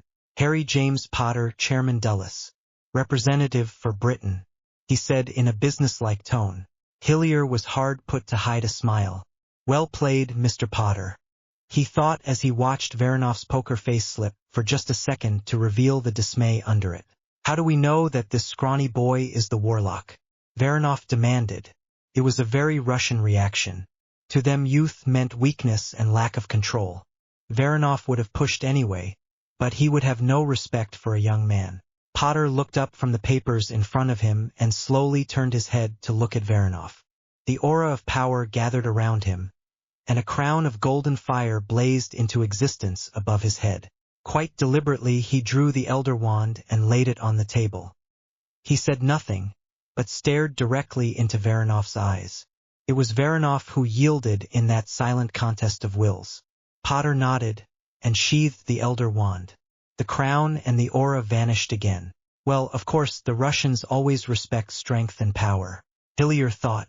Well played again. There were others at this table who would have tested the resolve of the new warlock, if perhaps more subtly.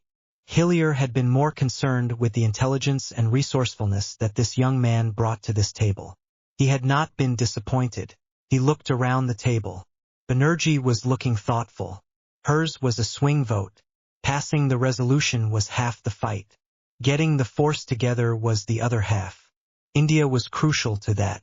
They had been on the Security Council many times over the years for precisely that reason. They had a lot to put on the table. She was reconsidering her estimate of the new warlock, too. Dulles picked up the gavel and said in the magisterial tone that was typical of him, "Let the record show that all the authorized representatives of the member nations of the Security Council of the International Confederation of Wizards are present and seated." He banged the gavel. "The meeting will come to order. The 324th meeting of the Security Council is now in session." The meeting started with old business. There were two situations in Africa and one in Eastern Europe that the Council was watching. What would normally have been dealt with rather quickly dragged on as Varanov used every excuse he could manufacture to pick and carp and delay. His only hope now was to waste enough time that he could move to delay the vote to another day. With Dulles holding the gavel, that was a pretty thin hope. The decision was made to send a small investigative group to Eastern Europe. Varanov went on at length, pushing the position that Eastern Europe was in Russia's sphere of influence and the Council had no right to intervene. He was outvoted and Greylock was picked to lead the investigation. Harry voted in favor of the investigation and Greylock's leadership, without hesitation. He had Hermione's opinion for Greylock, and hard recent experience to convince him that suspicious activity needed to be looked into thoroughly. When they came to new business, Varanov made his play to delay the vote on the Canadian resolution, and failed miserably. He didn't even get a second to the motion. Hillier was called on by the chairman to present the draft resolution, which he did. Hillier had no problems with the questions that followed. He had lived, breathed, and eaten this plan for years.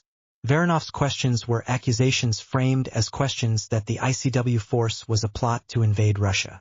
Dulles shut him down repeatedly, pointing out that the mandate of the force specifically forbade them to enter Russian territory. The questions from the other members were more reasonable and practical. No one wanted the deployment to drag on, and a lot of thought and planning had gone into making sure it wouldn't need to. Those assurances Hillier could give sincerely and back up with facts. Finally, Dulles called the vote, and the resolution passed 6-1. Force Northern Shield was a reality at last. Antoine Hillier sat back in his chair and savored the moment. They still had far to go, but now they had hope. This is not the end, or even the beginning of the end. It is the turn of the tide. There was a short silence around the table, then Dulles struck the gavel. Next order of business is to nominate a commander for Force Northern Shield. Hillier raised his hand. Dulles intoned. The chair recognizes the representative of Canada. The plan had been to nominate him for Force Commander, but that had always been iffy. The Indians had a very qualified senior commander, too, and the argument that theirs was going to be the numerically largest contribution. Voronoff would be quick to exploit such a split. There was a backup plan. Hillier still had doubts here, but Potter had learned fast. There was potential in this young man. He was a natural leader, intelligent, quick-thinking and decisive. He could learn the art of command. Canada nominates the Warlock of Britain. Hillier had the satisfaction of seeing Voronoff knocked off his game again. Banerjee nominated her man, but the prestige of the Warlock had changed the dynamic. Potter won, 3 votes to 2. The nominee abstained as a matter of procedure if he was a council member.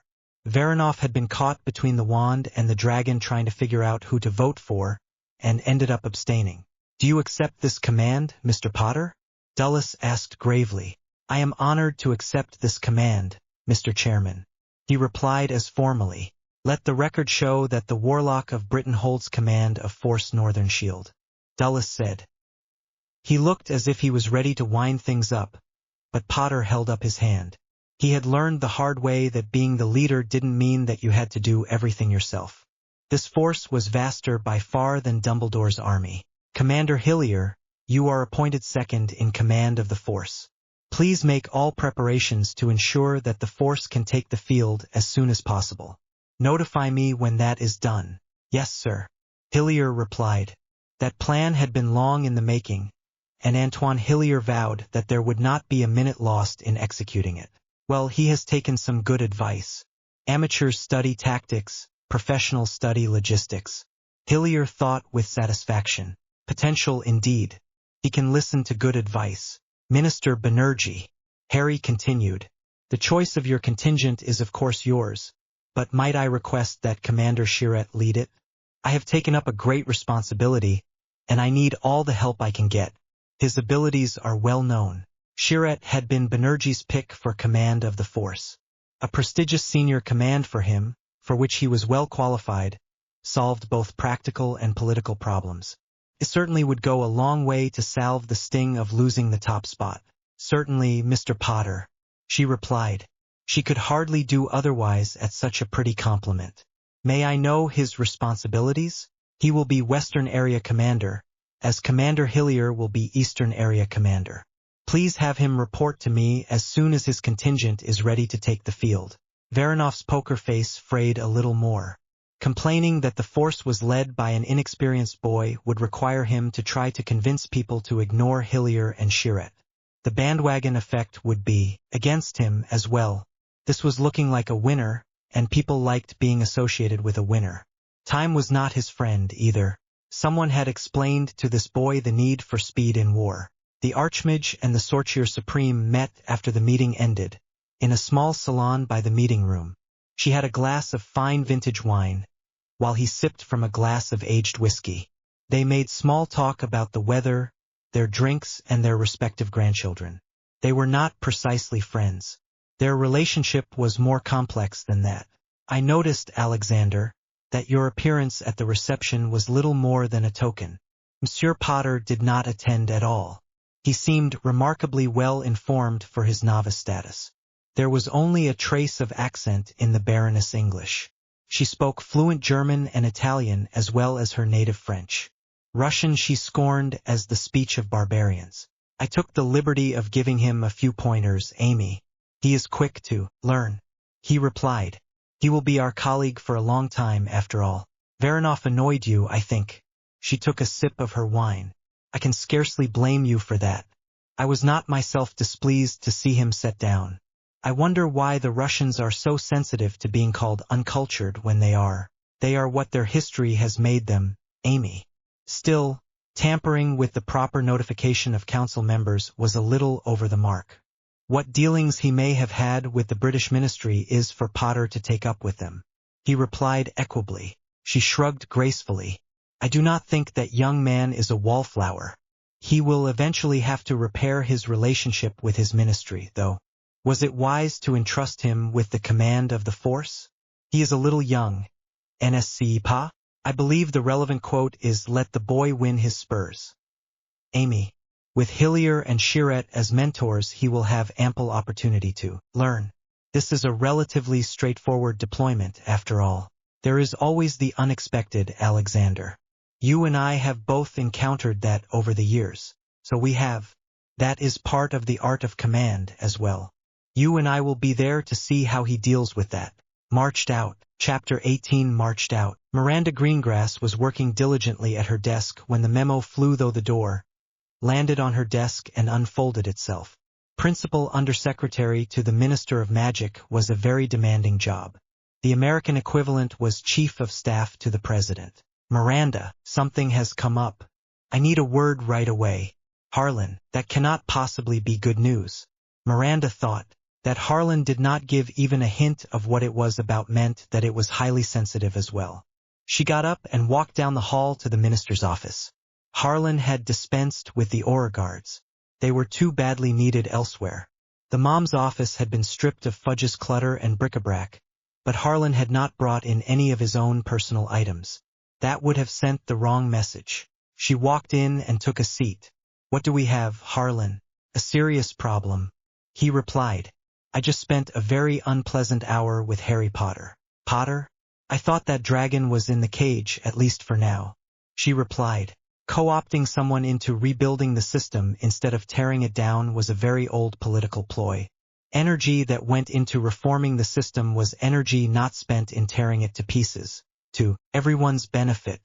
Even Fudge had had the wit to attempt it, though not the skill to succeed. Potter certainly had enough on his plate to keep him well occupied. He was in France the last 2 days, attending a meeting of the ICW Security Council and voting in favor of the Canadian resolution. He was also selected as the commander of Force Northern Shield. Harlan replied grimly. What? Miranda said in disbelief. I put the request for a delay in through international magical cooperation practically the first thing. Dumbledore was dead, for Merlin's sake. We didn't even know who his successor at the ICW was going to be at that point. Benjamin Bulstrode stood right in my office to say that it was all taken care of.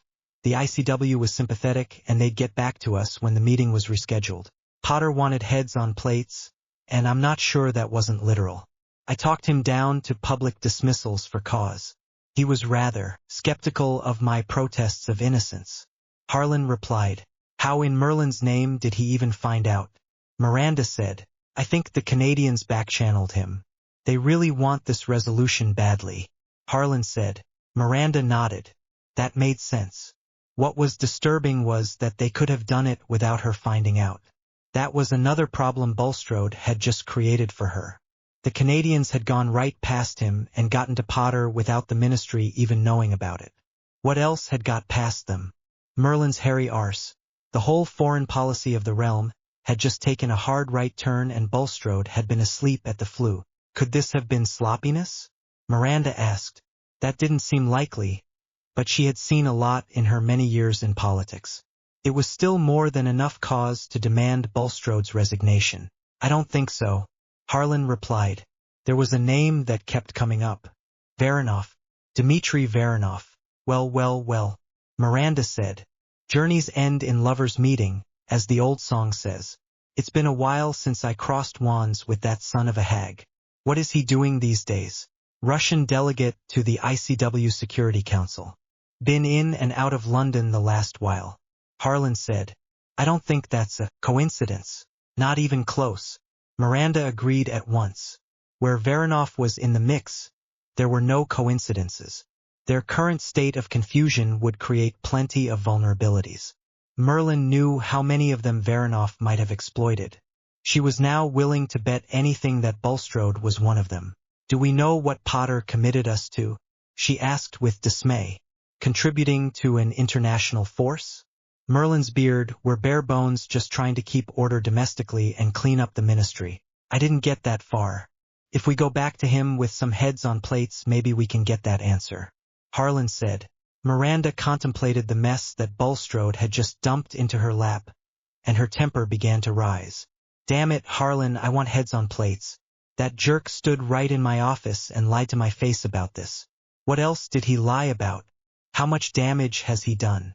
Right, good questions, Miranda. How do you want to handle this? Harlan replied gravely, I can't handle all this myself. Bulstrode's head rolls, and so does his undersecretary's. I'll pull in someone I can trust and tell him to clean house. Merlin Bloody knows who that will be. Someone retired? She thought. Harlan was writing with his desk quill. Do you have a name? Not off the top of my head. Miranda replied. Oh, for a spell to make triplicates of competent decent people.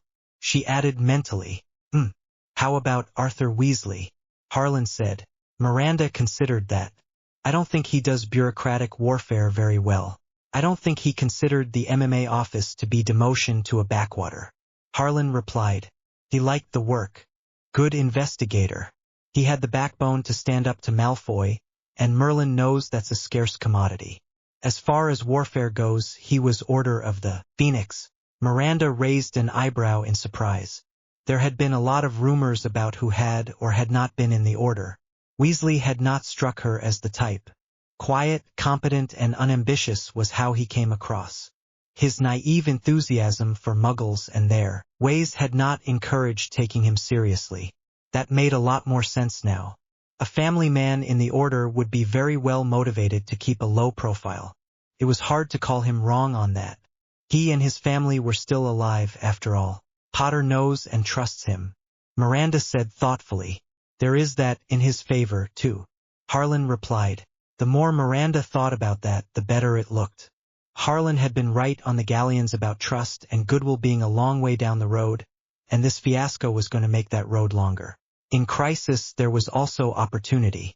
Making a richly deserved example of Bulstrode would show that they were serious about cleaning house, and putting someone in his place that Potter would actually talk to would be the beginning of a relationship, a chance to show him that the ministry could be useful.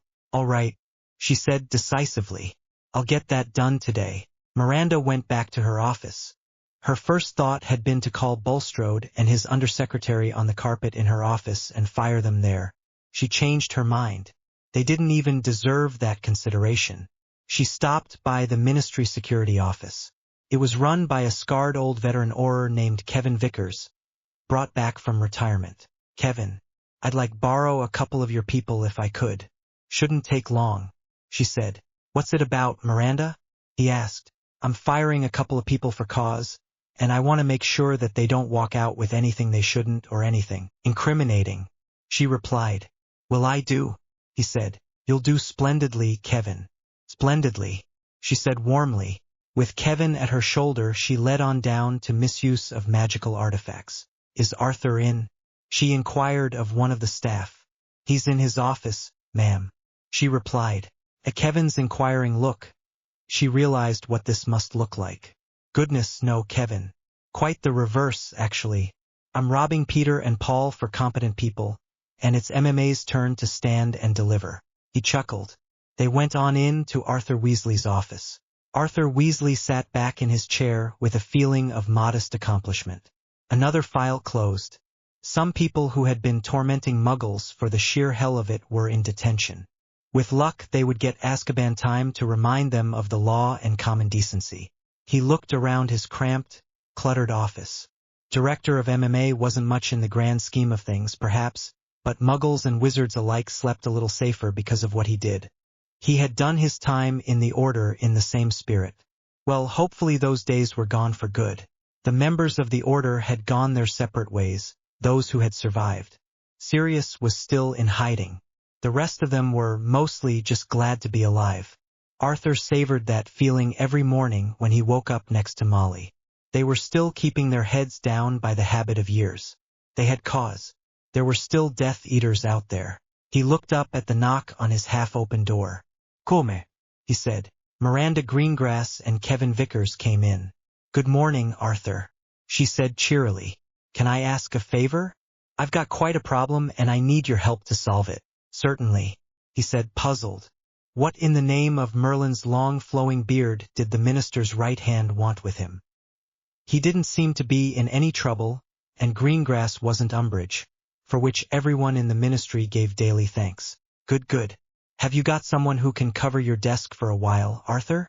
This will take some time, she said, pleasantly but with an undertone that said she had no time to waste. Yes. Petra Anson is out in the field at the moment. Petra was a muggle-born who he'd promoted because she damned well deserved it. He doubted if she was going to get much higher, but times were changing, so who knew? If you could leave word for her? We do need to get cracking on this, Miranda said, still cheerfully. How long do you think it will be? Arthur said, quill poised over parchment. You should just make it until further notice, Arthur. I don't know exactly how long this will take.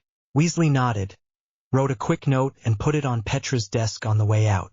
They went down 3 more flights to International Magical Cooperation, straight past the offices of Magical Trading Standards and Magical Law. They stopped at the offices of International Confederation of Wizards Liaison. Bulstrode's undersecretary looked up inquiringly. We're having a bit of a meeting in the director's office, and I'd appreciate it if you could sit in, Miranda said. He looked puzzled but got up to go with her. They went into Bulstrode's office and left the door open behind them. Vickers stationed himself at the door. Hello, Benjamin, she said politely. I've got a bit of a problem. What can I do to help? He replied unctuously. Her smile went from polite to predatory in an eye blink. You can clean out your desk right now, you lying bloody sack of mess. Her gaze went from Bulstrode to his undersecretary. You too. Right bloody now. He sat petrified for a minute until she snarled, I said right bloody now, not when you bloody well got round to it. He opened his mouth to reply, and she cut him off short. I know about the Russians and I know about Varanov. That's more than enough to get you the axe for cause. He looked up defiantly. I acted to keep a schoolboy from meddling with what he didn't understand. It's too late. The vote was taken. Miranda laughed. Not only corrupt, but incompetent, too. The Warlock attended that meeting and he voted in favor. Harry Potter outwitted you and you never saw it coming. You're going to have to explain that to your Russian friends. They are so forgiving of failure. Bulstrode's face went from red-faced defiance to sheet white terror in an instant. Miranda nodded. If she'd had any lingering doubt of his guilt, it was gone now. The look on Bulstrode's face was mirrored on his undersecretary's hardly a beat later. Vickers turned his head and nailed one of the staffers with his gaze. You. A cardboard box. Here. Now. The staffer was back in a couple of minutes with a box that had held floor soap. Vickers slammed it down on the desk. Pack up. Slowly. Like a man in a nightmare. Bulstrode obeyed. He started with ordinary personal things, a presentation quill set, pictures of family, the family crest, awards and plaques. Then he unlocked a desk drawer and pulled out a folder of papers. Weasley took the folder from his hand and handed it to Miranda. Well, she said disgustedly. Bulstrode hadn't even been clever about it. It was all there. Requests from the ICW to confirm the new Warlock, notifications of the council meeting, draft resolutions. Replies from Bulstrode saying everything is fine but we're a little busy here. There was even a note from Varanov thanking him for his help and confirming a Gringotts transfer. The greenest Auror in the Corps could make a criminal case from this without even taking out his wand. She closed it again. This file was going to Amelia Bones personally. The parade left Bulstrode's office and went to his undersecretary's. Miranda still didn't remember his name and didn't care to bother. Just another apple-polishing time server. Another box was produced and filled with his personal bric-a-brac under Vickers' hard gaze. By this time all pretense of work going on had vanished. The entire staff was gathered, watching in horrified fascination. Miranda was pretty sure that there were people from other departments too. Good. The more the merrier. She thought harshly. I need to make an example here. She had been going with a light hand because she wanted people to understand that she wasn't Umbridge. People also had to understand that when they crossed the line, there were consequences. Kevin, could you see these two out, please? Make sure they don't come back. Ever. Miranda said, making sure that all those watching could hear her plainly. My pleasure, Miranda. He put a hand on each shoulder and started them moving. It dawned on Bulstrode and his toady that they were going to have to carry their belongings past the whole ministry with the chief of security setting the pace. One glance at Vickers' set, merciless face said they would walk or be dragged. "Let's go in your office, Arthur." She led the way into what had been Bulstrode's office. She subtly maneuvered to take the visitor's chair herself and have Arthur take the chair behind the desk. He looked at the papers on the desk and shook his head in disgust. "I don't understand diplomacy, Miranda, but I understand that Harry has had another god-awful responsibility dumped on him, and this jerk took bribes to lie to him and keep him in the dark." "Exactly right, Arthur," she said. "By sheer bloody stupid luck Harry found out about it anyway. I'm pretty sure that Varanov, the Russian who paid off Bulstrode, paid off people in the ICW too. Much good it did him. Looks good on the jerk." "The ICW isn't our jurisdiction," he replied. "True. It does mean we don't know who we can trust in the ICW." Miranda replied. "Merlin's beard. How deep does the rot go?" Arthur said. "That's what I will look to my new director of international magical cooperation to find out and deal with." She replied. "I'm a cop, not a diplomat, Miranda," he said evenly. He had seen this coming. "Good. I need a cop to tell me which of the diplomats I can trust, and get rid of the ones I can't." She replied.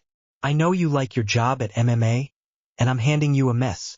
You'll be taking a lot more money home to your family, but they may not recognize you by the time we're done with this. I need someone trustworthy here. Harry needs someone he can trust here. He's got a terrible responsibility and he needs all the help he can get. He certainly got none from Bulstrode." Arthur Weasley's face set hard. Miranda realized that this was his cop's face. The side of him that he never showed to his family. The side of him that had brought him into the order. People underestimated kindly family men like him, because they didn't realize that the other side of such men was that they would go all the way to protect their family. Harry was family to him. Harlan had chosen better than he knew, right? "Do I need to go through you to fire people?"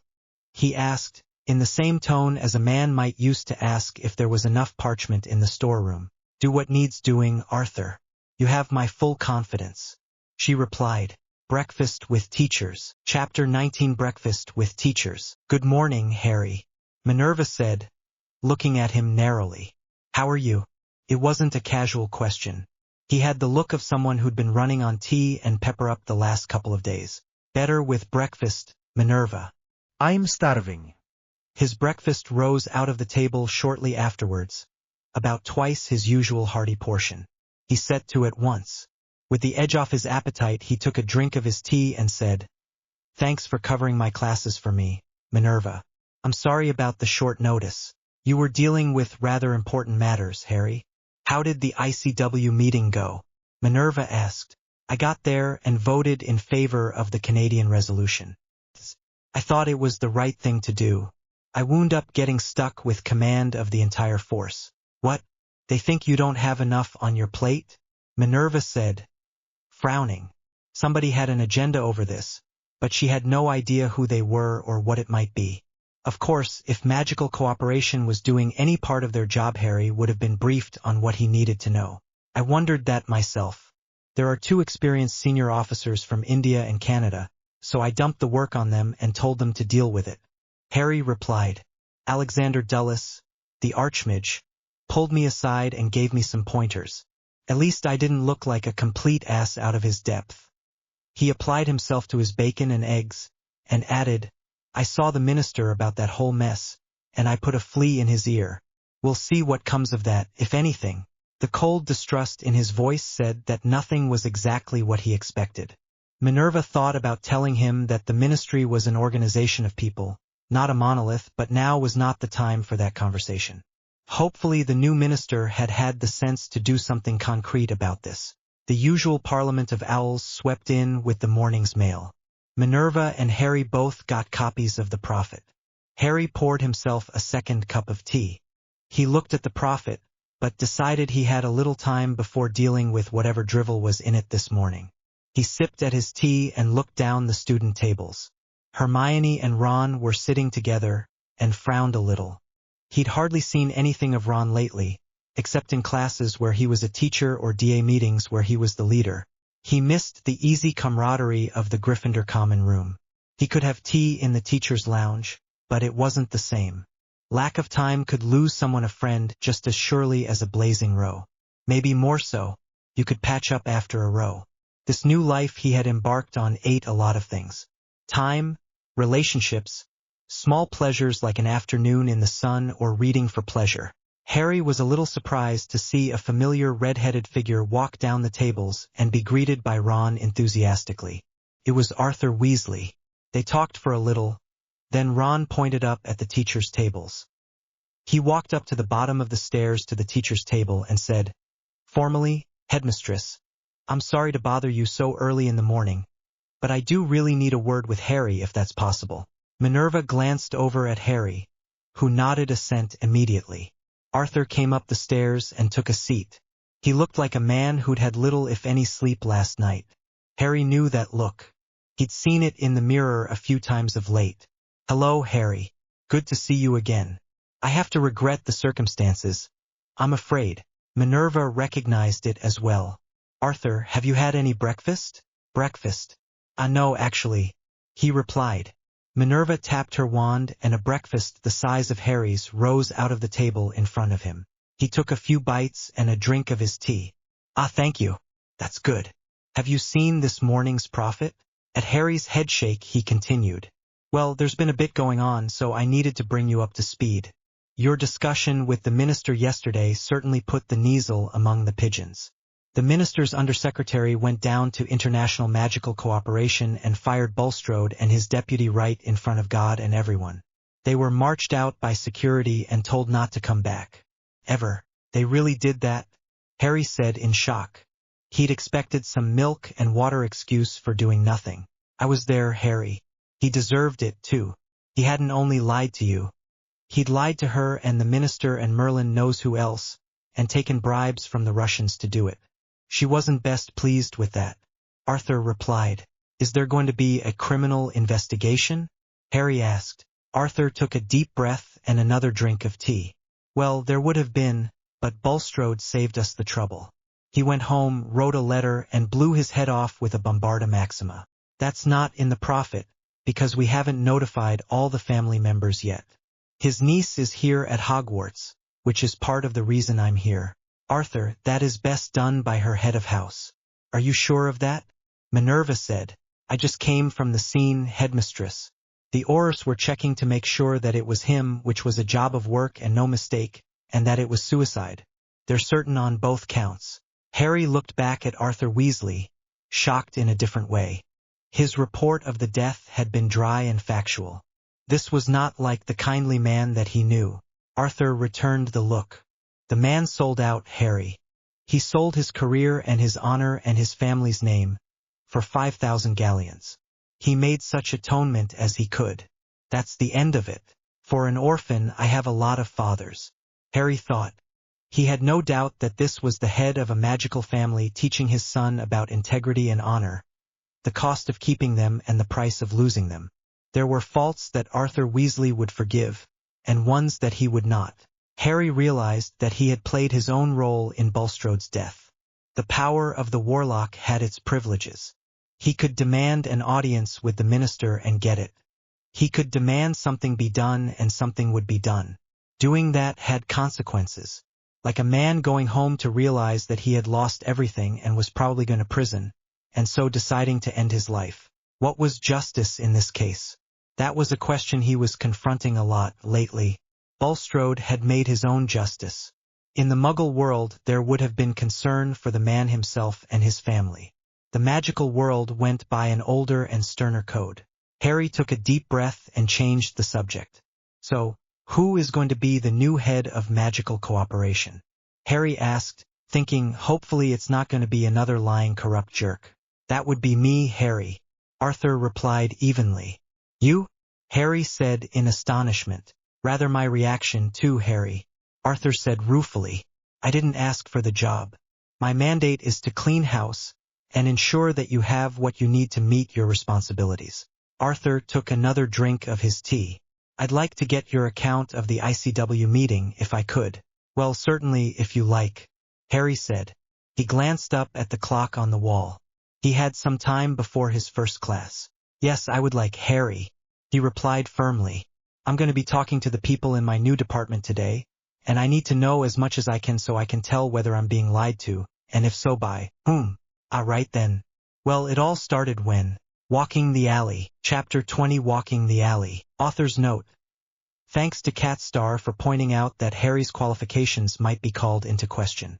Good reviewers make stories better. So Harry, Minerva said, Madam Anselm and the Standards Committee are here to see your new substitute for dueling practice, since you have stopped using that as a training method. That's right, Minerva, Harry said. I didn't consider dueling practice to be very prudent, considering the state of feeling among the houses. The initial results have been good, and I find it a better way to measure performance. The very elderly woman at the head of the group behind Minerva swept a cold look on the setup. It looked like an ordinary village street. There was a pub, a tea shop, and some other small businesses. Boadicea Anselm, Mr. Potter. Explain this newfangled method of yours to me. Harry swallowed nervously. Boadicea Anselm was the chair of the Ministry's Educational Standards Committee, which ruled on validity of teaching methods and set examination standards. She had been a teacher when Harry's grandparents had been at Hogwarts. The Standards Committee members had all been heads of house at Hogwarts. Fudge had disbanded them, and the new minister had restored them to their previous place. Harry wished that he could give Hermione and Minerva the credit they deserved here. The idea here was not original with her, but Hermione had done the research and the work to adapt the design from the technology used by the Muggle Federal Bureau of Investigation. Minerva had negotiated help and support from the Auror training staff. Well, he could repay them by not letting them down. Harry gestured at the setup.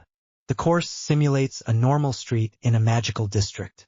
We are in fact using the area where the Philosopher's Stone was stored, cleared out and repurposed. We can vary the lighting, from full daylight to darkness with only street lamps. As the trainee walks the alley, they experience encounters with various human and non-human entities, both threatening and non-threatening. We watch how they do up here on the mirror so that they can be marked on how they do. Non threatening, she replied sharply. What is the point of that? Teaches judgment, Madam Anselm. Harry replied carefully. Knowledge of spells and how to use them is one thing. The judgment to decide which spell, if any, is warranted is another. In a real encounter, that can be as vital as knowing the spell itself. Assessing the threat is as important as being able to meet it. Doing so quickly can be the margin of life and death, as I know from personal experience. She replied intimidatingly. And how long before your students know this course of yours by heart and pass cheat sheets around? Harry smiled. There were some advantages to being closer to his student days, and knowing Fred and George Weasley. Every station in the course can have a wide variety of different threats, from nothing or a Muggle child with a lollipop up to a Death Eater or a Dementor. I vary the course for each student so there is no school solution to make cheat sheets for. That also allows us to tailor the course for various levels of difficulty. Right now I am training the 5th years for their OWL exams. She said again. Most unconventional. Do you use this for all your students? No, ma'am. Harry replied. The 1st through 3rd years do classroom and drills. They need a firm grasp on the basics first. 4th years begin on this course at the lowest level. She swept the area with a cold measuring look, then said abruptly, well, the proof of the pudding is in the eating, Mr. Potter. I would like you to demonstrate your little toy. Minerva set it up. Harry nodded and moved over to the start line. Minerva moved over to the board with different runes for each station. I can set it up for a normal OWL level course if you like. She said politely. There have been some complaints that Mr. Potter is not sufficiently qualified to be a teacher, Minerva. What is the top level of difficulty? The director of Auror training has been borrowing this facility for the senior Auror trainees, Madam Anselm. Minerva replied politely. Good. She said brusquely. Set it up for that. Let us see what your young protégé has in his spellbook. Minerva consulted that list and did so without argument. If Anselm thought she was going to catch him out, she was due to be disappointed. Harry did this course several times a week at high difficulty while teaching his classes. Harry stood at the start line and waited. He was in good training and felt confident. That he would have an audience did not bother him, either. He'd had one at the Triwizard tournament and he did it in front of his classes to demonstrate good tactics by example. Minerva's voice, magically enhanced, sounded across the floor. You are about to walk the alley. Identify and neutralize the threats. Be prepared to fight for your life. Begin now. Harry drew his wand, his ordinary wand rather than the Elder Wand, and a brief smile flicked across his face. Thanks, Minerva, he thought. The warning about being prepared to fight for your life was only given to the Aura trainees. Let's get this done. Harry walked around the corner, every sense alert. The first encounter was a small child who came up to him and said, "Hello, hello." Harry said gently, "Where's your mommy? Go back to her," he said when she pointed back down the street, never relaxing his vigilance. The brawny figure that stepped out of the shop door had a wand leveled and wore the evil features of Fenrir Greyback. Harry's wand snapped to bear and he snapped Diffindo, Diffindo. The first spell drilled a hole in the target's shield. The second went through that hole and through him. The double tap required speed, hair-breadth precision and training. Harry spared a glance back to see the child hugging her mother, then moved on. The next target was a muggle with a shotgun. Harry stunned him before he could fire, sliced the gun in half with a Diffindo, obliviated him and moved on. Minerva was commenting on what they saw in the mirror to the members of the committee. They watched him levitate a block of stone, use it as a stepping stone to reach the top of the wall and surprise the 3 targets who were waiting for him on the other side of the gate through that wall. They had let themselves be seen through the partly open gate. As you can see, Madame Anselm, the alley tests resourcefulness as well as the ability to use spells. As we have already discussed, good judgment in how much force to use is needed to train for the real world. Memorizing from a textbook does not do that. So I see, Madame Anselm said thoughtfully, looking at the mirror. Harry opened the door at the end of the alley and began walking back to the start, sheathing his wand as he did so. Ewan, if you were to consider Mr. Potter as an Aura trainee undergoing his final examination, what mark would you give him on this exercise? Anselm asked. Ewan McAllister was the director of Aura training, and was also a member of the Standards Committee, since he had a vital interest in the quality of training for his potential recruits. He was also one of those who had expressed doubts about the qualifications of Harry Potter to teach this course. He was looking grudgingly impressed. 90%. He lost most of those marks at Station 8, where he spent extra time moving the Muggle civilians out of the line of fire. He would have done better to remove the threat more quickly. That is, however, still a strong pass. He engaged no non-threat targets and used appropriate force levels at all stations. An Aura trainee would be qualified for full duty without limits. McAllister replied briefly. Madame Anselm nodded. An Aura trainee is required to have a Newt O in defense, and undergoes additional training as well.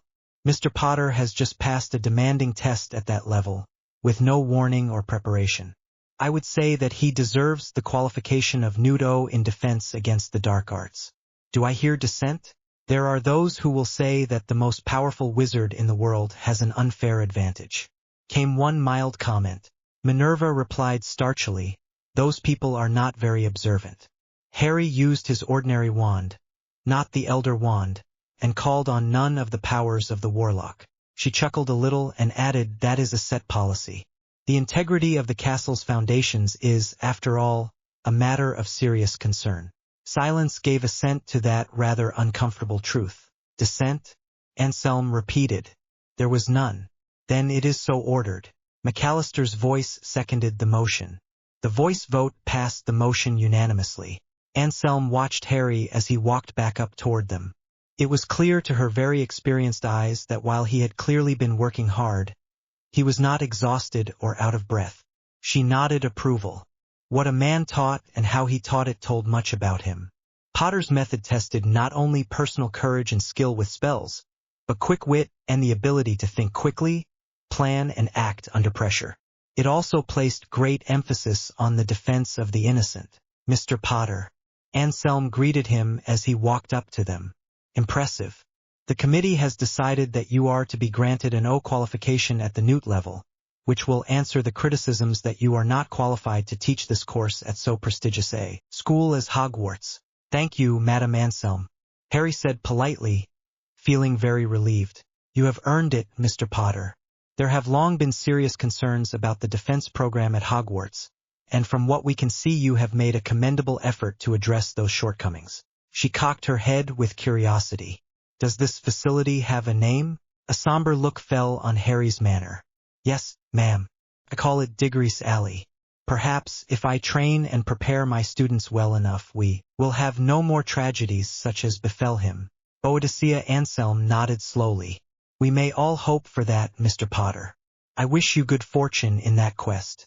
As she led the committee members down the corridor, Boadicea Elizabeth Diggory Anselm felt the pain and grief she had felt when she looked down at Cedric's body rise again within her. Wishing for vengeance on a man who would hover at the brink of death for untold lifetimes was sterile and pointless. Diggory's Alley. Now there was a worthy memorial for the laughing, cheerful boy she had watched grow to manhood. She turned to McAllister. Ewan, what is your opinion of this method? As soon as I can get Director MLE and the Minister for Public Safety to sign off, it will be the new standard for aura training. I was skeptical until I saw it in action and saw the results. Some of Potter's advanced students could give my aurors a run for their money. I've heard that the DA is using it too. They were on the way back down to London by train when Boadicea convened a meeting of the committee, opening with a free-form discussion of Potter's new method and its merits. Even the conservative doubters did not have much to criticize. It does not prepare the students very well for a formal duel. Jane Florian said dubiously. Ewan fielded that one. The vast majority of encounters are not formal duels, Jane. In my experience as an auror, the commonest sort of encounter is unexpected, in bad light, and at close range. Boadicea let the discussion run on for a while she gauged the mood of the committee. When she considered that the time was right, she broached her motion. I propose that this method should be used on a trial basis for this year's OWL and NEWT certifications. We can then evaluate the results and decide whether it will be certified as the new ministry standard. That provoked another round of lively discussion, but when Boadicea called the vote, it came out in favor. She had no illusions that this was the end of it. She was also well aware that it would not be easy. Such a radical change had its doubters even in her own committee. There would be furious opposition from some in the ministry and the Wiesengemot at the very mention of a test that required the protection of Muggles. No worthwhile thing ever comes easily, she thought. She began to reckon up allies and supporters. Griselda Marchbanks had resigned in protest over the Umbridge affair, and she could deliver a sizable block of votes, particularly if she resumed her seat in the chamber. The acting minister would be persuadable as well. It would give him solid ground to back Potter and thereby gain some goodwill in that direction. The Diggory family speaking out would make it awkward for some of her opponents, too. Still, it would be a hard fight. Boadicea's face hardened into an expression that might, with great charity, be called a smile. There were men and women who had seen that expression across a dueling floor. Some of them had lived to remember it. This one is for you, Cedric. Dead Rat. Chapter 21 Dead Rat. Author's note. I am indebted to Gman64 for pointing out that in this AU Sirius Black is still alive and a wanted fugitive. Let justice be done, though the heavens fall. Jane broke off dictating to the quick quill as Big John walked into the cramped cubby that served as their shared office. She really hoped that this wasn't something else. She was one report away from being able to book off and go home. It had been one more long hard shift in a succession of them. She was well past the point where the overtime pay was any consolation. Sorry, Jane. Big John rumbled. We got one. Jane bit down on all the things that she could have said, stood up and checked to make sure she had everything. Then she checked again. It was easy to make stupid mistakes when you were tired. What have we got? She said. They were headed for the front entrance, not the portkeys, so it was at least local. Dead body. Big John replied briefly. What the hell? Jane said irritably. Hit wizards all take the day off. They pushed it up to us. They think it's a Death Eater. Big John said, sounding no better pleased than she was. MLE was having to deal with a lot of things, including the fallout from the fall of Voldemort. The policy of pushing those investigations up to the Aura Corps instead of leaving them to the local hit wizards had come out of some very nasty surprises around those dead bodies. There had been Death Eaters who didn't have the dark mark, and who were in consequence very much alive.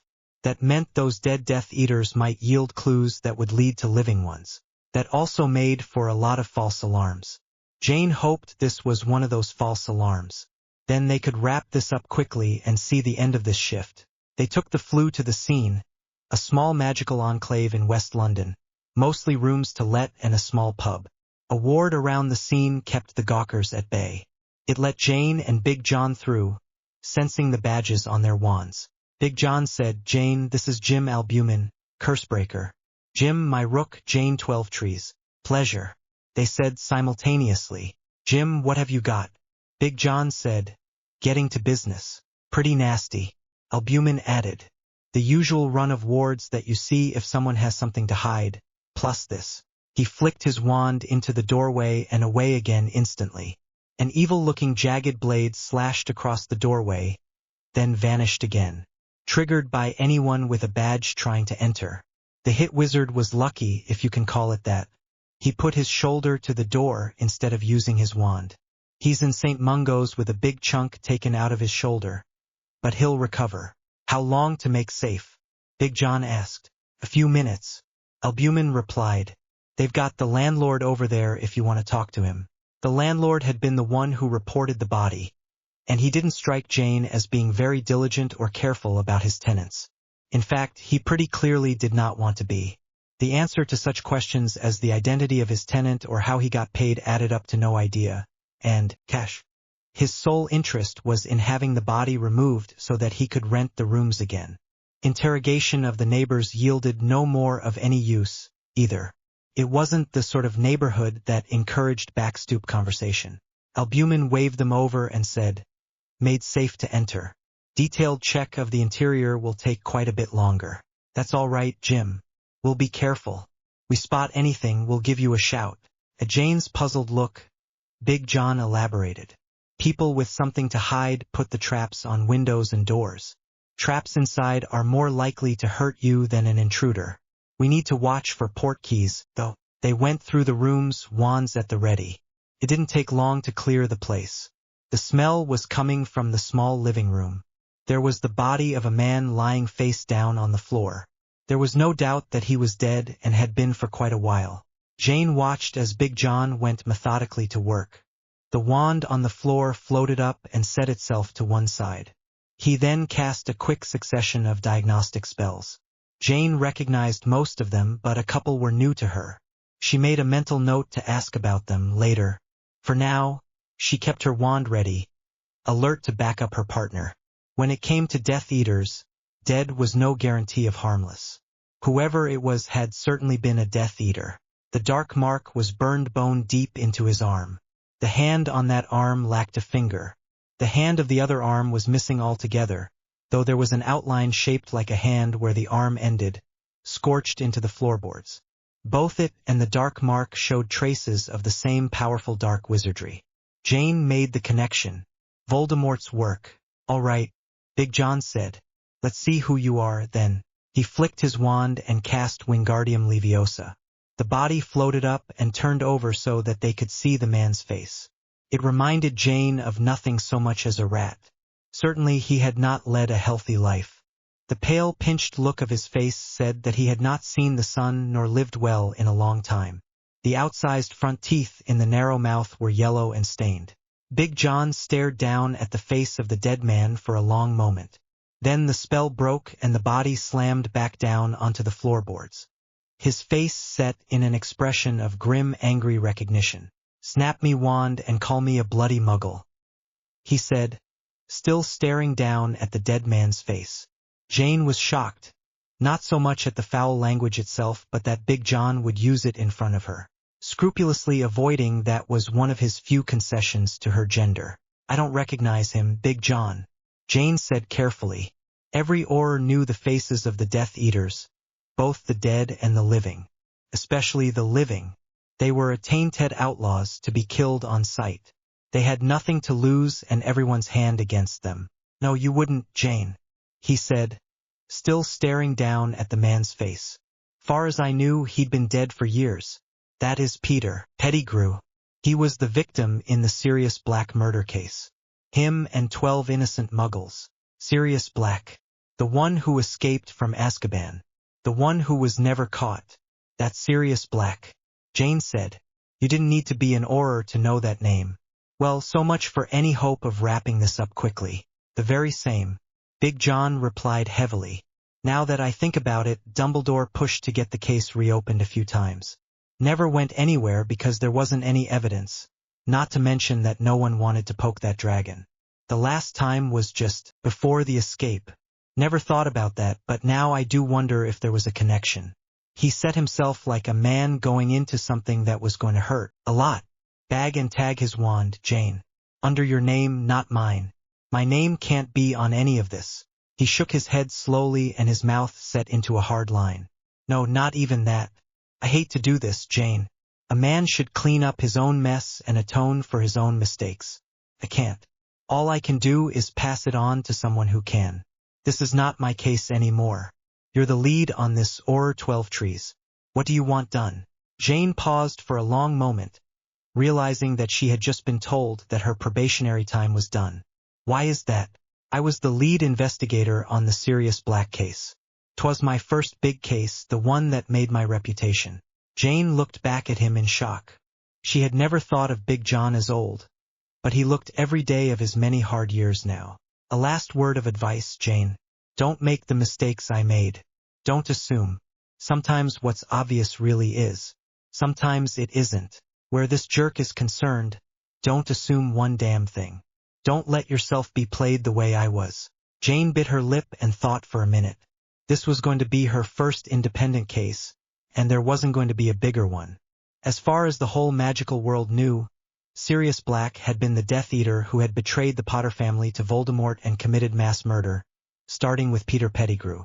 On the evidence they had just stumbled onto, the whole magical world was wrong. With the players involved here, no. She was going to do this by the book and be damned to the politics. Under her name. No, she was going to go one better. Mr. Albumen. Albumen poked his head in the door and said curiously, "What's up, Big John?" Big John shook his head sadly. "I'm just the subordinate, Jim. She's the lead." Albumen wasn't an Auror, but a civilian specialist. Jane swept her gaze around the filthy, cluttered little room and started a mental list of what needed doing to make this magic tight. "I will want a detailed report from you on the wards and traps on this scene, with your opinion on who cast them if that is possible. That's going to take a while, Mississippi. I got a lot else to do," he said in a foot-dragging tone. "That's Auror 12 trees to you, Mr. Albumen. Whatever else you are doing is less important than this. Take the flu back to the barn and tell them I want the forensic magic squad out here as quick as kiss your hand." She snapped. "Well, or, I don't know. They'll have had a long day already," he said in that same foot-dragging tone. She gave him a cold look. "Haven't we all?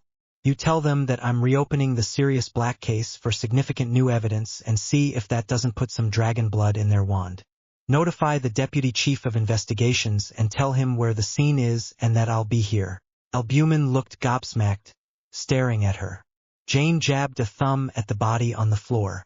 "That is the body of the marked Death Eater Peter Pettigrew. Get a bloody move on."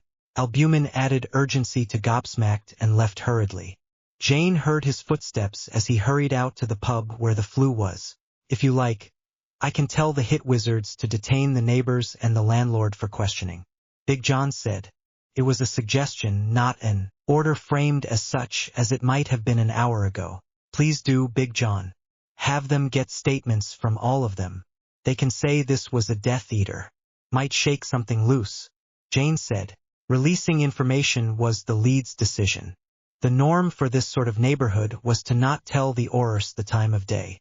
The implication that they might have knowingly given shelter or succor to an attainted outlaw, and thereby be liable to share his fate, might be enough of a lever to pry some mouths open. The niggling little fact that he would have died very shortly after being proclaimed an outlaw she would trust the hit wizards to not bother mentioning. If the deputy chief didn't like that decision, he could replace her as lead. He'd probably do that anyway. Someone experienced would probably inherit this one, But while she had the job, she was going to do it as Big John had trained her to do. Big John left. Jane stood still, looking slowly around the room. The locks, bar and lethal trap on the door said that it didn't get much if any use. No fireplace, so no flue. Apparition made noise. Portkey didn't and was easier and safer besides. Pettigrew's non-existent housekeeping skills made it a little easier. On the small sideboard there was a small statuette of a garden gnome, and there were finger marks in the dust around it. Pretty good bet, she thought. She made note to call it to the attention of the FMS wizards first thing so it didn't get activated by accident. Merlin knew where that thing might take you, or what welcome you'd get if you weren't a Death Eater. Big John came back in and said that started. Then, he looked down at the body and set his jaw. There's next of kin that will need to be notified. In fairness, I should do that. Pettigrew had family? Jane asked. Not that I know of. I'm talking about Sirius Black's family. He has a godson. Big John replied. I think I should be the one to tell Harry Potter that I was the one that put his godfather in Azkaban for a murder he didn't commit. I'm not looking forward to that. Notification. Chapter 22 Notification. Harry looked up from his desk at the knock on his office door. Come. He didn't recognize the two people who entered. One was a big man, built like a stone wall with a hard, scarred face. The woman with him was a head shorter than he was, and strikingly good-looking rather than conventionally pretty. Harry thought she was probably not much older than he was, in years at least. Her tough, confident manner said that she'd seen a thing or two. Her long black hair was caught back in a ponytail, and she moved with the grace of a dancer. Can I help you? He said neutrally. He was managing to stay about even with the work on his desk. On recent form, whoever they were, they wanted something that was going to result in more of that work. Among the many other tasks that fell to the headmistress of Hogwarts was filtering out people who wanted some of Harry's time for things that were important to them but not to him. If they had talked their way past Minerva, then it was at least not trivial. Or Sergeant John Crusher, Mr. Potter. This is Or Jane 12trees. We're here to notify you of a case that we've reopened that affects you, rather directly. The big man said. His rather diffident manner was at odds with his tough and formidable appearance. There was nothing in that manner that suggested that they bore good news. Crusher took a deep breath. Mr. Potter, we've been engaged in accounting for the marked Death Eaters that died at the fall of Voldemort. We found one, dead. We've confirmed his identity. He was Peter Pettigrew. On that evidence, we have reopened the Sirius Black murder case. As he is your godfather, we are notifying you as the next of kin. Harry took off his glasses, looked thoughtful, and then put them back on. So Pettigrew turned up at last. Took you long enough to find him. You knew he was alive, Mr. Potter? Crusher said. Yes. Harry replied evenly, remembering that chaotic night in the Shrieking Shack. After Sirius escaped from Azkaban, he made his way to Hogwarts to try to find Pettigrew. Pettigrew was an unregistered animagus. His form was a rat, hence his nickname of Wormtail. He was the one who betrayed my parents to Voldemort, not Sirius. Crusher visibly braced himself to continue. Saving your presence, Mr. Potter. But why was all this not reported at the time? It was reported to Albus Dumbledore. Who exactly he might have told I never knew. He did not hold out very much hope that anything could be done. Pettigrew had escaped, so we had no proof that he was still alive, only the unsupported word of two 13-year-old school children. Sirius was a fugitive, and if he had turned himself in he would have been put back in Azkaban. Harry replied in the tone that said he agreed with Dumbledore. He certainly was not going to get into the whole business with the time-turner. Pettigrew had been there at the return of Voldemort to his new body, but Harry had been too shocked and horrified to deal with that at the time. The Ministry had been systematically trashing his credibility at that time as well. Reporting it would have been worse than pointless. Crusher looked like a man who would like to disagree but could not. I see, Mr. Potter. So, with Pettigrew found at long last, I trust this means that Sirius is exonerated? Harry asked. I'm afraid it's not as simple as that, Mr. Potter. Jane replied, definitely. The case has been reopened for significant new evidence, as it is now established that Pettigrew was not murdered. There were 12 Muggles who were quite definitely murdered that night, and that investigation is ongoing. All the evidence will need to be looked at very carefully, given that there were obviously serious deficiencies in the previous investigation. Serious deficiencies. Harry snarled, his anger breaking free at last.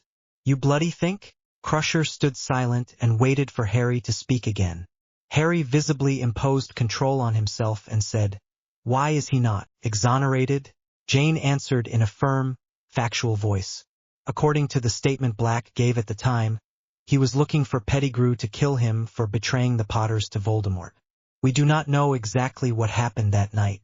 Your statement that Pettigrew was an animagus sheds a new light on that. Did Pettigrew cast the blasting curse to cover his escape in his animal form? Quite possible. Did Black cast that curse trying to kill Pettigrew, heedless of the innocent bystanders in his vengeful rage? Also possible. Pettigrew is dead, so he cannot be interrogated. I intend to assume nothing in my investigation of this case. Well, that would be a bloody good start, Harry said, angrily. Merlin Bloody knows that the fumble-fingered idiot who did that first investigation just assumed that Sirius was guilty. Who was he, anyway? That would be me, Professor Potter. Crusher replied, in a controlled and carefully neutral tone. Crusher watched in silence as the aura of magic gathered around Potter, and the golden crown blazed into existence over his head. He met Harry's angry stare levelly without flinching. After a long silence, the crown faded away again. So who's running this investigation? Anyway? You? Harry demanded of Crusher in an accusatory tone. No, Professor Potter. I am, Jane replied, considering whether to point out that he was neither an Auror nor her superior. She decided not to, for now. He'd been caught unawares, after all. She still didn't appreciate his attitude. She kept it factual. Sergeant Crusher is recused from the lead of the case due to his prior involvement. He remains part of the investigation. There was another silence. Harry said, grudgingly, Very well, then. I wish to be kept apprised of the progress of your investigation. In detail. Jane bit her lip, but her voice stayed firm. The policy of MLE is to not release details of ongoing investigations outside persons in MLE with the need to know. There are good reasons for that policy. Harry's eyes narrowed. You can tell your superiors that is an official request from the Warlock of Britain. If necessary, I will go to the minister over this matter, and you can tell them that, too. I will so inform them, Professor. Jane said very politely, still not liking the attitude. There was no way in the realm that request was not going to be granted, but she was going by the book on this. For that matter, she was not going to give Black's defense counsel any free gifts, if it ever came to a trial. It would be nice if Black could simply be told that he was exonerated and free to go, but nice was a pretty scarce commodity on the job. Jane looked back at Potter. He was actually younger than she was, she recalled. Handsome enough if you went for the boyish look, she supposed. Looks and fame weren't going to get him any free passes. I would also like your statement as to where and when you encountered Pettigrew and Black, and what was said and done during that encounter. That information will no doubt be old, but may still be useful. She added. Jane met his angry look square on. Rich and famous and powerful wasn't going to mean that he got to dictate how she did her job. After a few moments he nodded acceptance. Very well. I will owl that to you when it is done. He said grudgingly. If you wish me to submit my resignation, Mr. Potter, I will do so. I led that investigation, and a man went to prison for a murder he did not commit. Crusher said steadily. Harry looked back at him for a long moment and said, If you wish to make amends, Sergeant Crusher, then that won't do it. You find the truth. You see justice done. That's your atonement. Crusher nodded acceptance, and he and Jane left. Harry watched them go. Tough people. He thought, with grudging respect despite his growing anger. There were a lot of people who were intimidated by the fame of the boy who lived and the power of the Warlock. If they didn't show it.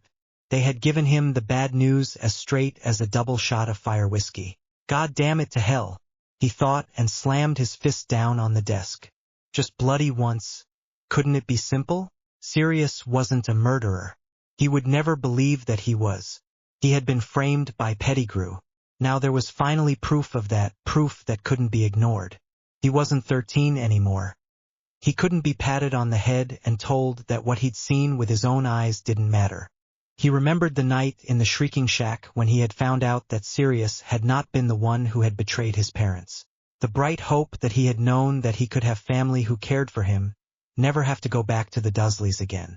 Then Pettigrew had escaped, and taken that hope with him as he had destroyed so much else. Now the traitorous rat was dead, and his secrets with him. The desperate venture with the time-turner had been riskier even than he knew, though God knew the chances he'd known about had been bad enough. All of that had gotten Sirius a running start on Buckbeak, no more. Well, the past was the past. Even a time-turner didn't let you change it by more than a tiny fraction. Even that much was purchased at a heavy price in risk. He took a quill and started writing. 12 Trees wanted the truth. She would have it. He had no trouble remembering every detail of that day. His anger did not abate with the writing. He finished writing, sealed the envelope and rang for a house elf to deliver it. You'd better listen to the truth this time, 12 Trees. If you try to railroad Sirius again, I'll break you. He thought vengefully. Investigation. Chapter 23 Investigation. As they walked down the wide stone stairs, Jane said, "If you're going to quit in the middle of a case, tell me first." Big John said rather sheepishly, "Sorry, Jane. Thanks for standing up for me. You have your partner's back, even if he's made a mistake. My rabbi taught me that by a pretty good number of examples." She said, "You just don't give an inch, do you, Jane? You could have cut him some slack, you know," he said after a pause. He wasn't sure Jane's bulldog attitude was the right approach for a case this politically sensitive, but he'd given up the right to say things like that. Jane's career was her own now, and all he could do was have her back as she had his. "I did," Jane replied. "I cut him the slack of not inviting him to make that statement down at the barn. I didn't press him on where Black is now, either." She glanced at her watch. "Let's head back to the barn. With luck, FMS will have something for us." "God, I hope so," he said, heavily. "I don't see how, though. Comes down to who threw that bloody curse, and I've no groggiest notion how we can know that." She smiled briefly. "I talked to the sergeant of FMS. The state of the art in forensic magic has progressed of late. They have some new spells now. They can go back through someone's wand and list what spells were cast using it, when they were cast and who cast them. Lord above, send down a dove," he said, astonished. "If we'd had that back in the day, not a cure-all. Doesn't tell you where it happened, or what the spell was cast at," she said. "Could save our bacon on this one, though, if we're lucky. If Pettigrew hung onto the same wand. We already know when it happened and where he was." She cocked her head and thought for a moment. Whatever became of Black's wand? It wasn't in the evidence that was collected at the time. Crusher looked thunderstruck. "Bloody good question, Jane. He wasn't arrested at the scene. He was caught later. He never got a proper trial. I just assumed he was a Death Eater caught in the act. I'll run that down. Please God it's gathering dust somewhere and isn't lost or destroyed. We can hope." She agreed. "If we know who cast what spells, we're a fair ways toward wrapping this up with a big bow on top. I'll get myself down to evidence management and check everything. This could take a while, Jane. I've known evidence to be misfiled. In this one, it might even have been misfiled on purpose." He said coldly, "Thanks, Big John," she said, and added mentally, "a partner you can trust. I thought that just came automatically. On this one, it's more like a gift from heaven." Jane was going through the report on Pettigrew's wand. It was a very thick one. He had indeed kept that same wand over the years. Pettigrew had been an active Death Eater for years. Just the list of unforgivable curses was getting long. Cross-checking them with the very long list of unsolved Death Eater murders and atrocities was going to be a lot of work. That was for the future, though. The hard fact was that closing those cases wasn't likely to do much to help people or protect them. Protecting the living came ahead of justice for the dead. Now she was back to the night of mass murder and vengeance that had echoed down the years. She gave a deep sigh of relief. There it was in the neat handwriting of a quick quill. Confringo Maxima, and it had been Peter Pettigrew's hand on the wand. Just prior to that there had been a low-powered Diffindo. That was a little odd. It was the sort of spell that you might use to cut a lock or make a hole in a fence. Or maybe cut off a finger, she thought.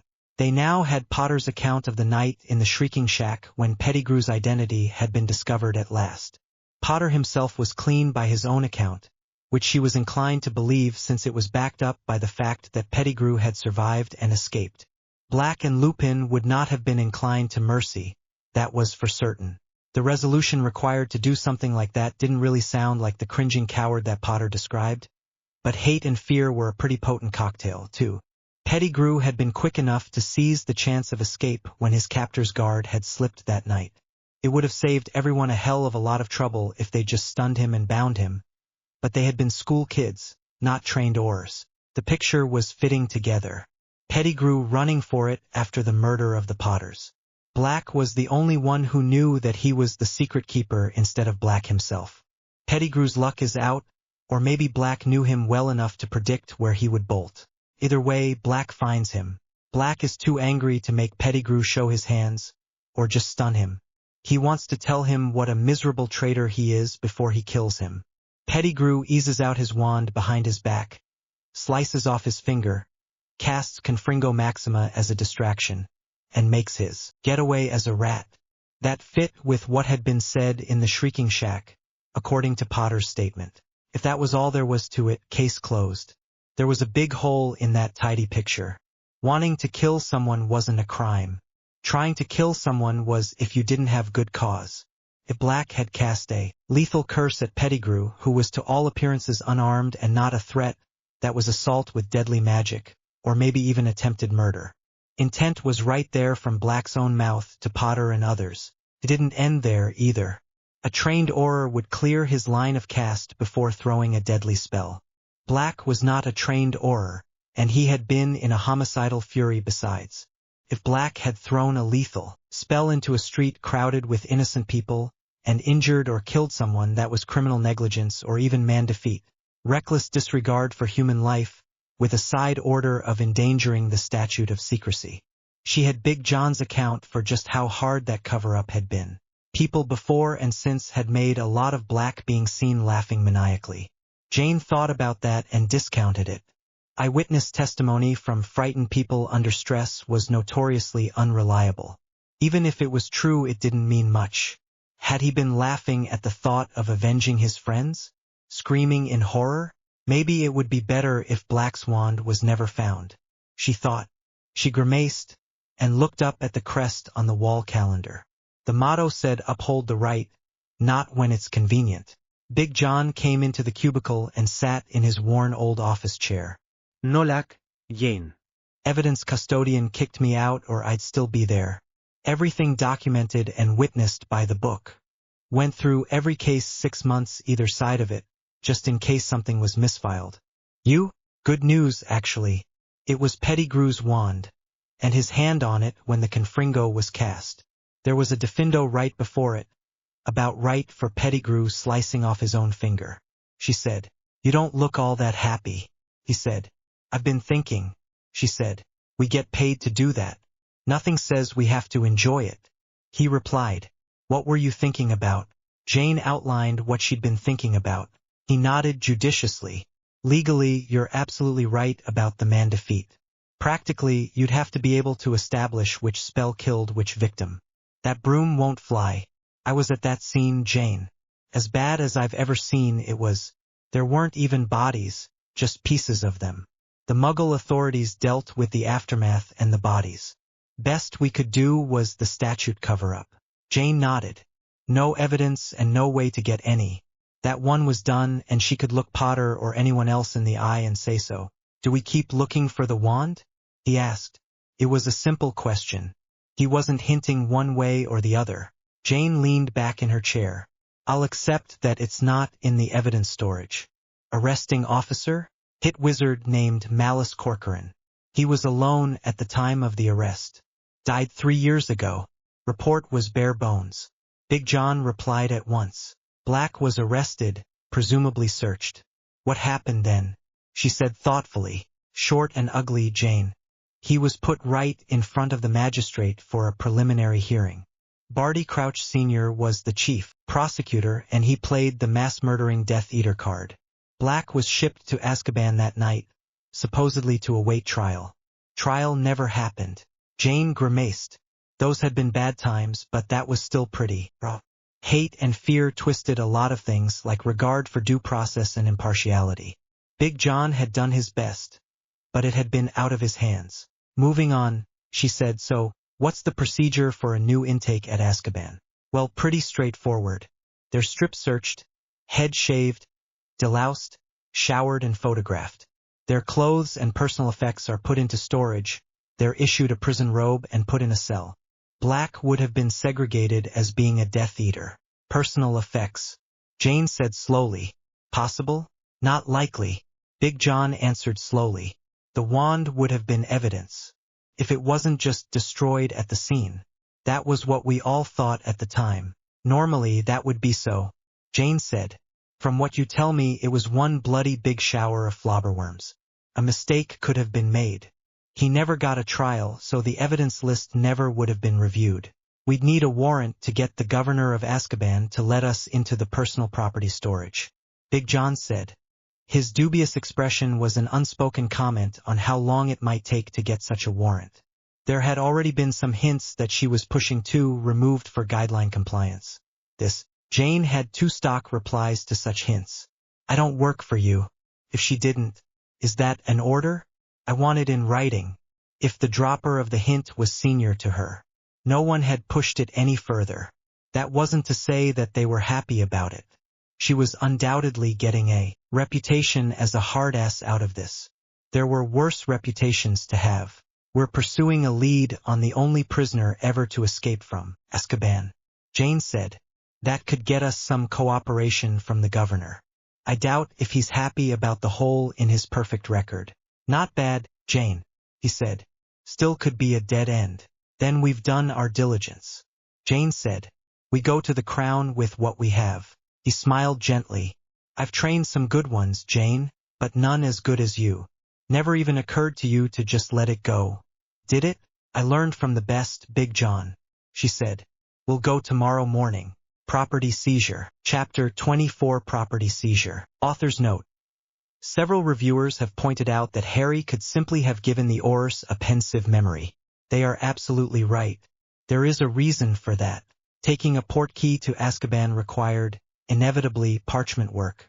It took longer for her and Big John, which she had pretty much learned to expect, too.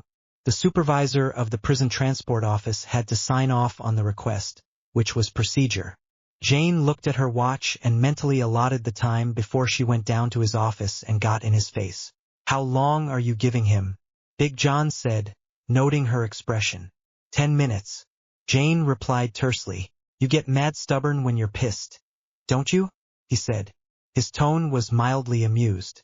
Yes, I do. That's not going to change, either. She replied. No, it's not. He agreed, still in that tone of mild amusement. They don't know you the way I do. It's the quiet ones you have to watch out for. She paused and shook her head. The petty dragon mess like this I understand. I don't like it, but I know where it's coming from. Everyone wants to just exonerate Black and sweep this whole mess under the rug. What I don't get is Potter's attitude. Big John nodded. Bothers me, too. On the face of it, he should be turning somersaults to help us. It's his godfather we're trying to exonerate, after all. Instead, he's measuring out the information with a potion dropper. We get a bare-bones written statement instead of a pensive memory, along with a dragon mess excuse about how he's busy. The memory would actually have saved him time. We ask a question, we get the minimum when we get anything. Jane said. He hasn't lied about anything, though. Everything that he's told us has checked out. Big John pointed out. He's holding something back, though. We don't know what or why. Maybe he's protecting someone, or maybe he's covering his own ass. Jane said. Maybe it's just trust or the lack of it. He was worked over by Umbridge and watched it happen to his friends, and the system just looked the other way. If he doesn't trust the system, he has a lot of cause. Big John replied. Jane grimaced. That was uncomfortably probable. Well, if that's the case, he's not helping his own cause. This part of the system is shoveling a lot of dragon mess to do an honest investigation instead of just another whitewash. Big John nodded agreement. Yeah, and in a reasonable world he should be supportive and grateful. It's not a very reasonable world, Jane. Tell me about it, she said. Well, this mad, stubborn, mean person is going to keep on shoveling. Ors. Came the polite call from the clerk. Your portkey is ready. Azkaban was as bleak as its reputation made it. A tall tower of black stone, surrounded by the pitiless dark swells of the North Sea. The human guards came and went by portkey to the outer areas. Jane decided that the outer circle of hell was all she needed to see. There was something else about the place that she wasn't going to forget, either. If despair had a smell, it permeated Azkaban. The governor's office had a few comforts, but even so you could feel the chill of the stone floor and walls. The governor was a pale-faced man whose black hair was combed and parted with exacting precision, in common with his pressed black robes. Ors, please state your business, he stated in a voice as forbidding as his appearance.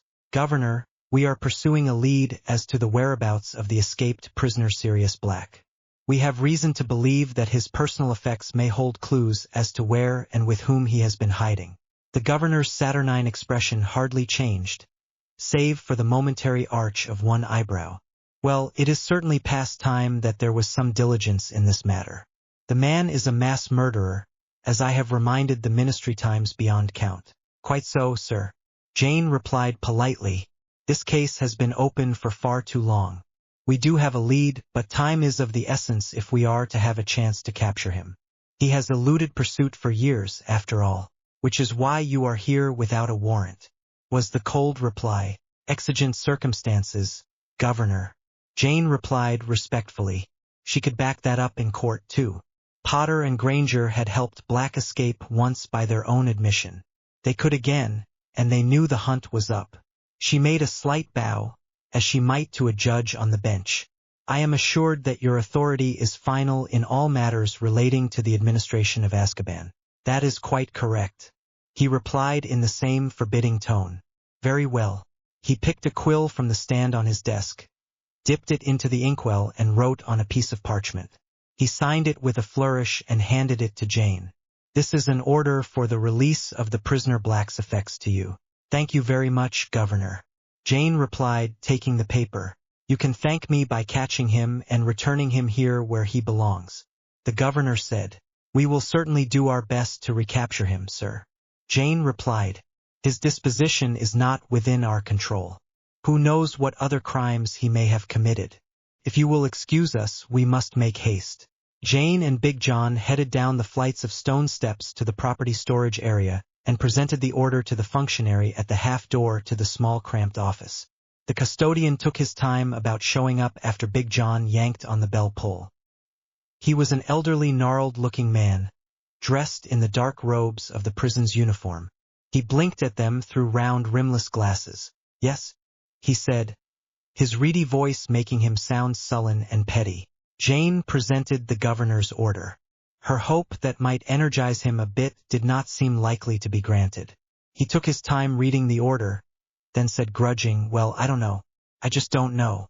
This isn't procedure. Jane replied, You could send a memo to the governor. Of course, he might take it as questioning his authority. All right. No need to be stroppy about it, was the querulous reply. He scuttled off down the long, dimly lit corridors of tall shelves and came back a few minutes later with a flat steel box, covered with dust over the faded gray paint. He pulled down a big, heavy ledger, opened it with a thump and wrote in it with a quill. Turning it around, he said, Sign here for custody of the effects. Jane signed and dated the line in the ledger, then picked up the governor's order. Big John picked up the box. Hold hard, the custodian said in that same reedy, querulous voice, reaching for the parchment. I'll want that for my files. Now you know what it is to want. Jane replied coolly, folding it away in an inner pocket. You have my signature for chain of custody. She was considering the governor's order to be the same as a warrant, which she would need if the contents of that box were entered as evidence. They took the portkey back to OR headquarters. Jane collapsed into her chair and sighed with relief. Her cramped little cubby of an office had never looked so good to her. We send people to that place, she said. Beats the dragon mess out of me why anyone works there. Never mind risks being sent there as a prisoner. Well, as to working there, the money's good. Big John said heavily. We can comfort ourselves with the thought that we don't sentence people. Mind, that's pretty hard to remember when you have the smell of that place in your nose. All we can do is make sure we do our job well. And do our best to not feed any innocence into that bloody misery mill the way I did. Well, let's see what we've got for all of this trouble, Jane said. She picked up the box, having to exert herself at the weight, and laid it across the arms of the visitor's chair. The gray paint had fallen off in flecks, to expose rusty steel underneath. The first thing she noticed was the lock. There was no key. Remind me to nominate that custodian for Helpful Employee of the Year, Big John said sarcastically. Jane cast Aloha Mora, and the lock clicked open. The whole top of the flat steel box was a lid. It opened reluctantly, with a screech of unoiled rusty hinges. Jane pulled items out one by one, and called them off to the quick quill which was set up on a standard evidence form. One pocket knife. Jane tried to open it, but the blades were rusted shut. One key ring, for keys. There were no identifying marks. Presumably Black knew what they were for. One card holder with identity cards. There was a membership card for the Hogwarts Alumni Association, an apparition license, and some other odd ends, all in the name of Sirius Black. One shirt. Years of cold and damp had it ready to fall apart. One pair of pants. The same with them. Black hadn't been a fashion plate by the looks. A little odd, seeing that he'd had the money to dress well if he wanted to. One outer robe. Jane checked all the pockets. Nothing. Men's small clothing. Jane said, using the euphemism for underwear. They were falling apart. One man's purse. Contains 1 galleon, 11 sickles, 5 nuts, 1 Muggle subway card. 1 pair brown leather men's boots. She put them down on the floor. Good quality if a little worn. They were 3/4 length in, a Wellington style. 1 wizard's hat. It was made of leather and a paisley material. Still not a fashion plate. It had been folded up and stuffed in a pocket, by the creases. Made sense if he was walking around on the Muggle side. And that's it, Jane said, not sure whether to be relieved or disappointed. The quill stopped. Big John looked down at the miscellany of everyday items, his eyes moving from one to another. Then he picked up the outer robe. Nothing there, Big John. I checked, Jane said. Actually, I was looking for what's not there, he said.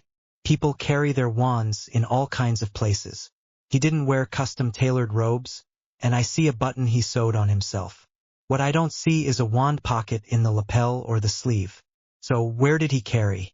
Jane picked up the pants and went through them again. Nothing here either. Hardly anyone carries in a pants pocket. Way too easy to snap your wand by accident. Big John reached down and picked up the boots. Not very common, Jane, but you do see it once in a while. He ran his fingers around the top of the right boot. Nothing. He picked up the left boot and searched it the same way. Well, what's this? He pushed a small leather flap aside and pulled out a wand from a pocket alongside the inner boot strap. Pretty well concealed. You'd have to know what you were looking for. I'm still learning, Big John, Jane said. I'd never have found that. She flicked her wand and added to the quill 1 wand, concealed in left boot. Jane looked down at the wand. Birch with a centaur hair heart, 10 3/4 inches. She knew that as she knew much else about Black. It was very small to have carried such a large secret down the years. Well, let's get it down to the forensic magic boys and girls and have them do what they do, Big John replied. I'll walk it down, Big John. The FMS sergeant doesn't like me anyway. I've made too much work for him lately. The report sailed in though the door and dropped on Jane's desk with a thump.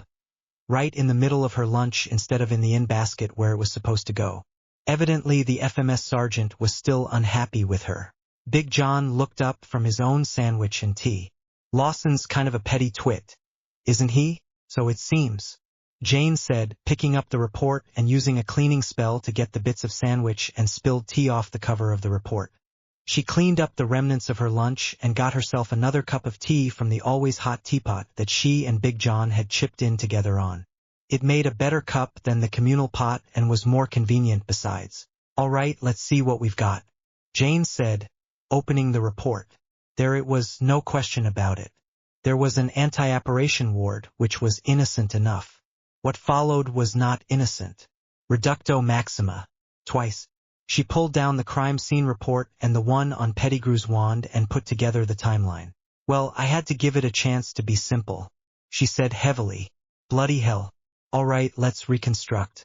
Jane and Big John went out in the narrow corridor. I'm Black. You're Pettigrew. I'm always Pettigrew, he said, mock complaining. Life's hard, Big John, she said and took a step. You're walking down the street. I cast an anti-apparition ward and step out to confront you. We know Black has his wand out because he cast the ward. Big John replied. I've got you at wand point. Jane said, pointing her finger at him. You're a traitor, you sold out the Potters and I'm gonna kill you. Serious, we're old friends. Don't kill me. Big John replied in a high falsetto, hand behind his back. He reverted to a normal voice and added, I'm sneaking out my wand while I'm talking. We know that he had it behind his back because of the burns on his back and the scorch marks on his wand. Jane replied. She held out her hand like a wand. Reducto maxima. Big John nodded. Like that, was it? I duck or dodge. It misses. The spell goes on down the street. Merlin knows who or what it hits. Jane said. I'm desperate, so I think fast. Defindo, ouch. Big John said. I need something to cover my getaway. Can't just apparate because of the ward. Reducto maxima again. Jane said. It goes down the busy street again. Merlin knows. Big John said. Jane nodded agreement. Now I'm really desperate, probably behind something. There was cover, lamp standard, and a waste bin. Confringo maxima. Big John said. His wand hand behind his back and crouching behind a cubicle divider. By bad luck it actually does hit the gas main, which is why the explosion is so big. Pettigrew's not that powerful. Jane added. Establishes that it wasn't pointed at Black. That's why it was even possible to cover it up. We just had to fudge the cause and obliviate the memories of Black and Pettigrew. Big John said. Black is stunned, deafened, knocked down by the blast. Jane said. She went down to one knee. Pettigrew transforms into a rat, grabs his wand in his teeth, and runs for it. He has burns from the blast, but not as bad. Big John gestured finality. Black operates or maybe just runs like hell. Either way, no one notices in the confusion. Jane concluded. So, Black's not off the hook. Jane said judiciously. 2 Reducto Maxima spells cast at a man who's not a lethal threat, on a crowded street. Assault with deadly magic may be criminal negligence as well, endangering the statute for dead certain. Lethal magic in a street full of muggles. Big John summed up. A good defense lawyer could get his sentence knocked down for extenuating circumstances, argue about intent. Jane said thoughtfully.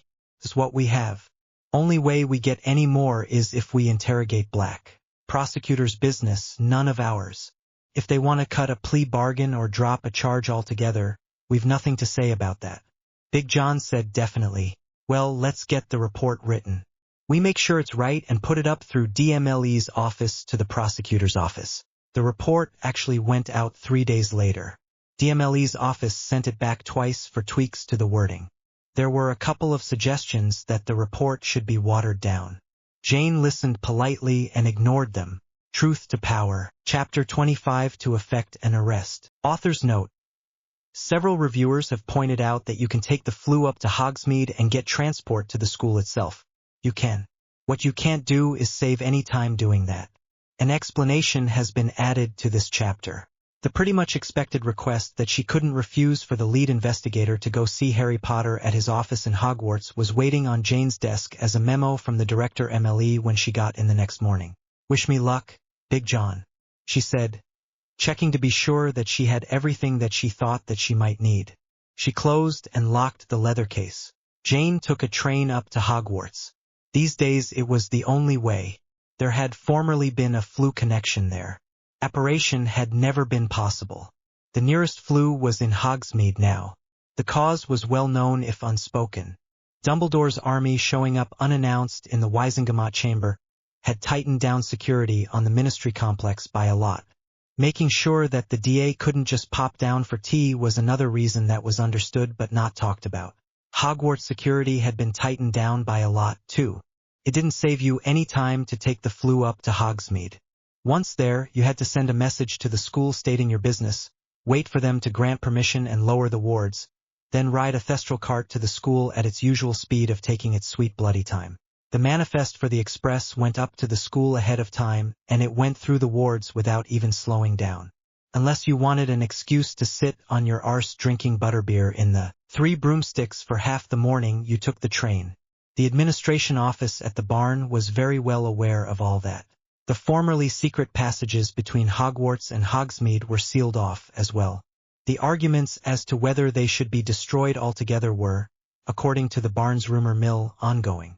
The train was a short one, not the long one that everyone knew from their years there at start and end of term. There weren't many people on it, and none that she recognized. Jane spent the time reviewing the papers in her case, making sure that they were all organized so that she could lay her hand on what she needed without fumbling about. This was going to be as tough as a hearing before a particularly demanding judge. Jane took a thestral cart from the Hogwarts station up to the castle proper, stopping to show her badge at the castle gate. Normally she would have revisited some memories of her own school days there, but right now she had more pressing thoughts on her mind. Jane wondered if she should get herself a cup of tea in the Great Hall, but the Dragon's Den was not going to get any more pleasant for putting it off. Jane went up the steps to the teachers' offices. She got lost along the way. It seemed like a long time since she had been a first time here. There were students coming and going as they had from time immemorial. Getting lost a few times until you found your way around was a rite of passage. Now it just put off something she was not looking forward to at all. She had to show her memo to the painting of a fierce-looking knight in armor before being allowed into the office area for the teachers. That was protocol. You didn't just walk up to the office of the warlock, boy who lived, etc., or any of the other teachers for that matter. Potter's office had the seal of the Defense Against the Dark Arts on it, with its coiled dragon and the motto of Tuuri Lusum. She knocked on the door and heard a very irritated voice say come, very loudly. Jane entered. Professor Harry Potter was sitting at his desk with an open file folder in front of him. Jane was willing to bet any money that it was her case report. He did not ask her to sit down. Jane thought about doing it anyway, seeing that she wasn't a student being called on the carpet, but decided not to. Potter was looking angry already, and that was not going to get any better. I have read your report, he said. How dare you? My godfather spent 12 years in Azkaban without a trial for a crime he did not commit. Now you have the audacity to say that he should be put back there because you say he committed other crimes. Who put you up to this? Jane, oddly enough, was no longer feeling apprehensive. This was going to be as bad as she had thought, and she was just going to get through it. She was starting to feel angry in her own right at the implication that her report had been falsified. Professor Potter, at our last meeting you charged me to find out the truth. What is in that report is the truth, or at least as much of it as I have been able to discover given that relevant information was withheld. Withheld? By who? Potter said, nearly shouting. By you, Professor. Jane said coolly. He had just used up the slack she had cut him last time. What? He said, still angrily. I am supposed to do your work for you? As a law-abiding subject of this realm, you are supposed to uphold the law by cooperating with an investigation into serious crimes. Instead, you have consistently withheld information.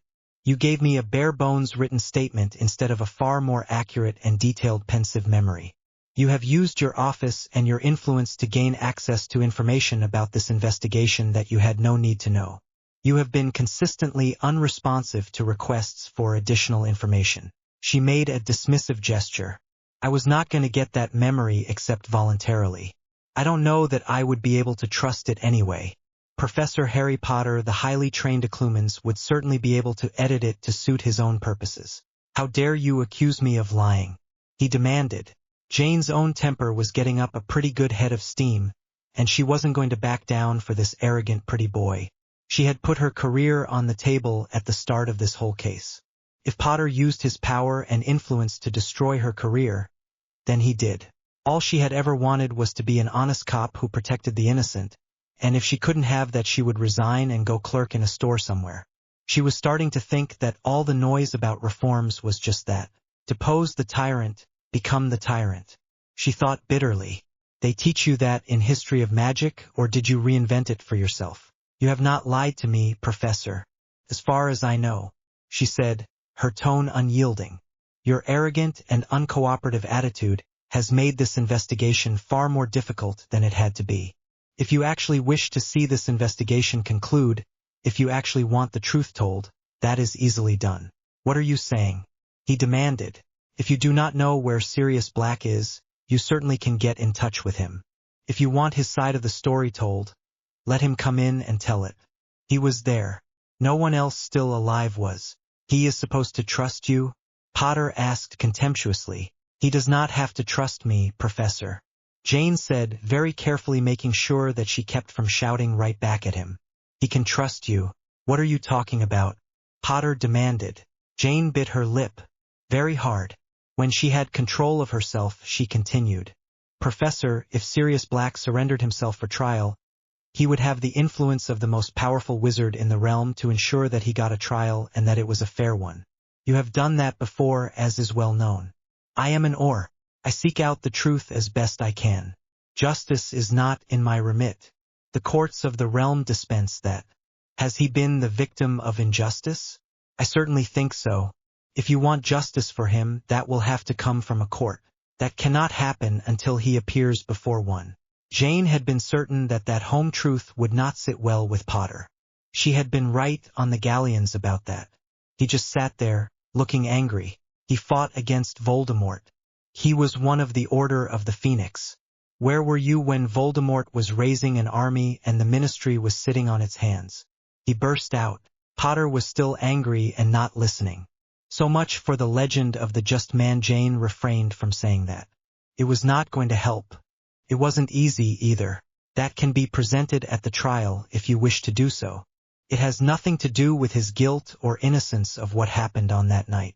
Jane said, careful to keep her voice calm as she would with an angry victim. Potter could be as angry as he wanted. It didn't change the facts. Oddly enough, the famous golden crown wasn't visible on this occasion. Get out, Potter snarled. Gladly. Jane replied contemptuously. She turned on her heel and left. She headed downstairs and directly to the train station. The return run wasn't for over 4 hours, but she'd lost her taste for revisiting the memories of her old school days. She needed to sit quietly and get herself calmed down. Right now she was too angry to think straight. She was also not in any mood to go cap in hand to the school administrative office to get a thestral cart to Hogsmeade. Jane had been sitting for a couple of hours, and she wasn't comfortable. The Hogwarts train station didn't have a building, just benches with roofs over them to keep the rain off. It was springtime in the Highlands of Scotland, getting on toward the end of term, in fact. That didn't guarantee good weather by any means, and it wasn't good weather today. It was a gray, chilly day, and there was a light rain, hardly more than a mist, to ensure that damp was added to chilly as it blew in under the shelter of the roof. Jane had never liked that sort of weather. The damp cold crawled into your bones. When she got home, she was going to go to the Orris mess for some hot toddies before going home for a long hot bath. Then she was going to take some of her overtime and time off and do sweet bloody damn all for a few days. She'd known this was going to be a fool's errand from the start. Her mood quickly come to match the weather. She was willing to bet that the gossip would be flying around the mess by the time she got back. 12 trees had overstepped the mark, and the people she'd pissed off over this case would be sharing a pint and a gloat. It didn't take very long for Potter to break people who pissed him off. Benjamin Bulstrode had gone from head of a ministry department to disgraced suicide inside of 24 hours. She glanced at her watch. It was about 2 hours to go before the train left, but she would be able to board the train as soon as it arrived at the station, about an hour from now. It would be warmer in the passenger car, anyway. Mom, Came a polite young voice. Are you Or 12 Trees? Jane looked up to see a student. Ravenclaw by the robes and a prefect by the badge. A nice-looking young lad with a well-scrubbed boyish look. He looked relieved at seeing her. Yes, I am, Jane said, biting off several irritable comments, starting with who the hell else would I be? Taking her irk out on a kid because she was cold and miserable would make her no better than Potter. Professor Potter presents his compliments to Or 12 Trees and asks that you meet him in the headmistress' office. The prefect said carefully, clearly repeating a memorized message. Potter was being polite. Of course, the last summons had been polite too. Well, if he wanted to yell at her some more in front of witnesses, she could deal with that now that she'd had a chance to get a grip on her temper. Or maybe he wanted to explain to her in person just how ruined she was. Whatever. It wasn't as if today could get any worse. Jane followed the prefect over to a thestral carriage, and they rode back up to the castle. The boy led her in through the front entrance and straight on up to the headmistress' office. He gave the password at the famous stone staircase, and it turned around and brought them up to the headmistress's office. Jane looked around. She'd heard of it and seen pictures, but as a student she had never been called up there. The portraits of former headmasters were all around the stone walls. Various plaques and historical artifacts sat against and on the walls. Yes, that was the actual sorting hat on a shelf there. Minerva McGonagall was sitting at her desk, looking just as formidable as Jane remembered her being. Potter was standing to one side of the desk. He didn't look angry this time. The prefect said, "Or 12 Trees, professors." McGonagall inclined her head and said, "Thank you, James. Well done." The prefect took his cue and left. Jane decided that anything she said was going to be the wrong thing, so she said nothing. Potter bowed politely. The golden crown of the warlock was now visible on his head. "Or 12 Trees, I was inexcusably rude to you. I insulted your professional competence and integrity without cause, and I hindered your investigation for my own selfish ends. I apologize for doing so. I was wrong, and I ask that you forgive me." Jane was silent for a moment out of total gobsmacked surprise. As her brain started to work once more, she decided that it was a genuine apology, no weasel wording or evasion, and she was going to accept it. Apology accepted, Professor Potter. Jane looked back and forth between Potter and McGonagall, trying to figure out the dynamic here. Had McGonagall threatened to fire him as a teacher if he didn't apologize? Or had Potter just wanted a witness that he'd done the right thing to avoid she said? Jane decided that she didn't know, she wasn't going to know, and it didn't matter. "Thank you. As some small amends, I have written a letter to the Director of Magical Law Enforcement, commending your thorough and professional work on this case, to be placed on your personal file." Potter continued formally, "Deeds, not words. That's better," Jane thought, feeling a little more kindly disposed. She had, after all, dumped some pretty god-awful news on him, and she'd seen older and more experienced people lose it worse than he had. It would never have occurred to most of them to apologize, much less actually make amends. "Thank you, Professor," she said. "You earned it, or," he said, "there is one last thing that needs to be done. If you could take my arm, please?" He held it out. Jane wondered what the hell was going on here. That was normally an invitation to side-along apparition, but everyone knew that you couldn't apparate in Hogwarts. Well, there was no harm that she could see in doing it, so she took 2 long steps over and did as he requested. No sooner had she done so than she felt the familiar sensation of apparition go through her, as if she was being pulled at great speed by a hook in her navel. Jane looked around at where they had arrived. They were in the front hall of a house. There was a fireplace a few steps away. It had the look of an old house, the ancestral home of an old wizarding family. One that had fallen on hard times, though. It looked down at heel and neglected. There was a large portrait on the wall, with a black cover stretched across it. "You can't apparate in Hogwarts," Jane protested. "Where are we, anyway?" Potter smiled a little and took off his glasses, then put them back on again. "That is the rule, but it has its exception. I'm the exception." He bit his lip and went on. "I do not excuse my actions, but you are entitled to know why I did what I did. I lost my parents when I was very young. My relatives," a look of remembered pain crossed his face, "did not treat me well.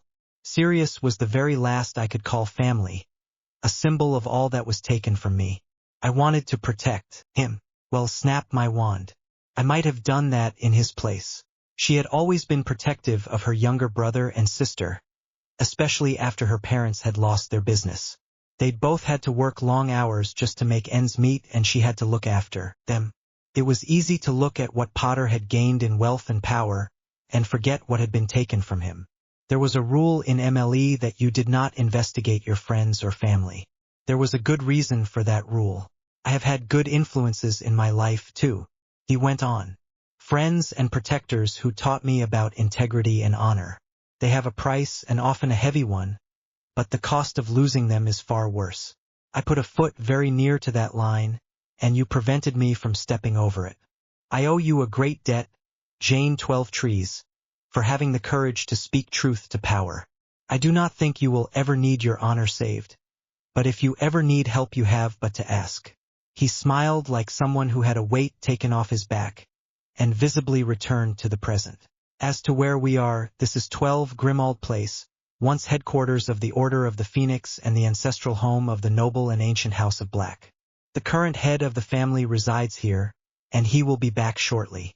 Jane took a moment or two to collect herself from open-mouthed gobsmacked surprise. Sirius Black lives here? He does, or? Potter replied. The smile slipped from his face. You were right about many things. Justice needs to be done. It is long overdue. It is my turn to make atonement for injustice done. At that moment green flames flickered to life in the fireplace, and a man appeared within them and stepped out in front of it. He was of medium height, with brown hair and beard. He was casually dressed, and would not have attracted much remark on the Muggle or wizard side of the street. "Hello, Harry," he said, then looked startled and apprehensive. "Who's this?" "Or Jane 12 Trees. Meet my godfather, Sirius Black," Potter said. Black looked totally gobsmacked, causing Jane to think, lot of that going around today. Jane moved quickly to take advantage of Black's astonishment. She spun him around to face the fireplace, cast Incarcerus to bind his hands, and searched him. He was carrying 2 wands, one in his robes and the other in his left boot. "Something you need to know, or," Harry added. "He is an unregistered animagus. His form is a large black dog." "Sirius Black," she intoned. "You are under arrest for 13 counts of murder, 1 count of assault with deadly magic, 1 count of criminal negligence, and 1 count of endangering the statute of secrecy. You are cautioned that anything you say can and will be taken down and used in evidence against you." Black looked back over his shoulder at Potter, looking utterly betrayed and forlorn. "You too, Harry?" Due Process. Chapter 26 Due Process. Author's note: because Harry is not seen to be protecting Sirius, does not mean that he is not protecting Sirius. Harry Potter stood silent, looking grimly through the one-way glass into the reception area for the detention cells. Sirius was being processed into detention. He had been searched by a non-invasive spell only, his personal possessions catalogued and stored, and he was escorted to a cell by himself. He spoke not a word and made no resistance. The expression on his face said that he was a man walking through a nightmare. "Put him there," he said in a low voice. "I could have warned him, got him to surrender himself." Jane 12 Trees stood beside him, silent until now and watching the process as carefully. "I was the one who put him there. If you had warned him, would he have come in?" No. Harry said, heavily. "He'd have run. He was in Azkaban for 12 years. He'd rather die than go back there." She looked at him, seeing the guilt and fear on his face. "How long are you going to stay here?" "As long as it takes to make sure that no one mistreats him," he said. "You don't trust the system, do you?" she said gently. "No, I don't. I've not had much reason," he replied. She nodded and said in an understanding tone, "You want to protect your family. I understand that. Standing here and torturing yourself won't do that." Harry never stopped staring through the window. "Being here for him is all I can do." "You don't trust the system," she replied evenly. "All right. Can you trust me?" He looked back at her, shaken out of his dark mood momentarily by surprise. "He's my prisoner, Harry. This is my case. I am not going to have it tainted by some jailer overstepping the mark. I'm going to be here all night anyway. Parchment work. Bane of every Auror's existence. I'll be looking in on him from time to time." She paused, watching his face. "There is something concrete you can do to protect him if you want." "What?" he said, like a man snatching at a shred of hope. She nodded toward the door. Get him a lawyer, a good one. He's entitled to one, and the sooner he has the chance to retain and instruct counsel, the sooner this process can get moved along. It's no kindness to amputate a leg slowly, Harry. You can protect him by getting this done quickly and making sure that he has every bit of due process. Letting him sit in a cell is not going to do him any good. It's certainly not going to do you any good, she thought, looking at the controlled pain on his face. She watched as conflicting emotions chased each other across his face. He nodded slowly. A lawyer. Yes, I can do that. Who's the best? Aloysius Darrow. She replied. If you could get him. He's the best in the realm, and he knows it, and he sets his fees accordingly. He takes the cases that interest him. She glanced at her watch. You could probably catch him at his office if you hurried. He keeps long hours. Harry made a gesture like a man brushing off a fly. Damn the money. I'll empty out my vault if that's what it takes. I think I can convince him that this qualifies as interesting. He headed toward the door, then turned back toward her. Thanks, Jane. No thanks necessary, Harry. I'd like to see the end of this case, too. She replied evenly. You go. I've got this. Aloysius Darrow's secretary, Stella, was a statuesque redhead, expensively dressed, seated behind a large desk. She looked up as someone entered, then recognized him after a moment. No one in the realm could fail to know the face of the boy who lived and Warlock. Can I help you, Mr. Potter? She said, in the neutral tone she used for walk-ins. She was secretary to the best lawyer in the realm, so she was past being particularly impressed by celebrities, even handsome ones. I need to see Mr. Darrow. Harry replied brusquely. You and a lot of other people, Mr. Potter. He doesn't see anyone without an appointment. Lack of an appointment on your part is not urgency on ours. Harry took off his glasses, bit one of the stems and put them back on. I am given to understand that Mr. Darrow takes the cases that interest him. That is correct, Mr. Potter. Stella replied.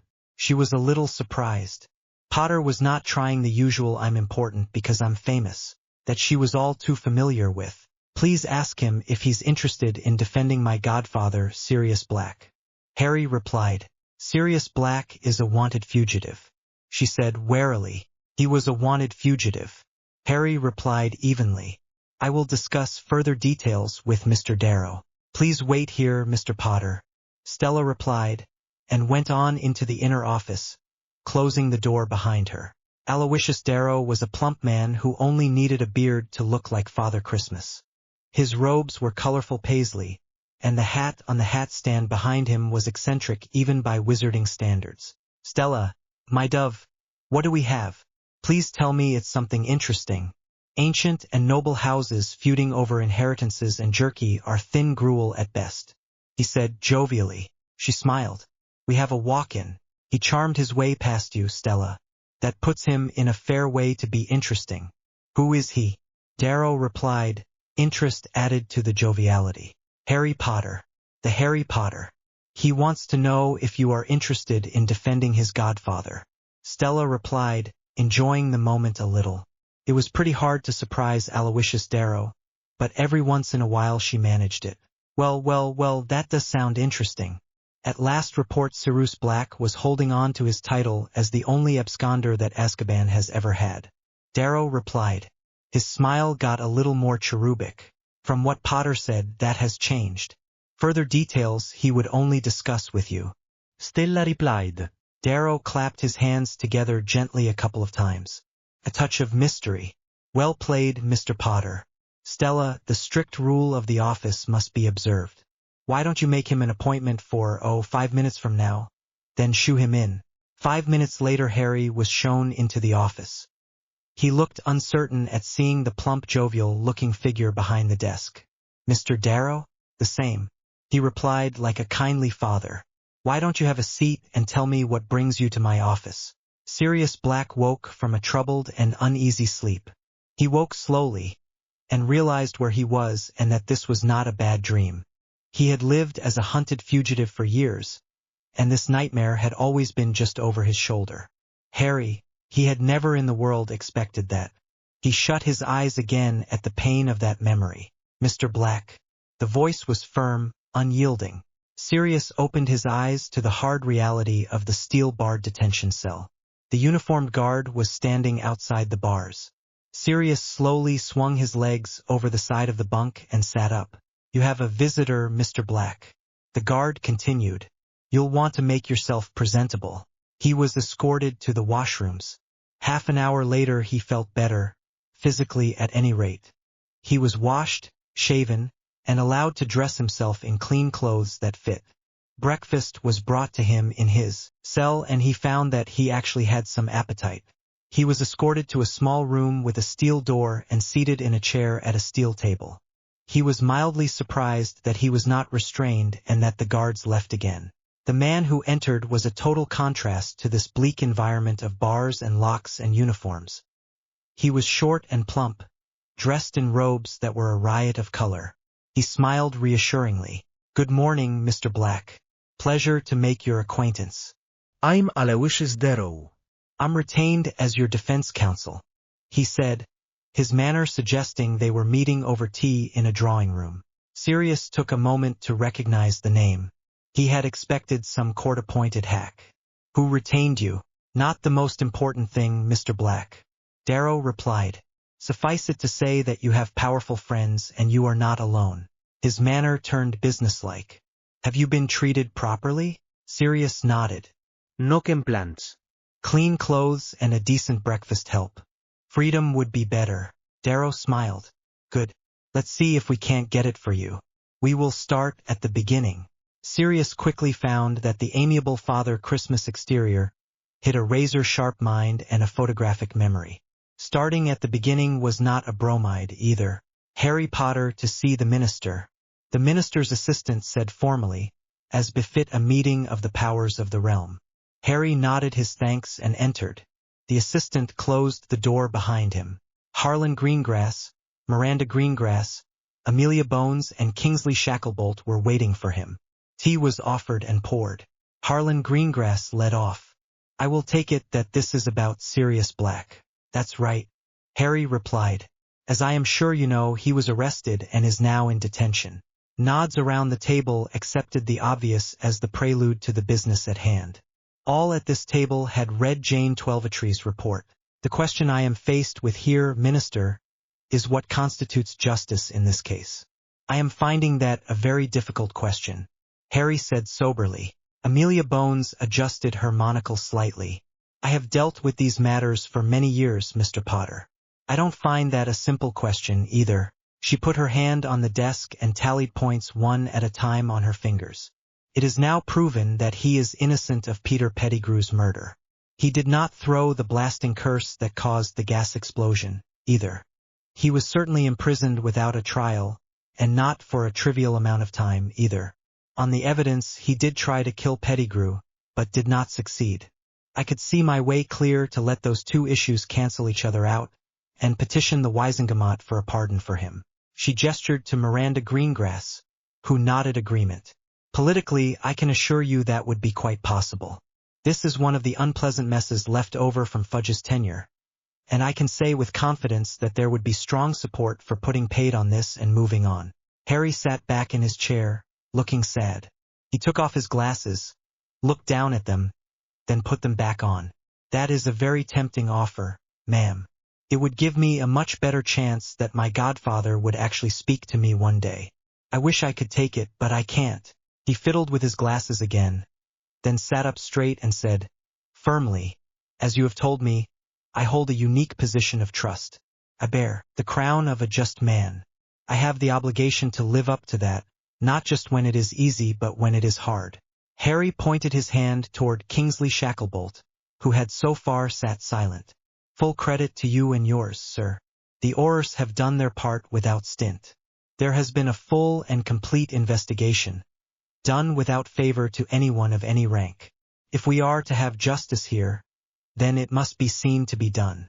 The Auror who conducted that investigation has set an example of integrity. I for one intend to follow that example."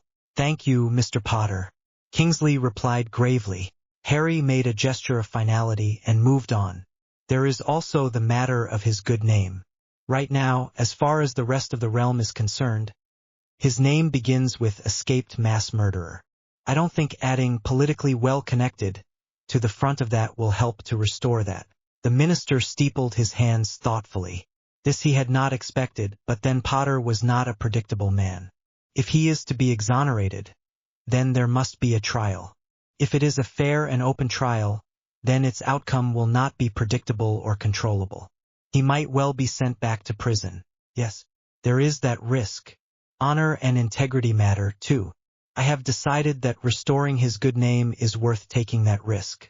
Harry replied, Surely that is for the head of the House of Black to decide, Mr. Potter. Miranda Greengrass said dubiously, Yes, it is. I am the head of the House of Black. Harry said. Miranda opened her mouth to answer, then closed it again and ran through the permutations. Sirius was the senior member of the family, but as an accused murderer and fugitive he could not hold the office. Narcissa Malfoy had married out of the family, and could only be reinstated by the current head. The rest of the claimants were dead. There was case law to support Potter's claim, and certainly no one in a position to dispute it. There were magical tests that could be made to confirm his status, and she was not willing to wager a worn canute against Potter passing them, if he had not already. She nodded agreement. What do you want done, Mr. Potter? Miranda said. They were at Ways and Means now, and that was her specialty. This must be done. Let it be done quickly and all at once. Schedule his trial before the High Court, as soon as his lawyers can prepare the case.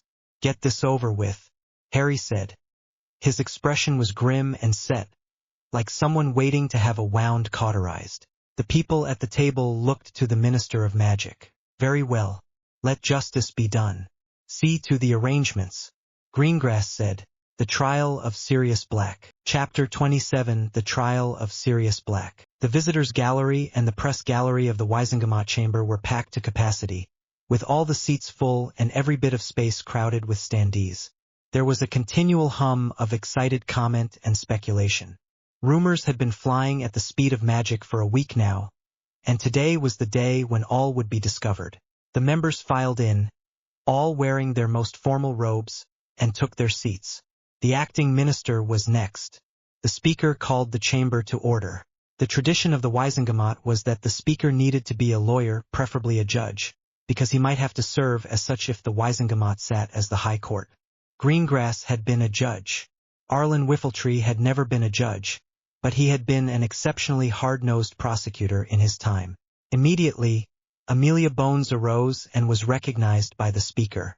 Mr. Speaker, as Minister of Public Safety, I must inform the chamber that a criminal case of more than ordinary significance is now ready for trial, and to that end I move that the Wiesengomot sit as the High Court of the realm to hear it. Do I hear a second? The speaker said. The motion was seconded at once and passed by a wide margin. Pages moved at once to move furniture to convert the chamber into a courtroom. When they were done, the speaker ordered, "Bring in the prisoner." There was a louder chorus of astonishment and excitement, which only died down when the judge ordered silence. "Or I will order the..." Galleries cleared. Jane Twelvetrees brought Sirius Black into the courtroom and seated him at the table for the prisoner, then stood behind him with her hand close to her wand. She was dressed in her most formal Orus robes. Big John entered behind her and stood at her side. Jane watched as Harry walked in the front door of the Wiesengomot chamber. Her immediate reaction was that Sirius Black dreaded this trial less than Harry Potter did. "Counsel for the prosecution?" the judge said. A tall, lean man with iron-gray hair and beard, dressed in plain black robes, rose and said, "Isaiah Cromwell for the prosecution, Your Honor. We are ready to proceed." "Counsel for the defense?" the judge said. The man who rose from the defense table was Cromwell's polar opposite. He was short, almost roly-poly, and dressed in robes that were a riot of color. "Aloysius Darrow for the defense, Your Honor. We are ready to proceed." The judge struck his gavel and said, "The prosecution will identify the accused and state the charges against him." Cromwell rose and spoke in a deep, commanding voice. "The prisoner at the bar is identified as Sirius Orion Black. The charges against him are as follows. 13 counts of murder in the second degree, 1 count of assault with deadly magic, 1 count of criminal negligence, and 1 count of endangering the statute of secrecy. The opening statements pretty much repeated, from different points of view, the events of that fateful night in High Holborn Street. Mr. Cromwell, call your first witness. The judge ordered. The prosecution calls Or Jane 12trees. Jane came up to the witness stand and was sworn. Or 12trees. You are the lead investigator on this case, correct? At her assent, he continued. Please tell the court how you came to commence this investigation. Jane went through how they had found Pettigrew's body. What indicated to you that the body was that of a Death Eater? Cromwell asked. The first thing I observed was the dark mark on his left arm. It was burned into the flesh. He had also a missing right hand, which had evidently been replaced by a magical construct. The outline of that construct was burned into the floor of the room. The magic involved in both was very similar according to a standard diagnostic spell. She paused to see if Cromwell would say something, then continued. Sergeant Crusher then turned the body over and recognized the face as being that of Peter Pettigrew. At that point Sergeant Crusher recused himself as the lead investigator, which role then fell to me. Are you not rather inexperienced for such a responsibility? Cromwell asked. One of my first acts was to notify the Deputy Chief of Investigations that I was reopening the case. He attended to the scene and confirmed me as the lead investigator. Jane said steadily. She'd expected that question, but from the defense, not the prosecutor. And then? Cromwell asked. I called in the forensic magic squad and had them do a full workup of the scene, with particular emphasis on the positive identification of the deceased. Sergeant Lawson confirmed to me that the body was indeed that of Peter Pettigrew. Cromwell turned to the defense table. I can, if the defense wishes, call Sergeant Lawson to attest to the identity of the decedent.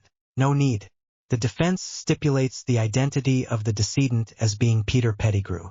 Darrow replied smoothly. Cromwell turned to the judge. The prosecution moves to have the count of the murder of Peter Pettigrew removed from the indictment against the prisoner, as being unfounded upon new evidence. The judge struck once with the gavel and said, Granted and so ordered. Clerk of the court, make it so. In the press gallery, Jonas McShine, the senior political and criminal reporter for the Daily Prophet, nodded as his theory was confirmed. Jonas had returned to his old desk from exile abroad during the shake-up that had followed the arrest of Umbridge and the fall of Fudge from power. The younger reporter, who was his assistant and apprentice on this beat, looked puzzled. April Sunshine, sunny to her friends, said, I don't understand. That spell was never going to cast and everyone knew it. Why bother? Cromwell make a mistake? Jonas shook his head definitely. Not a chance. Cromwell's a chess master. So's Darrow as far as that goes. These are the two best lawyers in the realm. You heard Darrow's opening statement. Oh my God. An innocent man got sent to Azkaban for 12 years without a trial and spent years on the run. Cromwell has just established that Black's not an innocent victim. He just didn't murder Pettigrew. He has also rubbed in everyone's face that he's going to try Black on the evidence, not on emotion, and that this is just the first entry on a long laundry list. Pulling the charge himself instead of letting Darrow make the motion makes sure that Darrow can't play that card. So who's going to win? Sonny asked. The older reporter chuckled. This isn't a stage play. Make sure there's lots of ink in your quill, kid. We're going to be here for a while. One more thing, kid. Take a look at where Potter's sitting. The younger reporter looked and looked puzzled again. Potter was sitting quietly in a chair set precisely midway between the defense and prosecution tables, not speaking to anyone or doing anything except taking notes. He's right in the middle, not with either side. The older reporter nodded. Yes, he is. What does that say? Says he's impartial, but Black's his godfather. Sonny protested. The only real family he has left. Yes, he is. Interesting, don't you think? Jonas replied. The next witness was Big John Crusher, to testify about the initial crime scene. A lot of evidence from the original investigation got entered into evidence, too. Darrow hammered at him, trying to get him to say that the 12 muggles had all died from the blast.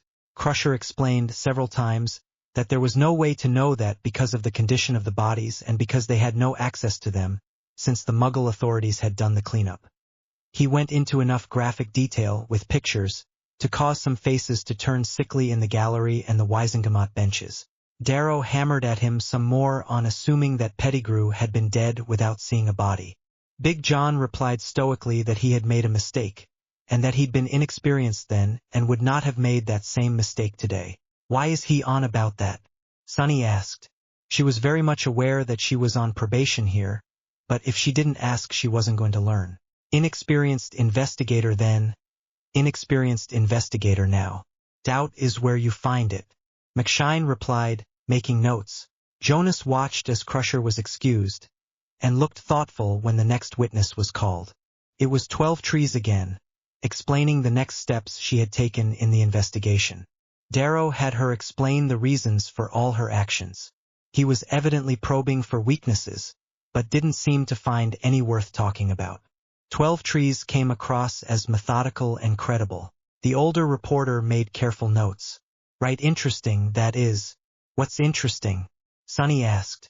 Darrow didn't move to dismiss the murder charges. He'd have got it too.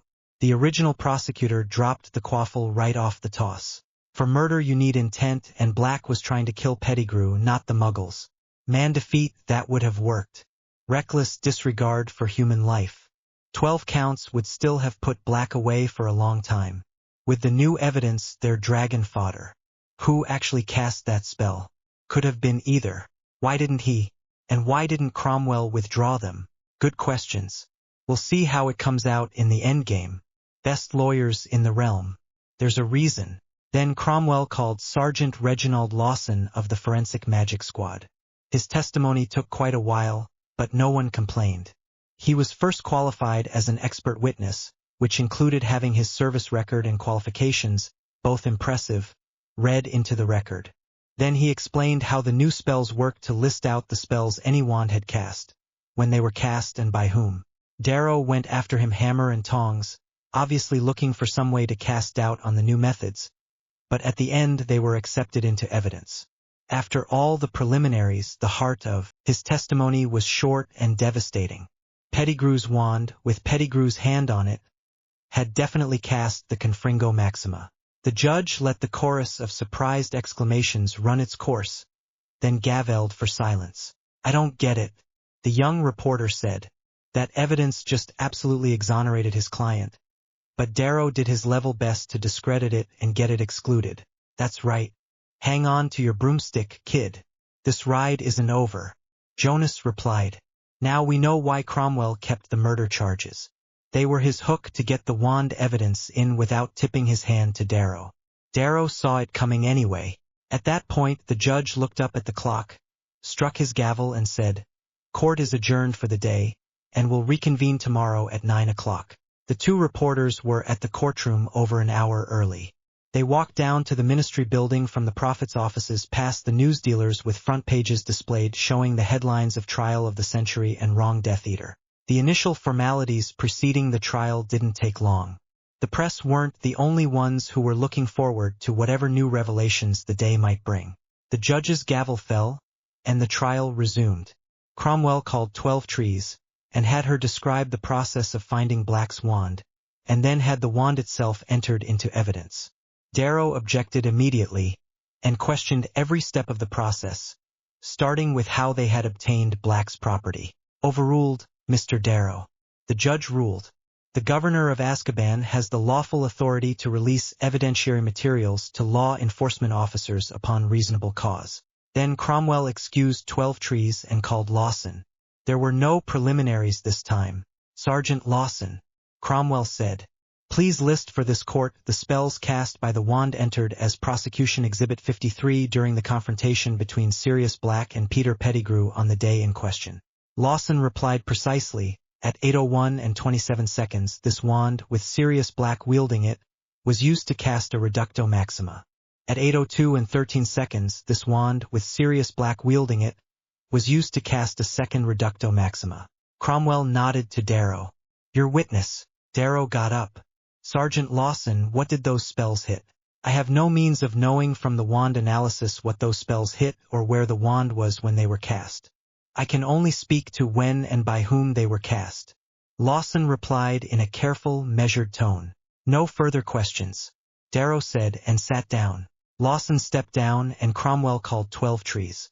She took the stand, and Cromwell took out his wand and cast a spell. In response, a very large sheet of parchment unrolled itself and stood in the air so that the Wisengamot members could see it clearly. Darrow leaped to his feet, and his shout of objection could be heard throughout the chamber.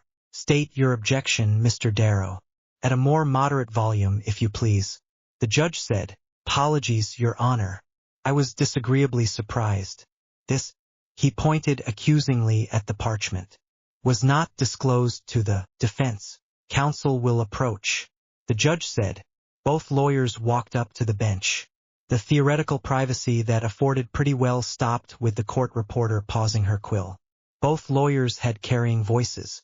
Darrow made to speak, but closed his mouth again at the judge's emphatic gesture. Mr. Cromwell, why was that diagram not disclosed to the defense? There was no requirement to do so, Your Honor. The law requires that all evidence against the accused be discovered to the defense, and all of it was. This is merely an aide-memoire, a summary to ensure that Or 12 Trees can testify to this court accurately and concisely. I do not think that any court will dispute her right to consult her own notes. I will call Your Honor's attention to Rex versus Weinstein, the financial fraud case where the prosecution summed up a series of financial transactions in a diagram, which was accepted without discovery. It still should have been discovered, Darrow said stubbornly. How do I know that there is not new evidence in the complexities of this diagram? Cromwell replied, amiably. The distinguished counsel for the defense is quite welcome to examine it for himself. It is not that complex and was designed for clarity. Your Honor, I request court be adjourned until tomorrow morning so that I may conduct that examination. Darrow said, clearly back on balance. I hardly think so much time is required. Cromwell replied, mildly. Mr. Darrow is, after all, one of the premier legal minds in the realm. The judge nodded. Mr. Darrow, you are granted a recess of 1/2 hour to examine this diagram for yourself. At the end of that recess, unless you have positive evidence that there is something undisclosed here, this trial will proceed.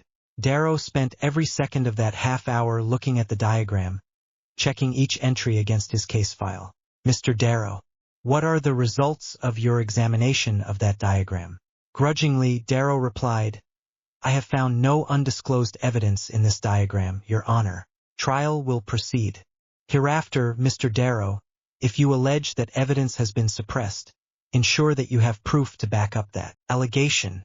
The judge replied sharply, and gavelled the court to order. This paragraph removed for guideline compliance. Visit Patreon for uncensored version. Cromwell asked the question, and she walked through the results of all the skull sweat and shoe leather and hard work that had gone into this case, using her wand to light up one entry on the timeline after another. Then she had to do it all over again for Darrow, who picked at each step trying to find a mistake or a discrepancy that he could make into a mistake. Darrow clearly wanted to go over it again when they came to the end, but the judge shut him down. All told, from beginning to end that confrontation had taken only a few minutes, but its consequences had echoed down the decades. The witness is excused. From the judge were the sweetest words she had ever heard.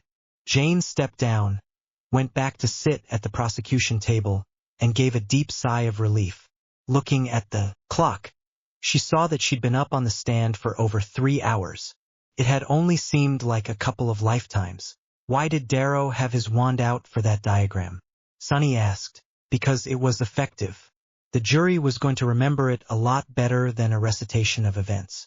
Now there's a high court decision as precedent for using it. You'll see it used again.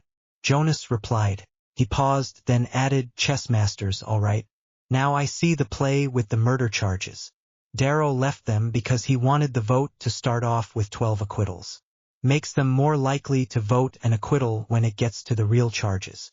Cromwell was sending the message to the chamber that he's not going to do their job for them. They have to decide. The closing arguments were a more detailed reprise of the opening arguments. The two lawyers rested, and the judge called for the vote. The vote was called on each individual charge. The 12 murder charges were all voted not guilty unanimously, as expected. The assault charge was voted by individual members, and the vote was to convict by a 2-to-1 margin. Black was acquitted on the criminal negligence charge, but only by a margin of 3 votes. He was convicted of the endangering charge by a wide margin. Black sagged into his chair, the picture of utter frozen despair. The prisoner at the bar will rise. The judge ordered. Darrow had to help Black to his feet to comply with the judge's order. Sirius Orion Black, you have been convicted by the High Court of the Magical Realm of Britain of assault with deadly magic and endangering the statute of secrecy. Thereto you are sentenced to 10 years imprisonment for assault with deadly magic and 2 years imprisonment for endangering the statute of secrecy. You may be seated. Black collapsed into his chair as soon as Darrow let go of his arm. Darrow turned to face the judge, and if he was defeated, he did not show it. Your Honor, the defense calls the attention of the court to the recorded fact that my client was confined in Azkaban for 12 years prior to this trial, which is therefore pretrial confinement. I therefore move that the period of pretrial confinement be applied against his current sentence. The judge looked down at Darrow and Black for a long, long moment. Then he cracked down the gavel into the silence that had fallen in the chamber. Motion is granted. Let the record show that the prisoner Black has completed his sentence and is therefore to be released. Sirius sat back limp in his chair with his head back, the picture of a man soaking in the relief of being free after a long ordeal. The judge gave it a minute or so for Black to recuperate, then cracked his gavel sharply. Sirius Orion Black, your trial before this court is complete, and you go forth from this chamber a free man. Do not think that you are vindicated. You remain a convicted criminal in the eyes of the law. You may not be the head of a noble family or hold other responsible office. This court imposes no conditions on you at this time, but reserves the right to do so. If you are brought before the bar of this, or any other court in the realm, be sure that it will go very hard with you. You are free to go. The gavel came down one last time. The High Court is adjourned. Messages. Chapter 28 Messages. The pages came out and removed the furniture that made the chamber into a courtroom. The speaker resumed his seat and said, formally, is there any other business before this chamber? Harry Potter had remained seated while the pages worked around him, and now he stood up and spoke for the first time that long day. Mr. Speaker, the chair recognizes Harry Potter upon the privilege of the Warlock. The speaker replied, privilege of the Warlock? Sonny whispered to Jonas. He nodded. Warlock has the right to address the chamber, just as if he was a member. He doesn't vote, though. Dumbledore only ever did it once, but Potter has done it a lot more. Mr. Speaker, I wish to speak on behalf of Sirius Orion Black. As all in this chamber have seen, Sirius Black has erred grievously and broken the law. Yet also he has paid for those errors, as the High Court of this realm has found. Error and injustice there were in those years, and as is now well known, the burden of them fell on him. In the years when he was a hunted fugitive, he might have turned against the realm and joined the foes of the realm, but he did not. Rather he fought against them, standing with the valiant few of the Order of the Phoenix against the return of Voldemort. Sirius had started to walk toward the exit, but when Harry began speaking he turned to listen, his face swiftly assuming an expression of shocked astonishment. Atonement he has made, and now I petition this chamber, the highest authority of the realm, for a pardon for Sirius Black in recognition of hard and dangerous service to the realm in the years when the power of Voldemort was rising and peril was come upon us all. The speaker turned and addressed the members. The petition of the Warlock is submitted to this chamber. Do any wish to speak to this petition? Mr. Speaker. The voice was that of Amelia Bones. She continued after being recognized. Justice is a celestial ideal. Law and due process are the imperfect tools by which fallible mortals seek to realize that ideal. In the past we forgot that quest, as we have been reminded this day. Sirius Black was denied that due process. I believe that we also need to make atonement. I speak in favor of this petition. 2 more members spoke to the petition, both in favor. The speaker called the vote, and it passed by a 2/3 majority. Sirius Black, Be it known to all the realm by these present that you are granted full pardon for past offenses in recognition of your services to the realm. Your good name is restored and all rights and privileges that were formerly yours are now returned to you. The speaker turned back to the members. This sitting is adjourned. Harry took a deep breath and turned to go. Today was done. However tardily, he had made good on his pledge to speak out and to act where he saw injustice. It had been more complex and far harder than he had ever imagined when he had made that pledge. He decided that he was going to have dinner before he operated back to Hogwarts. Tomorrow was another day of teaching classes. Harry turned as a hand touched his shoulder. It was Sirius, looking whipsawed and baffled. Not the sad betrayed look that Harry would never forget. Harry had retained the hope that Sirius might speak to him again someday. That didn't mean that this was going to be all is forgiven. Harry, what? Sirius simply ran out of words for the questions that were boiling in his mind. Harry, why didn't you just tell me how it was going to come out? He said after a moment. I didn't know, Sirius. Harry said quietly. I wasn't there to tell them how to decide. I was there to make sure you got due process. Injustice has to be answered with justice. Justice has to be seen to be done. Harry, he betrayed your parents. Sirius said, his voice pleading. Tell me about it. Harry said drily. You wanted vengeance. When you set out for vengeance you dig 2 graves. He deserved to die. Sirius said angrily. Perhaps he did. Harry replied quietly. What about the innocent people in that street? Did they deserve to die? Pettigrew killed them. Sirius said defensively. Could have been you just as easily. We don't know who killed them, we can't know who killed them. You didn't care about them any more than Pettigrew did. Harry said, still quietly. You would have killed Pettigrew in cold blood while he was pleading for his life, but you missed. By the grace of God you are not a murderer. Harry decided that he needed sleep more than anything else, but there was one thing more that needed doing. Take my arm, Sirius. Sirius took Harry's arm, then realized that he had obeyed that quiet order without question. He opened his mouth to ask where they were going or how it was even possible from the chamber, but the sensation of apparition took him before he could. They arrived in front of the gates of Hogwarts. The castle outlined against the setting sun. Harry held out his hand in a welcoming gesture. You once told me that you wanted to walk through these gates as a free man. Walk with me, Sirius. They walked together through the gates of the castle into the courtyard, and Sirius watched the ebb and flow of the life of the school continue as it had when he was young, as it had for so many centuries. A young student with a prefect's badge came up to Harry, looking breathless. Professor Potter. The headmistress compliments and she asks to know if you will be teaching classes tomorrow. Yes, I will, James. Harry replied gravely. My business in London is done. I will tell the headmistress, Professor, he said. Good to see you back, sir. It's not the same without you. Sirius watched the boy head off on his errand.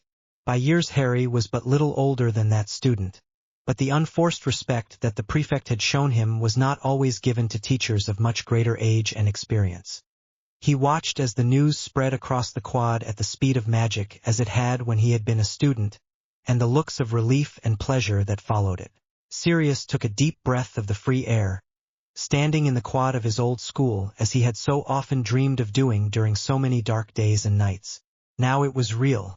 Now he had time to recover himself a little from the crushing despair and soaring relief of this day. Recklessness had been Sirius' weakness since the days of the Marauders, and now he was faced with the uncomfortable fact that he had not changed much. He had risked his own life and those of others heedlessly many times over. Mad-Eye and the others had reproved him for that repeatedly, but he had ignored them. He realized that Harry had spoken the harsh and exact truth. He truly had not cared for the innocent bystanders in his rage at Pettigrew's betrayal. By luck, undeserved good fortune, he had escaped the consequences of that recklessness again. Whether there was innocent blood on his hands was not knowable, but now he had stared down into the abyss of dire consequences for that fault. Harry gestured wide at the sunlit quad. By the decision of the court you are a free man with your good name restored. Don't waste that gift. Sirius followed that gesture. Now he could hope that his own children could be part of that cycle of life. This was only one of the many treasures that life held, that he had come so close to throwing away for a moment's bloody satisfaction. Time to grow up, Sirius, he thought. You have left it very late in the day. Harry looked over at Sirius. I will, if you feel up to it, resign the office of head of the House of Black to you. You are again eligible to hold. Once, and not very long ago, he would have accepted that without thinking and considered it his by right. Now he thought about it. The head of an ancient and noble house should be the one best fitted to hold it. That one was not Sirius Black. Sirius bowed his head. The head of the House of Black is a just and powerful man. I do not see that the house would benefit by a change. Most fathers hope their sons will live up to them. I have the rest of my life to try to live up to my son, he thought. Jonas McShine looked over his cluttered, battered desk at Sonny. Hell of a message someone sent today. I don't think it was just Potter either. Message? The younger woman replied. This was obviously a teachable moment in her apprenticeship. It was also a test to see if she could keep up. Figure it out. Was Black some nobody off the street? Jonas said. Not even close. Scion of an ancient and noble house, family money, war hero, godfather of the warlock. Sonny replied at once. Right. That money hired one of the best lawyers in the realm to defend him.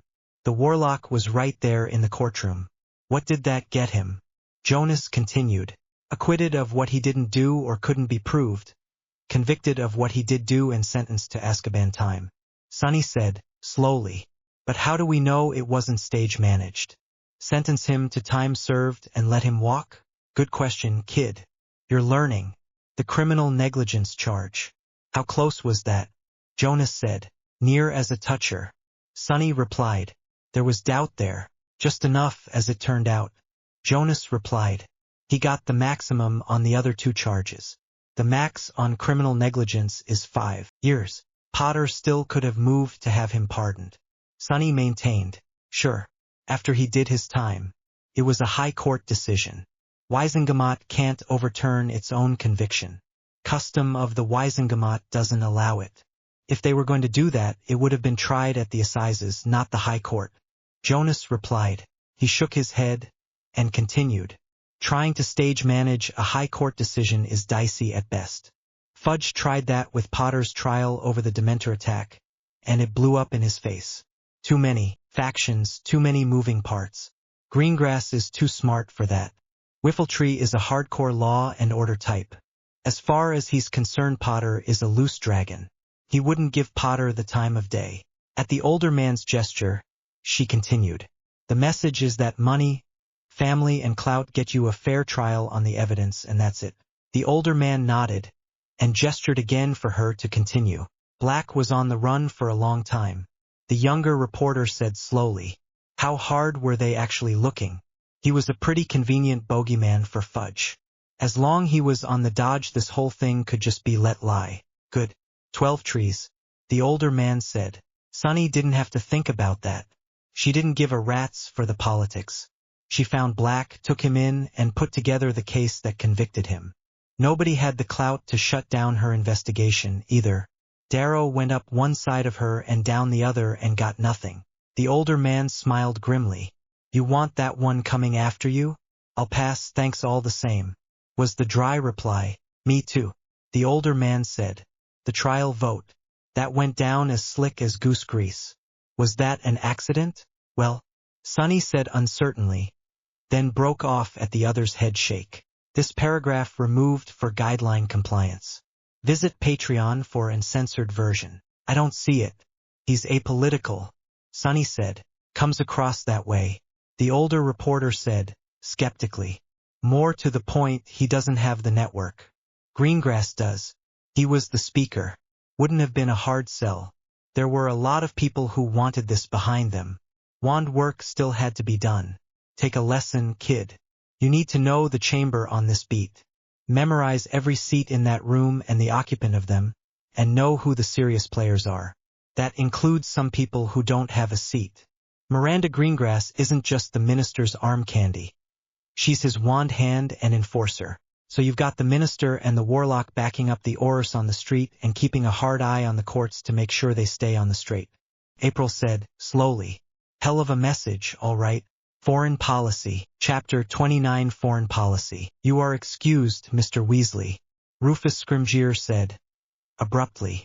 Percy Weasley lost no time in leaving the small conference room Scrimgeour was using to systematically and comprehensively grill everyone in the Ministry who'd had direct contact with Cornelius Fudge. Well, they hadn't broken out the Veritaserum, and he'd been junior enough and ignorant enough of Fudge's activities that he still had a job. He'd walked past the Dragon's Den and lived to tell of it, but not by any good management or ethical choices of his own. This paragraph removed for guideline compliance. Visit Patreon for uncensored version. He walked slowly back to his desk, trying to stop the shaking from the ordeal he had just been through. His desk was a small battered old one, used by generations of junior undersecretaries like himself, new in the Ministry and starting their careers. It was clean, not because Percy was particularly inclined that way, but because every piece of parchment had been taken by the investigators before he'd had his turn on the griddle. Percy had been sitting for almost long enough to feel relaxed again, though good was still a long way off. So much for all the promise of a bright career in the Ministry. He'd had all the right credentials. Head boy at Hogwarts, well connected among his father's colleagues, good marks across the board, all the right recommendations. That was now replaced by one of Fudge's toadies. He wasn't neglecting his work, at least, because he didn't have any. He was without assignment pending the outcome of the inquiry. Now that it was done, he would be transferred somewhere. He didn't have high hopes of some sort of plum assignment. He would take what he could get, as if he had a choice on that. Leaving the Ministry would be out of the Dragon's Cave and into the Basilisks. He had a long road back, both professionally and personally. His dark brown study was interrupted by one of his desk mates, Allison Harding. "Ah, Percy, I think this is for you." She was holding a memo, still folded, which she handed to him. "Thanks, Allison," he said, more gratefully than he normally would have for a small courtesy from a coworker. Misdirected memos happened all the time down here. Right now he was grateful that anyone at all would speak to him. Allison was one of the people he'd snubbed in his blind scramble to try to gain Fudge's favor. He was even more grateful when she actually stayed to talk with him. "Escaped from the Dragon's Den. Did you?" "More like too small a morsel to bother with." "Not complaining. I'll take what I can get and be grateful for it," he replied. "Well, the good news for us miserable and downtrodden is that there are some vacancies opening up. Magical cooperation certainly has some," she said. That gossip had spread through the Ministry like fiendfire in dry grass. Arthur Weasley's reputation had gone from amiable nonentity to avenging angel in the wake of it. The director and his undersecretary hadn't been the only, just the first. Some people had gotten off comparatively lightly, finding it expedient to retire or take a transfer. "There's that," Percy agreed, with the private reservation that he had no bloody hope in hell of any such appointment. He might, eventually, find some way to get back on speaking terms with his father. If he was lucky. Allison headed back to her own desk and Percy opened the memo with his wand. The memo was very short. It was headed from the desk of the Director, International Magical Cooperation. Said, "Come see me." A W. A summons from on high. A summons from his father. Percy didn't know whether to be hopeful or terrified. The one thing he did not dare to be was late. He got up from his desk, checked himself as best he could in the small mirror he'd kept for when he was dealing with the minister's office and headed down the stairs to the 7th floor and the offices of Magical Cooperation. He made sure to have the memo with him. One didn't just casually drop in on the office of a senior director. Well, not unless you were a family member in good standing, which Percy was not. The director's assistant was a starchy-looking lanky man who Percy didn't recognize. The sign on his desk said Alaric Wishbone. Bulstrode's assistant had almost certainly been one of those who had not prospered in the new environment. "Good morning," Percy said politely. Percy Weasley to see the director. Percy had been ready to show the memo if needed, but it was not. "Very well. He will see you now," the assistant replied, with a nod toward the director's office. Percy took a deep breath and walked toward the door. It was closed, so he knocked gently. "Come in," was the reply. The voice was familiar, but it was not the cheerful welcoming tone that he had been accustomed to hear from his father. Percy opened the door and walked in. Many things had changed in the ministry. Percy realized that his father was one of them. He was more formally dressed, and his expression was serious, authoritative. He looked very much at home behind that desk. "Percy, have a seat," he said. The tone made a courtesy into an order. Percy obeyed silently. He had no idea what this might be about, and he was deathly afraid that anything he said might be the wrong thing. God knew he had said enough wrong things to his family already. "I am given to understand that the Ethics Committee inquiry cleared you of wrongdoing, despite your association with Cornelius Fudge," his father said coolly. That would normally have been good news. Percy had thought that very likely, given that he hadn't been fired or arrested, but a director at his father's level would have the definitive verdict if he wanted to ask, which apparently he had. "Thank you, father," he replied carefully, watching the reaction as a prisoner might watch the judge's face before the verdict was rendered. His father's face remained stern. "What plans have you?" Arthur asked in that same cool tone. "I'm without assignment at the moment. I hope to be able to find something. I expect that I'll have to take what I can get, and hope to work my way out from under the cloud," Percy said. He wasn't going to pretend over this. Cleared of wrongdoing wasn't exactly a ringing endorsement of his merits as a potential subordinate. "You do intend to stay in the ministry?" Arthur asked. "Yes, father," Percy replied. He searched his father's face for some idea of what this was all about, but he came up with nothing. This was a side of his father that he had never seen, and he wondered just what else about his father he did not know. "I have it in mind to offer you a place in this department," Arthur said. "Your intelligence and work ethic are not in question. Your judgment and loyalty are. Do you think that you did well over choosing to associate yourself with Fudge? To say that I chose badly is like saying that Voldemort has been temporarily detained." Percy thought bitterly, before it hit him that he was being offered a position, or at least the opportunity of one. This paragraph removed for guideline compliance. Visit Patreon for uncensored version. It was nothing he had not thought 100 times after the fall of Fudge and the trial of Umbridge. It was hard to say it, all the same. Arthur Weasley's face did not change. "Very well.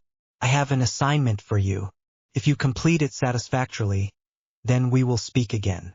He took a file folder from his desk and handed it to Percy. "This is a report that was written to satisfy a requirement for this department. Review it, familiarize yourself with it so that you can answer questions, and make note if you find any deficiencies. Send me a memo when you are done." "Yes, father," Percy replied, and picked up the file folder. "Thank you. It remains to be seen if you will have anything to be thankful for." "The director, very much the director," replied. Percy took that for dismissal and left. He went down to his desk and sat behind it, then opened the file folder. The report inside was a thick one. Russian Foreign Policy, Ways and Means was the title. The first thing that he noticed was that it was old. It had been written a little over 2 years ago, before Bulstrode had been promoted to director.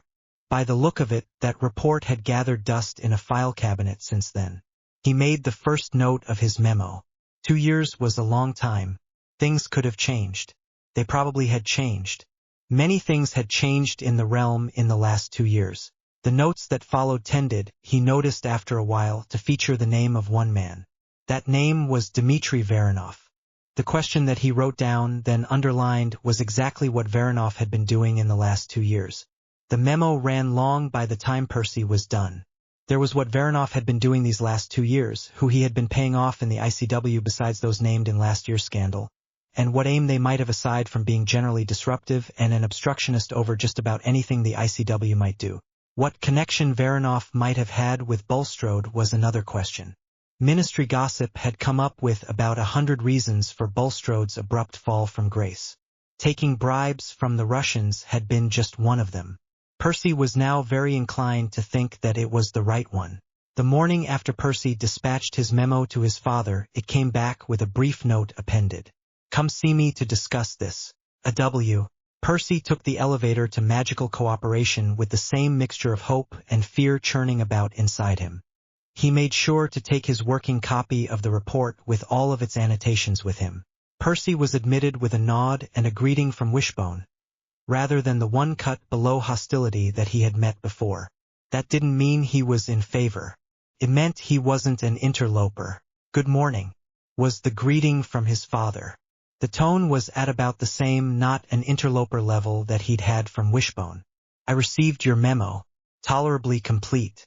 Let's go over the main points, shall we?" Percy reckoned later that the grilling that followed lasted an hour and a half. It seemed a lot longer. The toughest of his newts had been less demanding. In the course of it, Percy had his eyes open to some things that made him wonder if he was striking for a position in a ministry department or a role in a high-magic spy thriller. Bulstrode selling out to the Russians, and not just selling information but actively sabotaging Britain's position in the ICW. The covert meeting between the Warlock and the Canadians before the ICW Security Council vote. The subject of that vote was enough to make his hair stand on end once he realized the implications. Portkeys on dragons. He imagined a flight of dragons arriving literally out of thin air over Hogsmeade or Diagon Alley or, Merlin forbid, Hogwarts. Percy had never imagined that there could be a worse threat than Voldemort, but this could be. Voldemort had been building an army to rule Britain. The Russians were building the means for Britain's total destruction. As he left his father's office to sit at the temporary desk that he had scrounged in a corner of the magical cooperation offices, he began to reckon up the number of people who knew about this information. It had to be a short list. The Warlock himself, the Minister, Director Magical Cooperation, plus whoever they might trust with such information. Now, Percy Weasley was added to that list. He had just gone through one test, and now he realized that this was another. If any part of this information was leaked to the Ministry G, removed for guideline compliance, Vine or the Prophet in defiance of his father's admonition that this was to be held in strict confidence, he suspected that he might envy Benjamin Bulstrode by the time he was done. A memo swooped in and landed on his desk. "Percy, please have the rewrite of the Russian report on my desk by close of business Friday next. Put together a working group to help you. A W." Here was yet another test. A tight team of competent people working like house elves might make that deadline. He glanced at his watch. It was mid-morning of a Tuesday. He started making a list and a plan. Percy was on the train to Hogwarts with his briefcase on the seat beside him. It held one of the 3 copies of the Russian report in existence. One had gone to his father, one to the minister, and this one was to be delivered to the Warlock. His marching orders on that had been as blunt as a wand tip. "If that report is taken from you by anyone but the Warlock personally, you are not to be alive to explain why." He sat by himself in a corner seat and had his wand hand free. What he would not long ago have laughed off as playing at spy versus spy, he now considered to be good sensible precaution.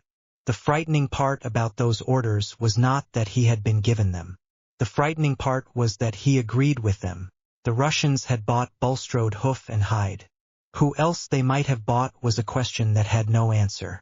His father's housecleaning had made sure as it could ever be that magical cooperation was clean. The rest of the ministry was a decided question mark. The Russians pretty clearly did not want the ICW deployment to happen. As the working group had gone through the process of working through the ramifications of the Warlock's vote, the more he had realized just how pivotal the Warlock's decision at the ICW Security Council meeting had been. The response to the Russian threat could have gone 2 ways. The one that was now to be tested in the real world was to put up defenses against it.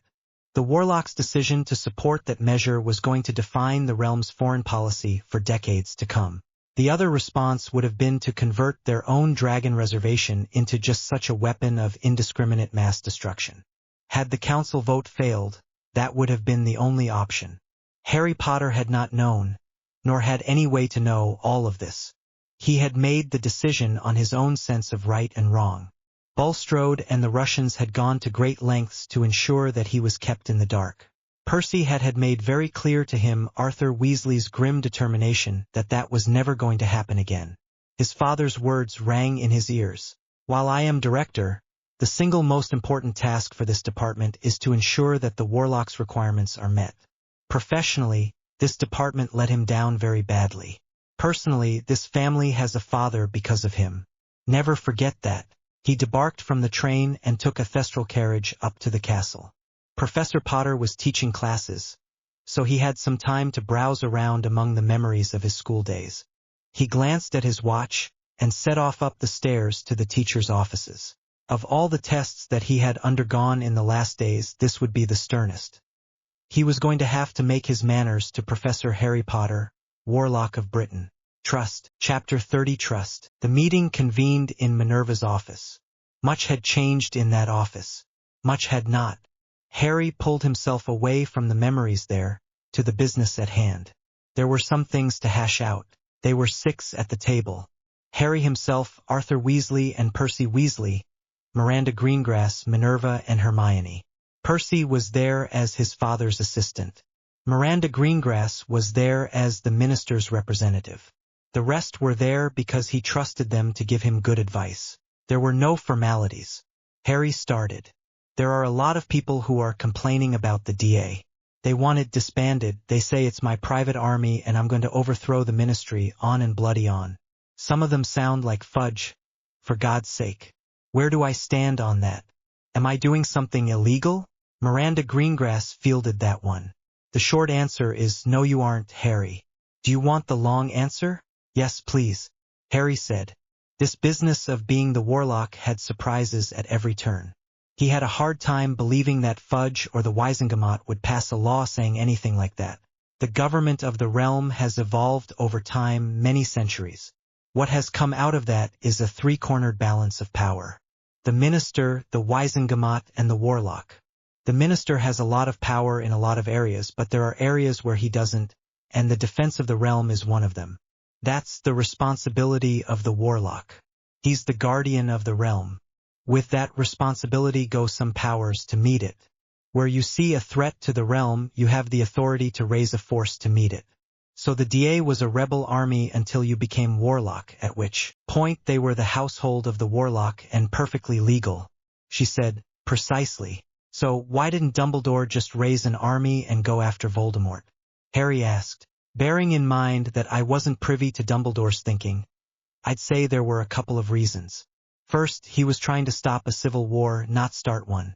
Find a way to take out Voldemort and his rebellion falls to pieces as it did in the event. Second, money and popular support, or rather the lack of them. She replied. Money? Harry said, puzzled. The warlock has the right to raise a force. The Wisengamot holds the purse strings. To keep a military force in being gets expensive quickly. Fudge and his supporters weren't going to give him any money or support him in recruiting people. The opposite, which was why they went after him and you, using the Prophet and other news organizations. He was reduced to recruiting secretly, from people who were loyal to him personally. The Order of the Phoenix, Harry said. Greengrass nodded agreement. Was that a mistake? Harry thought. Certainly Dumbledore had made mistakes, bad ones. Or was he doing the best he could with what he had?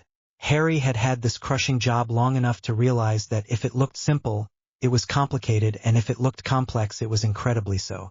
That was the past, anyway. He had the present to deal with. She continued. The people who don't want to see you maintain the DA are complaining about it, hoping to nag you into disbanding it, and in the longer term figuring that without money, which they aren't going to give you, you'll have to disband them whether you like it or not. It really bothers them because the DA isn't subject to the civil law. Hang on. Not subject to the law? Harry said. I thought you knew that, Harry. She said. Let me explain. Please do. Harry replied, sharply. The warlock's household are, by tradition that goes right back to Merlin, exempt from civil law. They're a fighting force and they have to be able to fight if they need to. It's the responsibility of the warlock to maintain discipline and deal with any wrongdoing. The warlock can choose to rescind that protection and turn someone over to the civil authorities. But that's his decision, not anyone else's. The legal phrase is high, middle, and low justice. You bear the crown of a just man. That includes the responsibility to deal justice to your followers. There is no appeal from your decision. You can delegate that authority to people you trust, which effectively you've done with Hermione. Bloody wonderful, Harry thought. One more thing on my plate. He was going to have to think about that. Really, though, it didn't change much. He'd been responsible for the DA and what they did from that day when they had risen against Umbridge. He'd given the job of running the DA day to Hermione because he trusted her. Money. Where are we with that? Harry said. He hadn't even thought about that. Minerva weighed in at that point. It's not an immediate concern, Harry, though it will be eventually. Right now the DA are students at Hogwarts, so their housing, sustenance, and their training facilities are taken care of out of our budget, which the Wiesengemot does not control. The Board of Governors is divided on this issue, and so are inclined to leave well enough alone. If there is a problem, you will know about it. Trust. There are people who don't trust me with the DA. Harry said. At Greengrass nod of agreement, he said, too bad for them. Thus dies. Hermione nodded. I've kept them training, largely to keep them out of trouble. They'll be going home for the holidays at end of term. Arthur Weasley gestured to call attention and said, I don't dispute your right to make that decision, Harry, and in fact I agree with it. It does mean that some countries that don't trust us much now will trust us even less. How's that? Harry said, puzzled. He couldn't see what Britain did internally was any other country's business. We send every wizard child to Hogwarts, and they get defense against the dark arts as a required course, right through the OWL and Newt levels. You've just finished taking that to a new height. Most countries don't do that. They teach the rudiments and that's it. Advanced training is for Aurors or the well-connected. They don't? Harry had just assumed that the other magical schools were similar to Hogwarts. No, they don't. There are reasons, depending on the country, but most of them boil down to the fact that they don't trust their own people with such training. Arthur replied, We do. What's the problem? Harry said, We have one of the largest populations in the wizarding world, and it's also the best trained. The Warlock is the most powerful wizard in the world, and he has the right to raise as large a force as he sees fit, which could be very large indeed. Larger, in fact, than any other nation. They see that as a threat, and now there's a force in being that doesn't look like going away anytime soon. The Russians think that if it snows in the winter, it's a plot against them. Harry said dismissively, Very true. Arthur replied, There are a lot of reasons why what they're afraid of is not going to happen except in the face of a direct threat to the very existence of the realm, but they don't see that or believe it if they do. Nothing we can do about that, but I'm keeping my eye on it. Fair enough. He trusted Arthur to do his job. He was going to leave that with him. Do you want an update on the politics? Miranda asked. I don't know about wanting it, Harry said heavily, but I'd better have it. Right now, it's looking as if Harlan's ministry is going to last longer than we thought. The process is that the Wiesengemot votes for the offices of Speaker and Minister. The Speaker was elected quickly, but the Minister vote is harder. In order to get the majority vote that you need to line up the support. The caretaker minister is barred from campaigning for the job, so in the normal way of things, he doesn't get elected and someone else does. Harry nodded. That made sense. So where are we in that process? Pretty well stuck to the floor. She replied. The custom of the Wiesengemot requires that all the seats be filled before a minister's election takes place. Right now, there are 5 vacancies. The Malfoy seat is vacant, with no valid claimant in the direct line of descent. There have been 2 resignations and 2 suspensions as a result of the Ethics Committee investigation. The elections will take time, and the wrangling over the Malfoy seat will take even longer. What sort of wrangling? Harry asked. She made a conciliatory gesture. Sorry, Harry. I live with this, so I forget that it's not obvious to everyone. The Wiesengemot is a mixture of elected and inherited seats. How it got to be that way goes back into history. Originally, they were all inherited. Over time, some of the families died out for one reason or another. The compromise that came out of that was that if there was no heir to a seat, it was put up for election. Right now, the chamber is about half of each. She paused, and Harry nodded for her to continue. Now, there's several electoral seats vacant because people have resigned or been suspended by the Ethics Committee investigation. Elections will be held, and they'll be filled. It will take some time, but it's not a problem. The Malfoy seat is the problem. There's a lot of argument as to whether that seat has been vacated, and should be put up for election, or whether Draco Malfoy is still a viable heir. He's in Azkaban, for God's sake. Harry said, What kind of potions are these people on? So he is. The people making that argument don't give a damn for him. They don't want to see another seat go electoral, because that erodes their power and influence. I think that common sense will eventually win out, but in the meantime Harlan will stay on as minister. There's also the point that there's not a lot of trust in the Wiesengemat at the moment, so getting the votes to actually elect someone is going to be hard. Harry chewed his lip and nodded agreement. Trust. He'd never really appreciated just how important it was. Dumbledore had trusted him with the crown. He trusted the Council of Merlin to keep Voldemort out of his mind. Hermione ran the DA because he and the members trusted her to be fair. The Wiesengemat couldn't get things done unless they trusted each other. Defending the realm required trust in him as the warlock that he would do what was best. He remembered the campaign that Fudge had waged to undermine Dumbledore's position of trust. That had made it much tougher for Dumbledore to do anything constructive against Voldemort. He looked around the table at the people there. They were there because he trusted them to tell him the truth. Without them, he remembered how alone he'd felt over the ICW vote, knowing so little and hoping that he wasn't making some disastrous mistake. Without trust, you didn't have a government or a country. Pre-deployment. Chapter 31 Pre-deployment. Harry shook his head. Just one bloody thing after another. He said to no one in particular. The school year was done. The House Cup had gone to Ravenclaw this year. The Gryffindor Quidditch team had come second with Ginny Weasley as seeker and team captain. Harry had written his own OWLs with respectable to good marks. Potions was a lot easier with the helpful Professor Slughorn teaching it rather than Snape's constant hostility. Defense he was already qualified for. The marks that Harry had been most concerned with hadn't been his own, but those of his defense students. The members of the DA had all done well, as he had pretty much expected. Overall, as he was now reading in a rather long report from the Standards Committee, the standard of the OWL and Newt marks had been well above what it had been for about the last 5 years. Of course, beating out Umbridge's performance required him not to be her. Still, he had finished out his contract and delivered on the requirements. The program was at least better than he had found it. Whether he would be offered a renewal for next year, and whether he would take it if it was offered, was something that he would decide when he got there. He put the report into his out basket. The next one in the stack was one that was the answer to a pretty simple question that he'd asked Arthur Weasley. What does Voronoff want, anyway? He had asked. The answer to that question was a 2-finger-thick sheaf of parchment titled Russian Foreign Policy. Ways and Means. It did not make pleasant reading.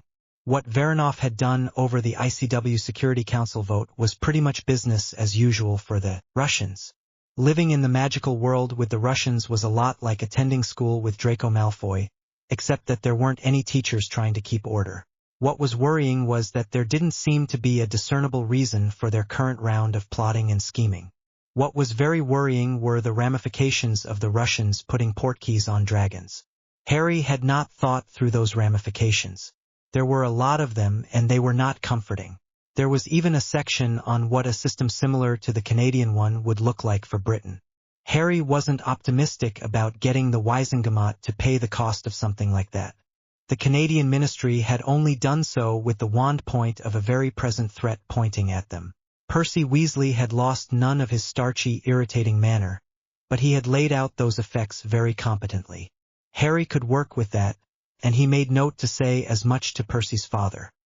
He had made that decision in the blind, and he had Arthur's word, backed up by actions, to ensure that was not going to happen again. Considering the stakes on this complex 3-dimensional chess game he was now having to play whether he wanted to or not, that was a very good thing. When he was done with that, he had a piece of homework waiting for him that made the stiffest assignment that he had ever had from Snape look like a little light reading by his standards, not Hermione's. The book in front of him was as thick as his fist. The title on the Scarlet Dragon skin cover said, Operation Order, Force Northern Shield. The top and bottom of the cover said, Warlock Only. That was not a suggestion.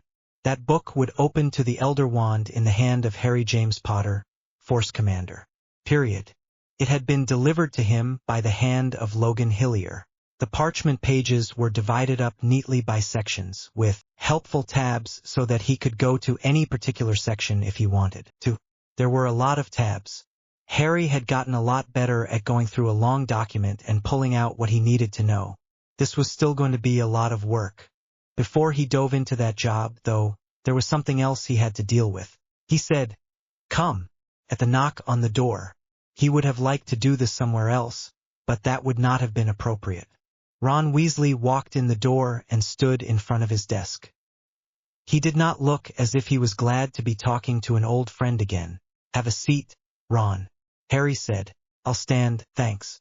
I'm packed to go home and I don't want to miss the train," Ron said in a surly tone. "Give my regards to your family," Harry said, ignoring the attitude. "I'd like to look in on them and say hi, but I'm going to be away for a good part of the holidays. Really, don't have time for the Weasley family. There's a shocker," Ron said in that same surly tone.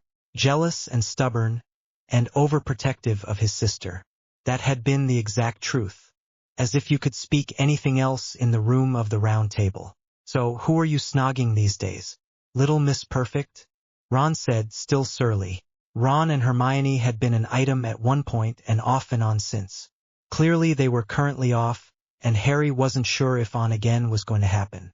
The Hogwarts G removed for guideline compliance. Vine was always up to the second on who was with who, but he was a teacher now and didn't get that gossip. Not his business in any case. No one, Ron. No time and no opportunity. If I was ever alone with a female student, the prophet would crucify both of us in a heartbeat. True or not wouldn't matter. I've been there. No bloody fun to be had. There, bet your life on that. I gave up a lot to take this job, like Quidditch for a start. Harry replied patiently. Ron's mouth set hard. Harry knew that expression. He wasn't going to admit that Harry was right even if he was. Harry changed the subject. "Anyway, that's not what I wanted to talk about. First, I wanted to congratulate you. You won the top wand competition. That makes you the senior team lead in the DA. You worked very hard for that and you deserve it. Leading the Weasley family team isn't a job I'd want myself. You've done it well. Thanks," Ron said. The tone was still grudging, but less so. Harry had been utterly sincere about the last part. The Weasley family members at Hogwarts comprised one entire team of the DA. They were very effective, which didn't mean orderly. Fred and George were themselves, as they always were. It had been unexpected that the leadership had gone to Ron, but he had done well with it. As peace returned to the corridors of the school, the DA had had less to do. Hermione's solution to that had been training for the DA, as hard as a World Cup Quidditch team. The top wand competition had been part of that training regimen. There had been training on the alley, and in fighting from a broomstick as well. There had been no effort to hide it. It was an unspoken reminder to the Wisengamot and the Ministry that they still needed to mind their P's and Q's. Harry returned to the present. "I haven't been able to do justice to the job of leading the DA for a while now, so I've decided to step down from it. I can't do everything, and I'm not going to try. I'm going to be away for a time. Anyway," Harry said, leading into where he had to go with this.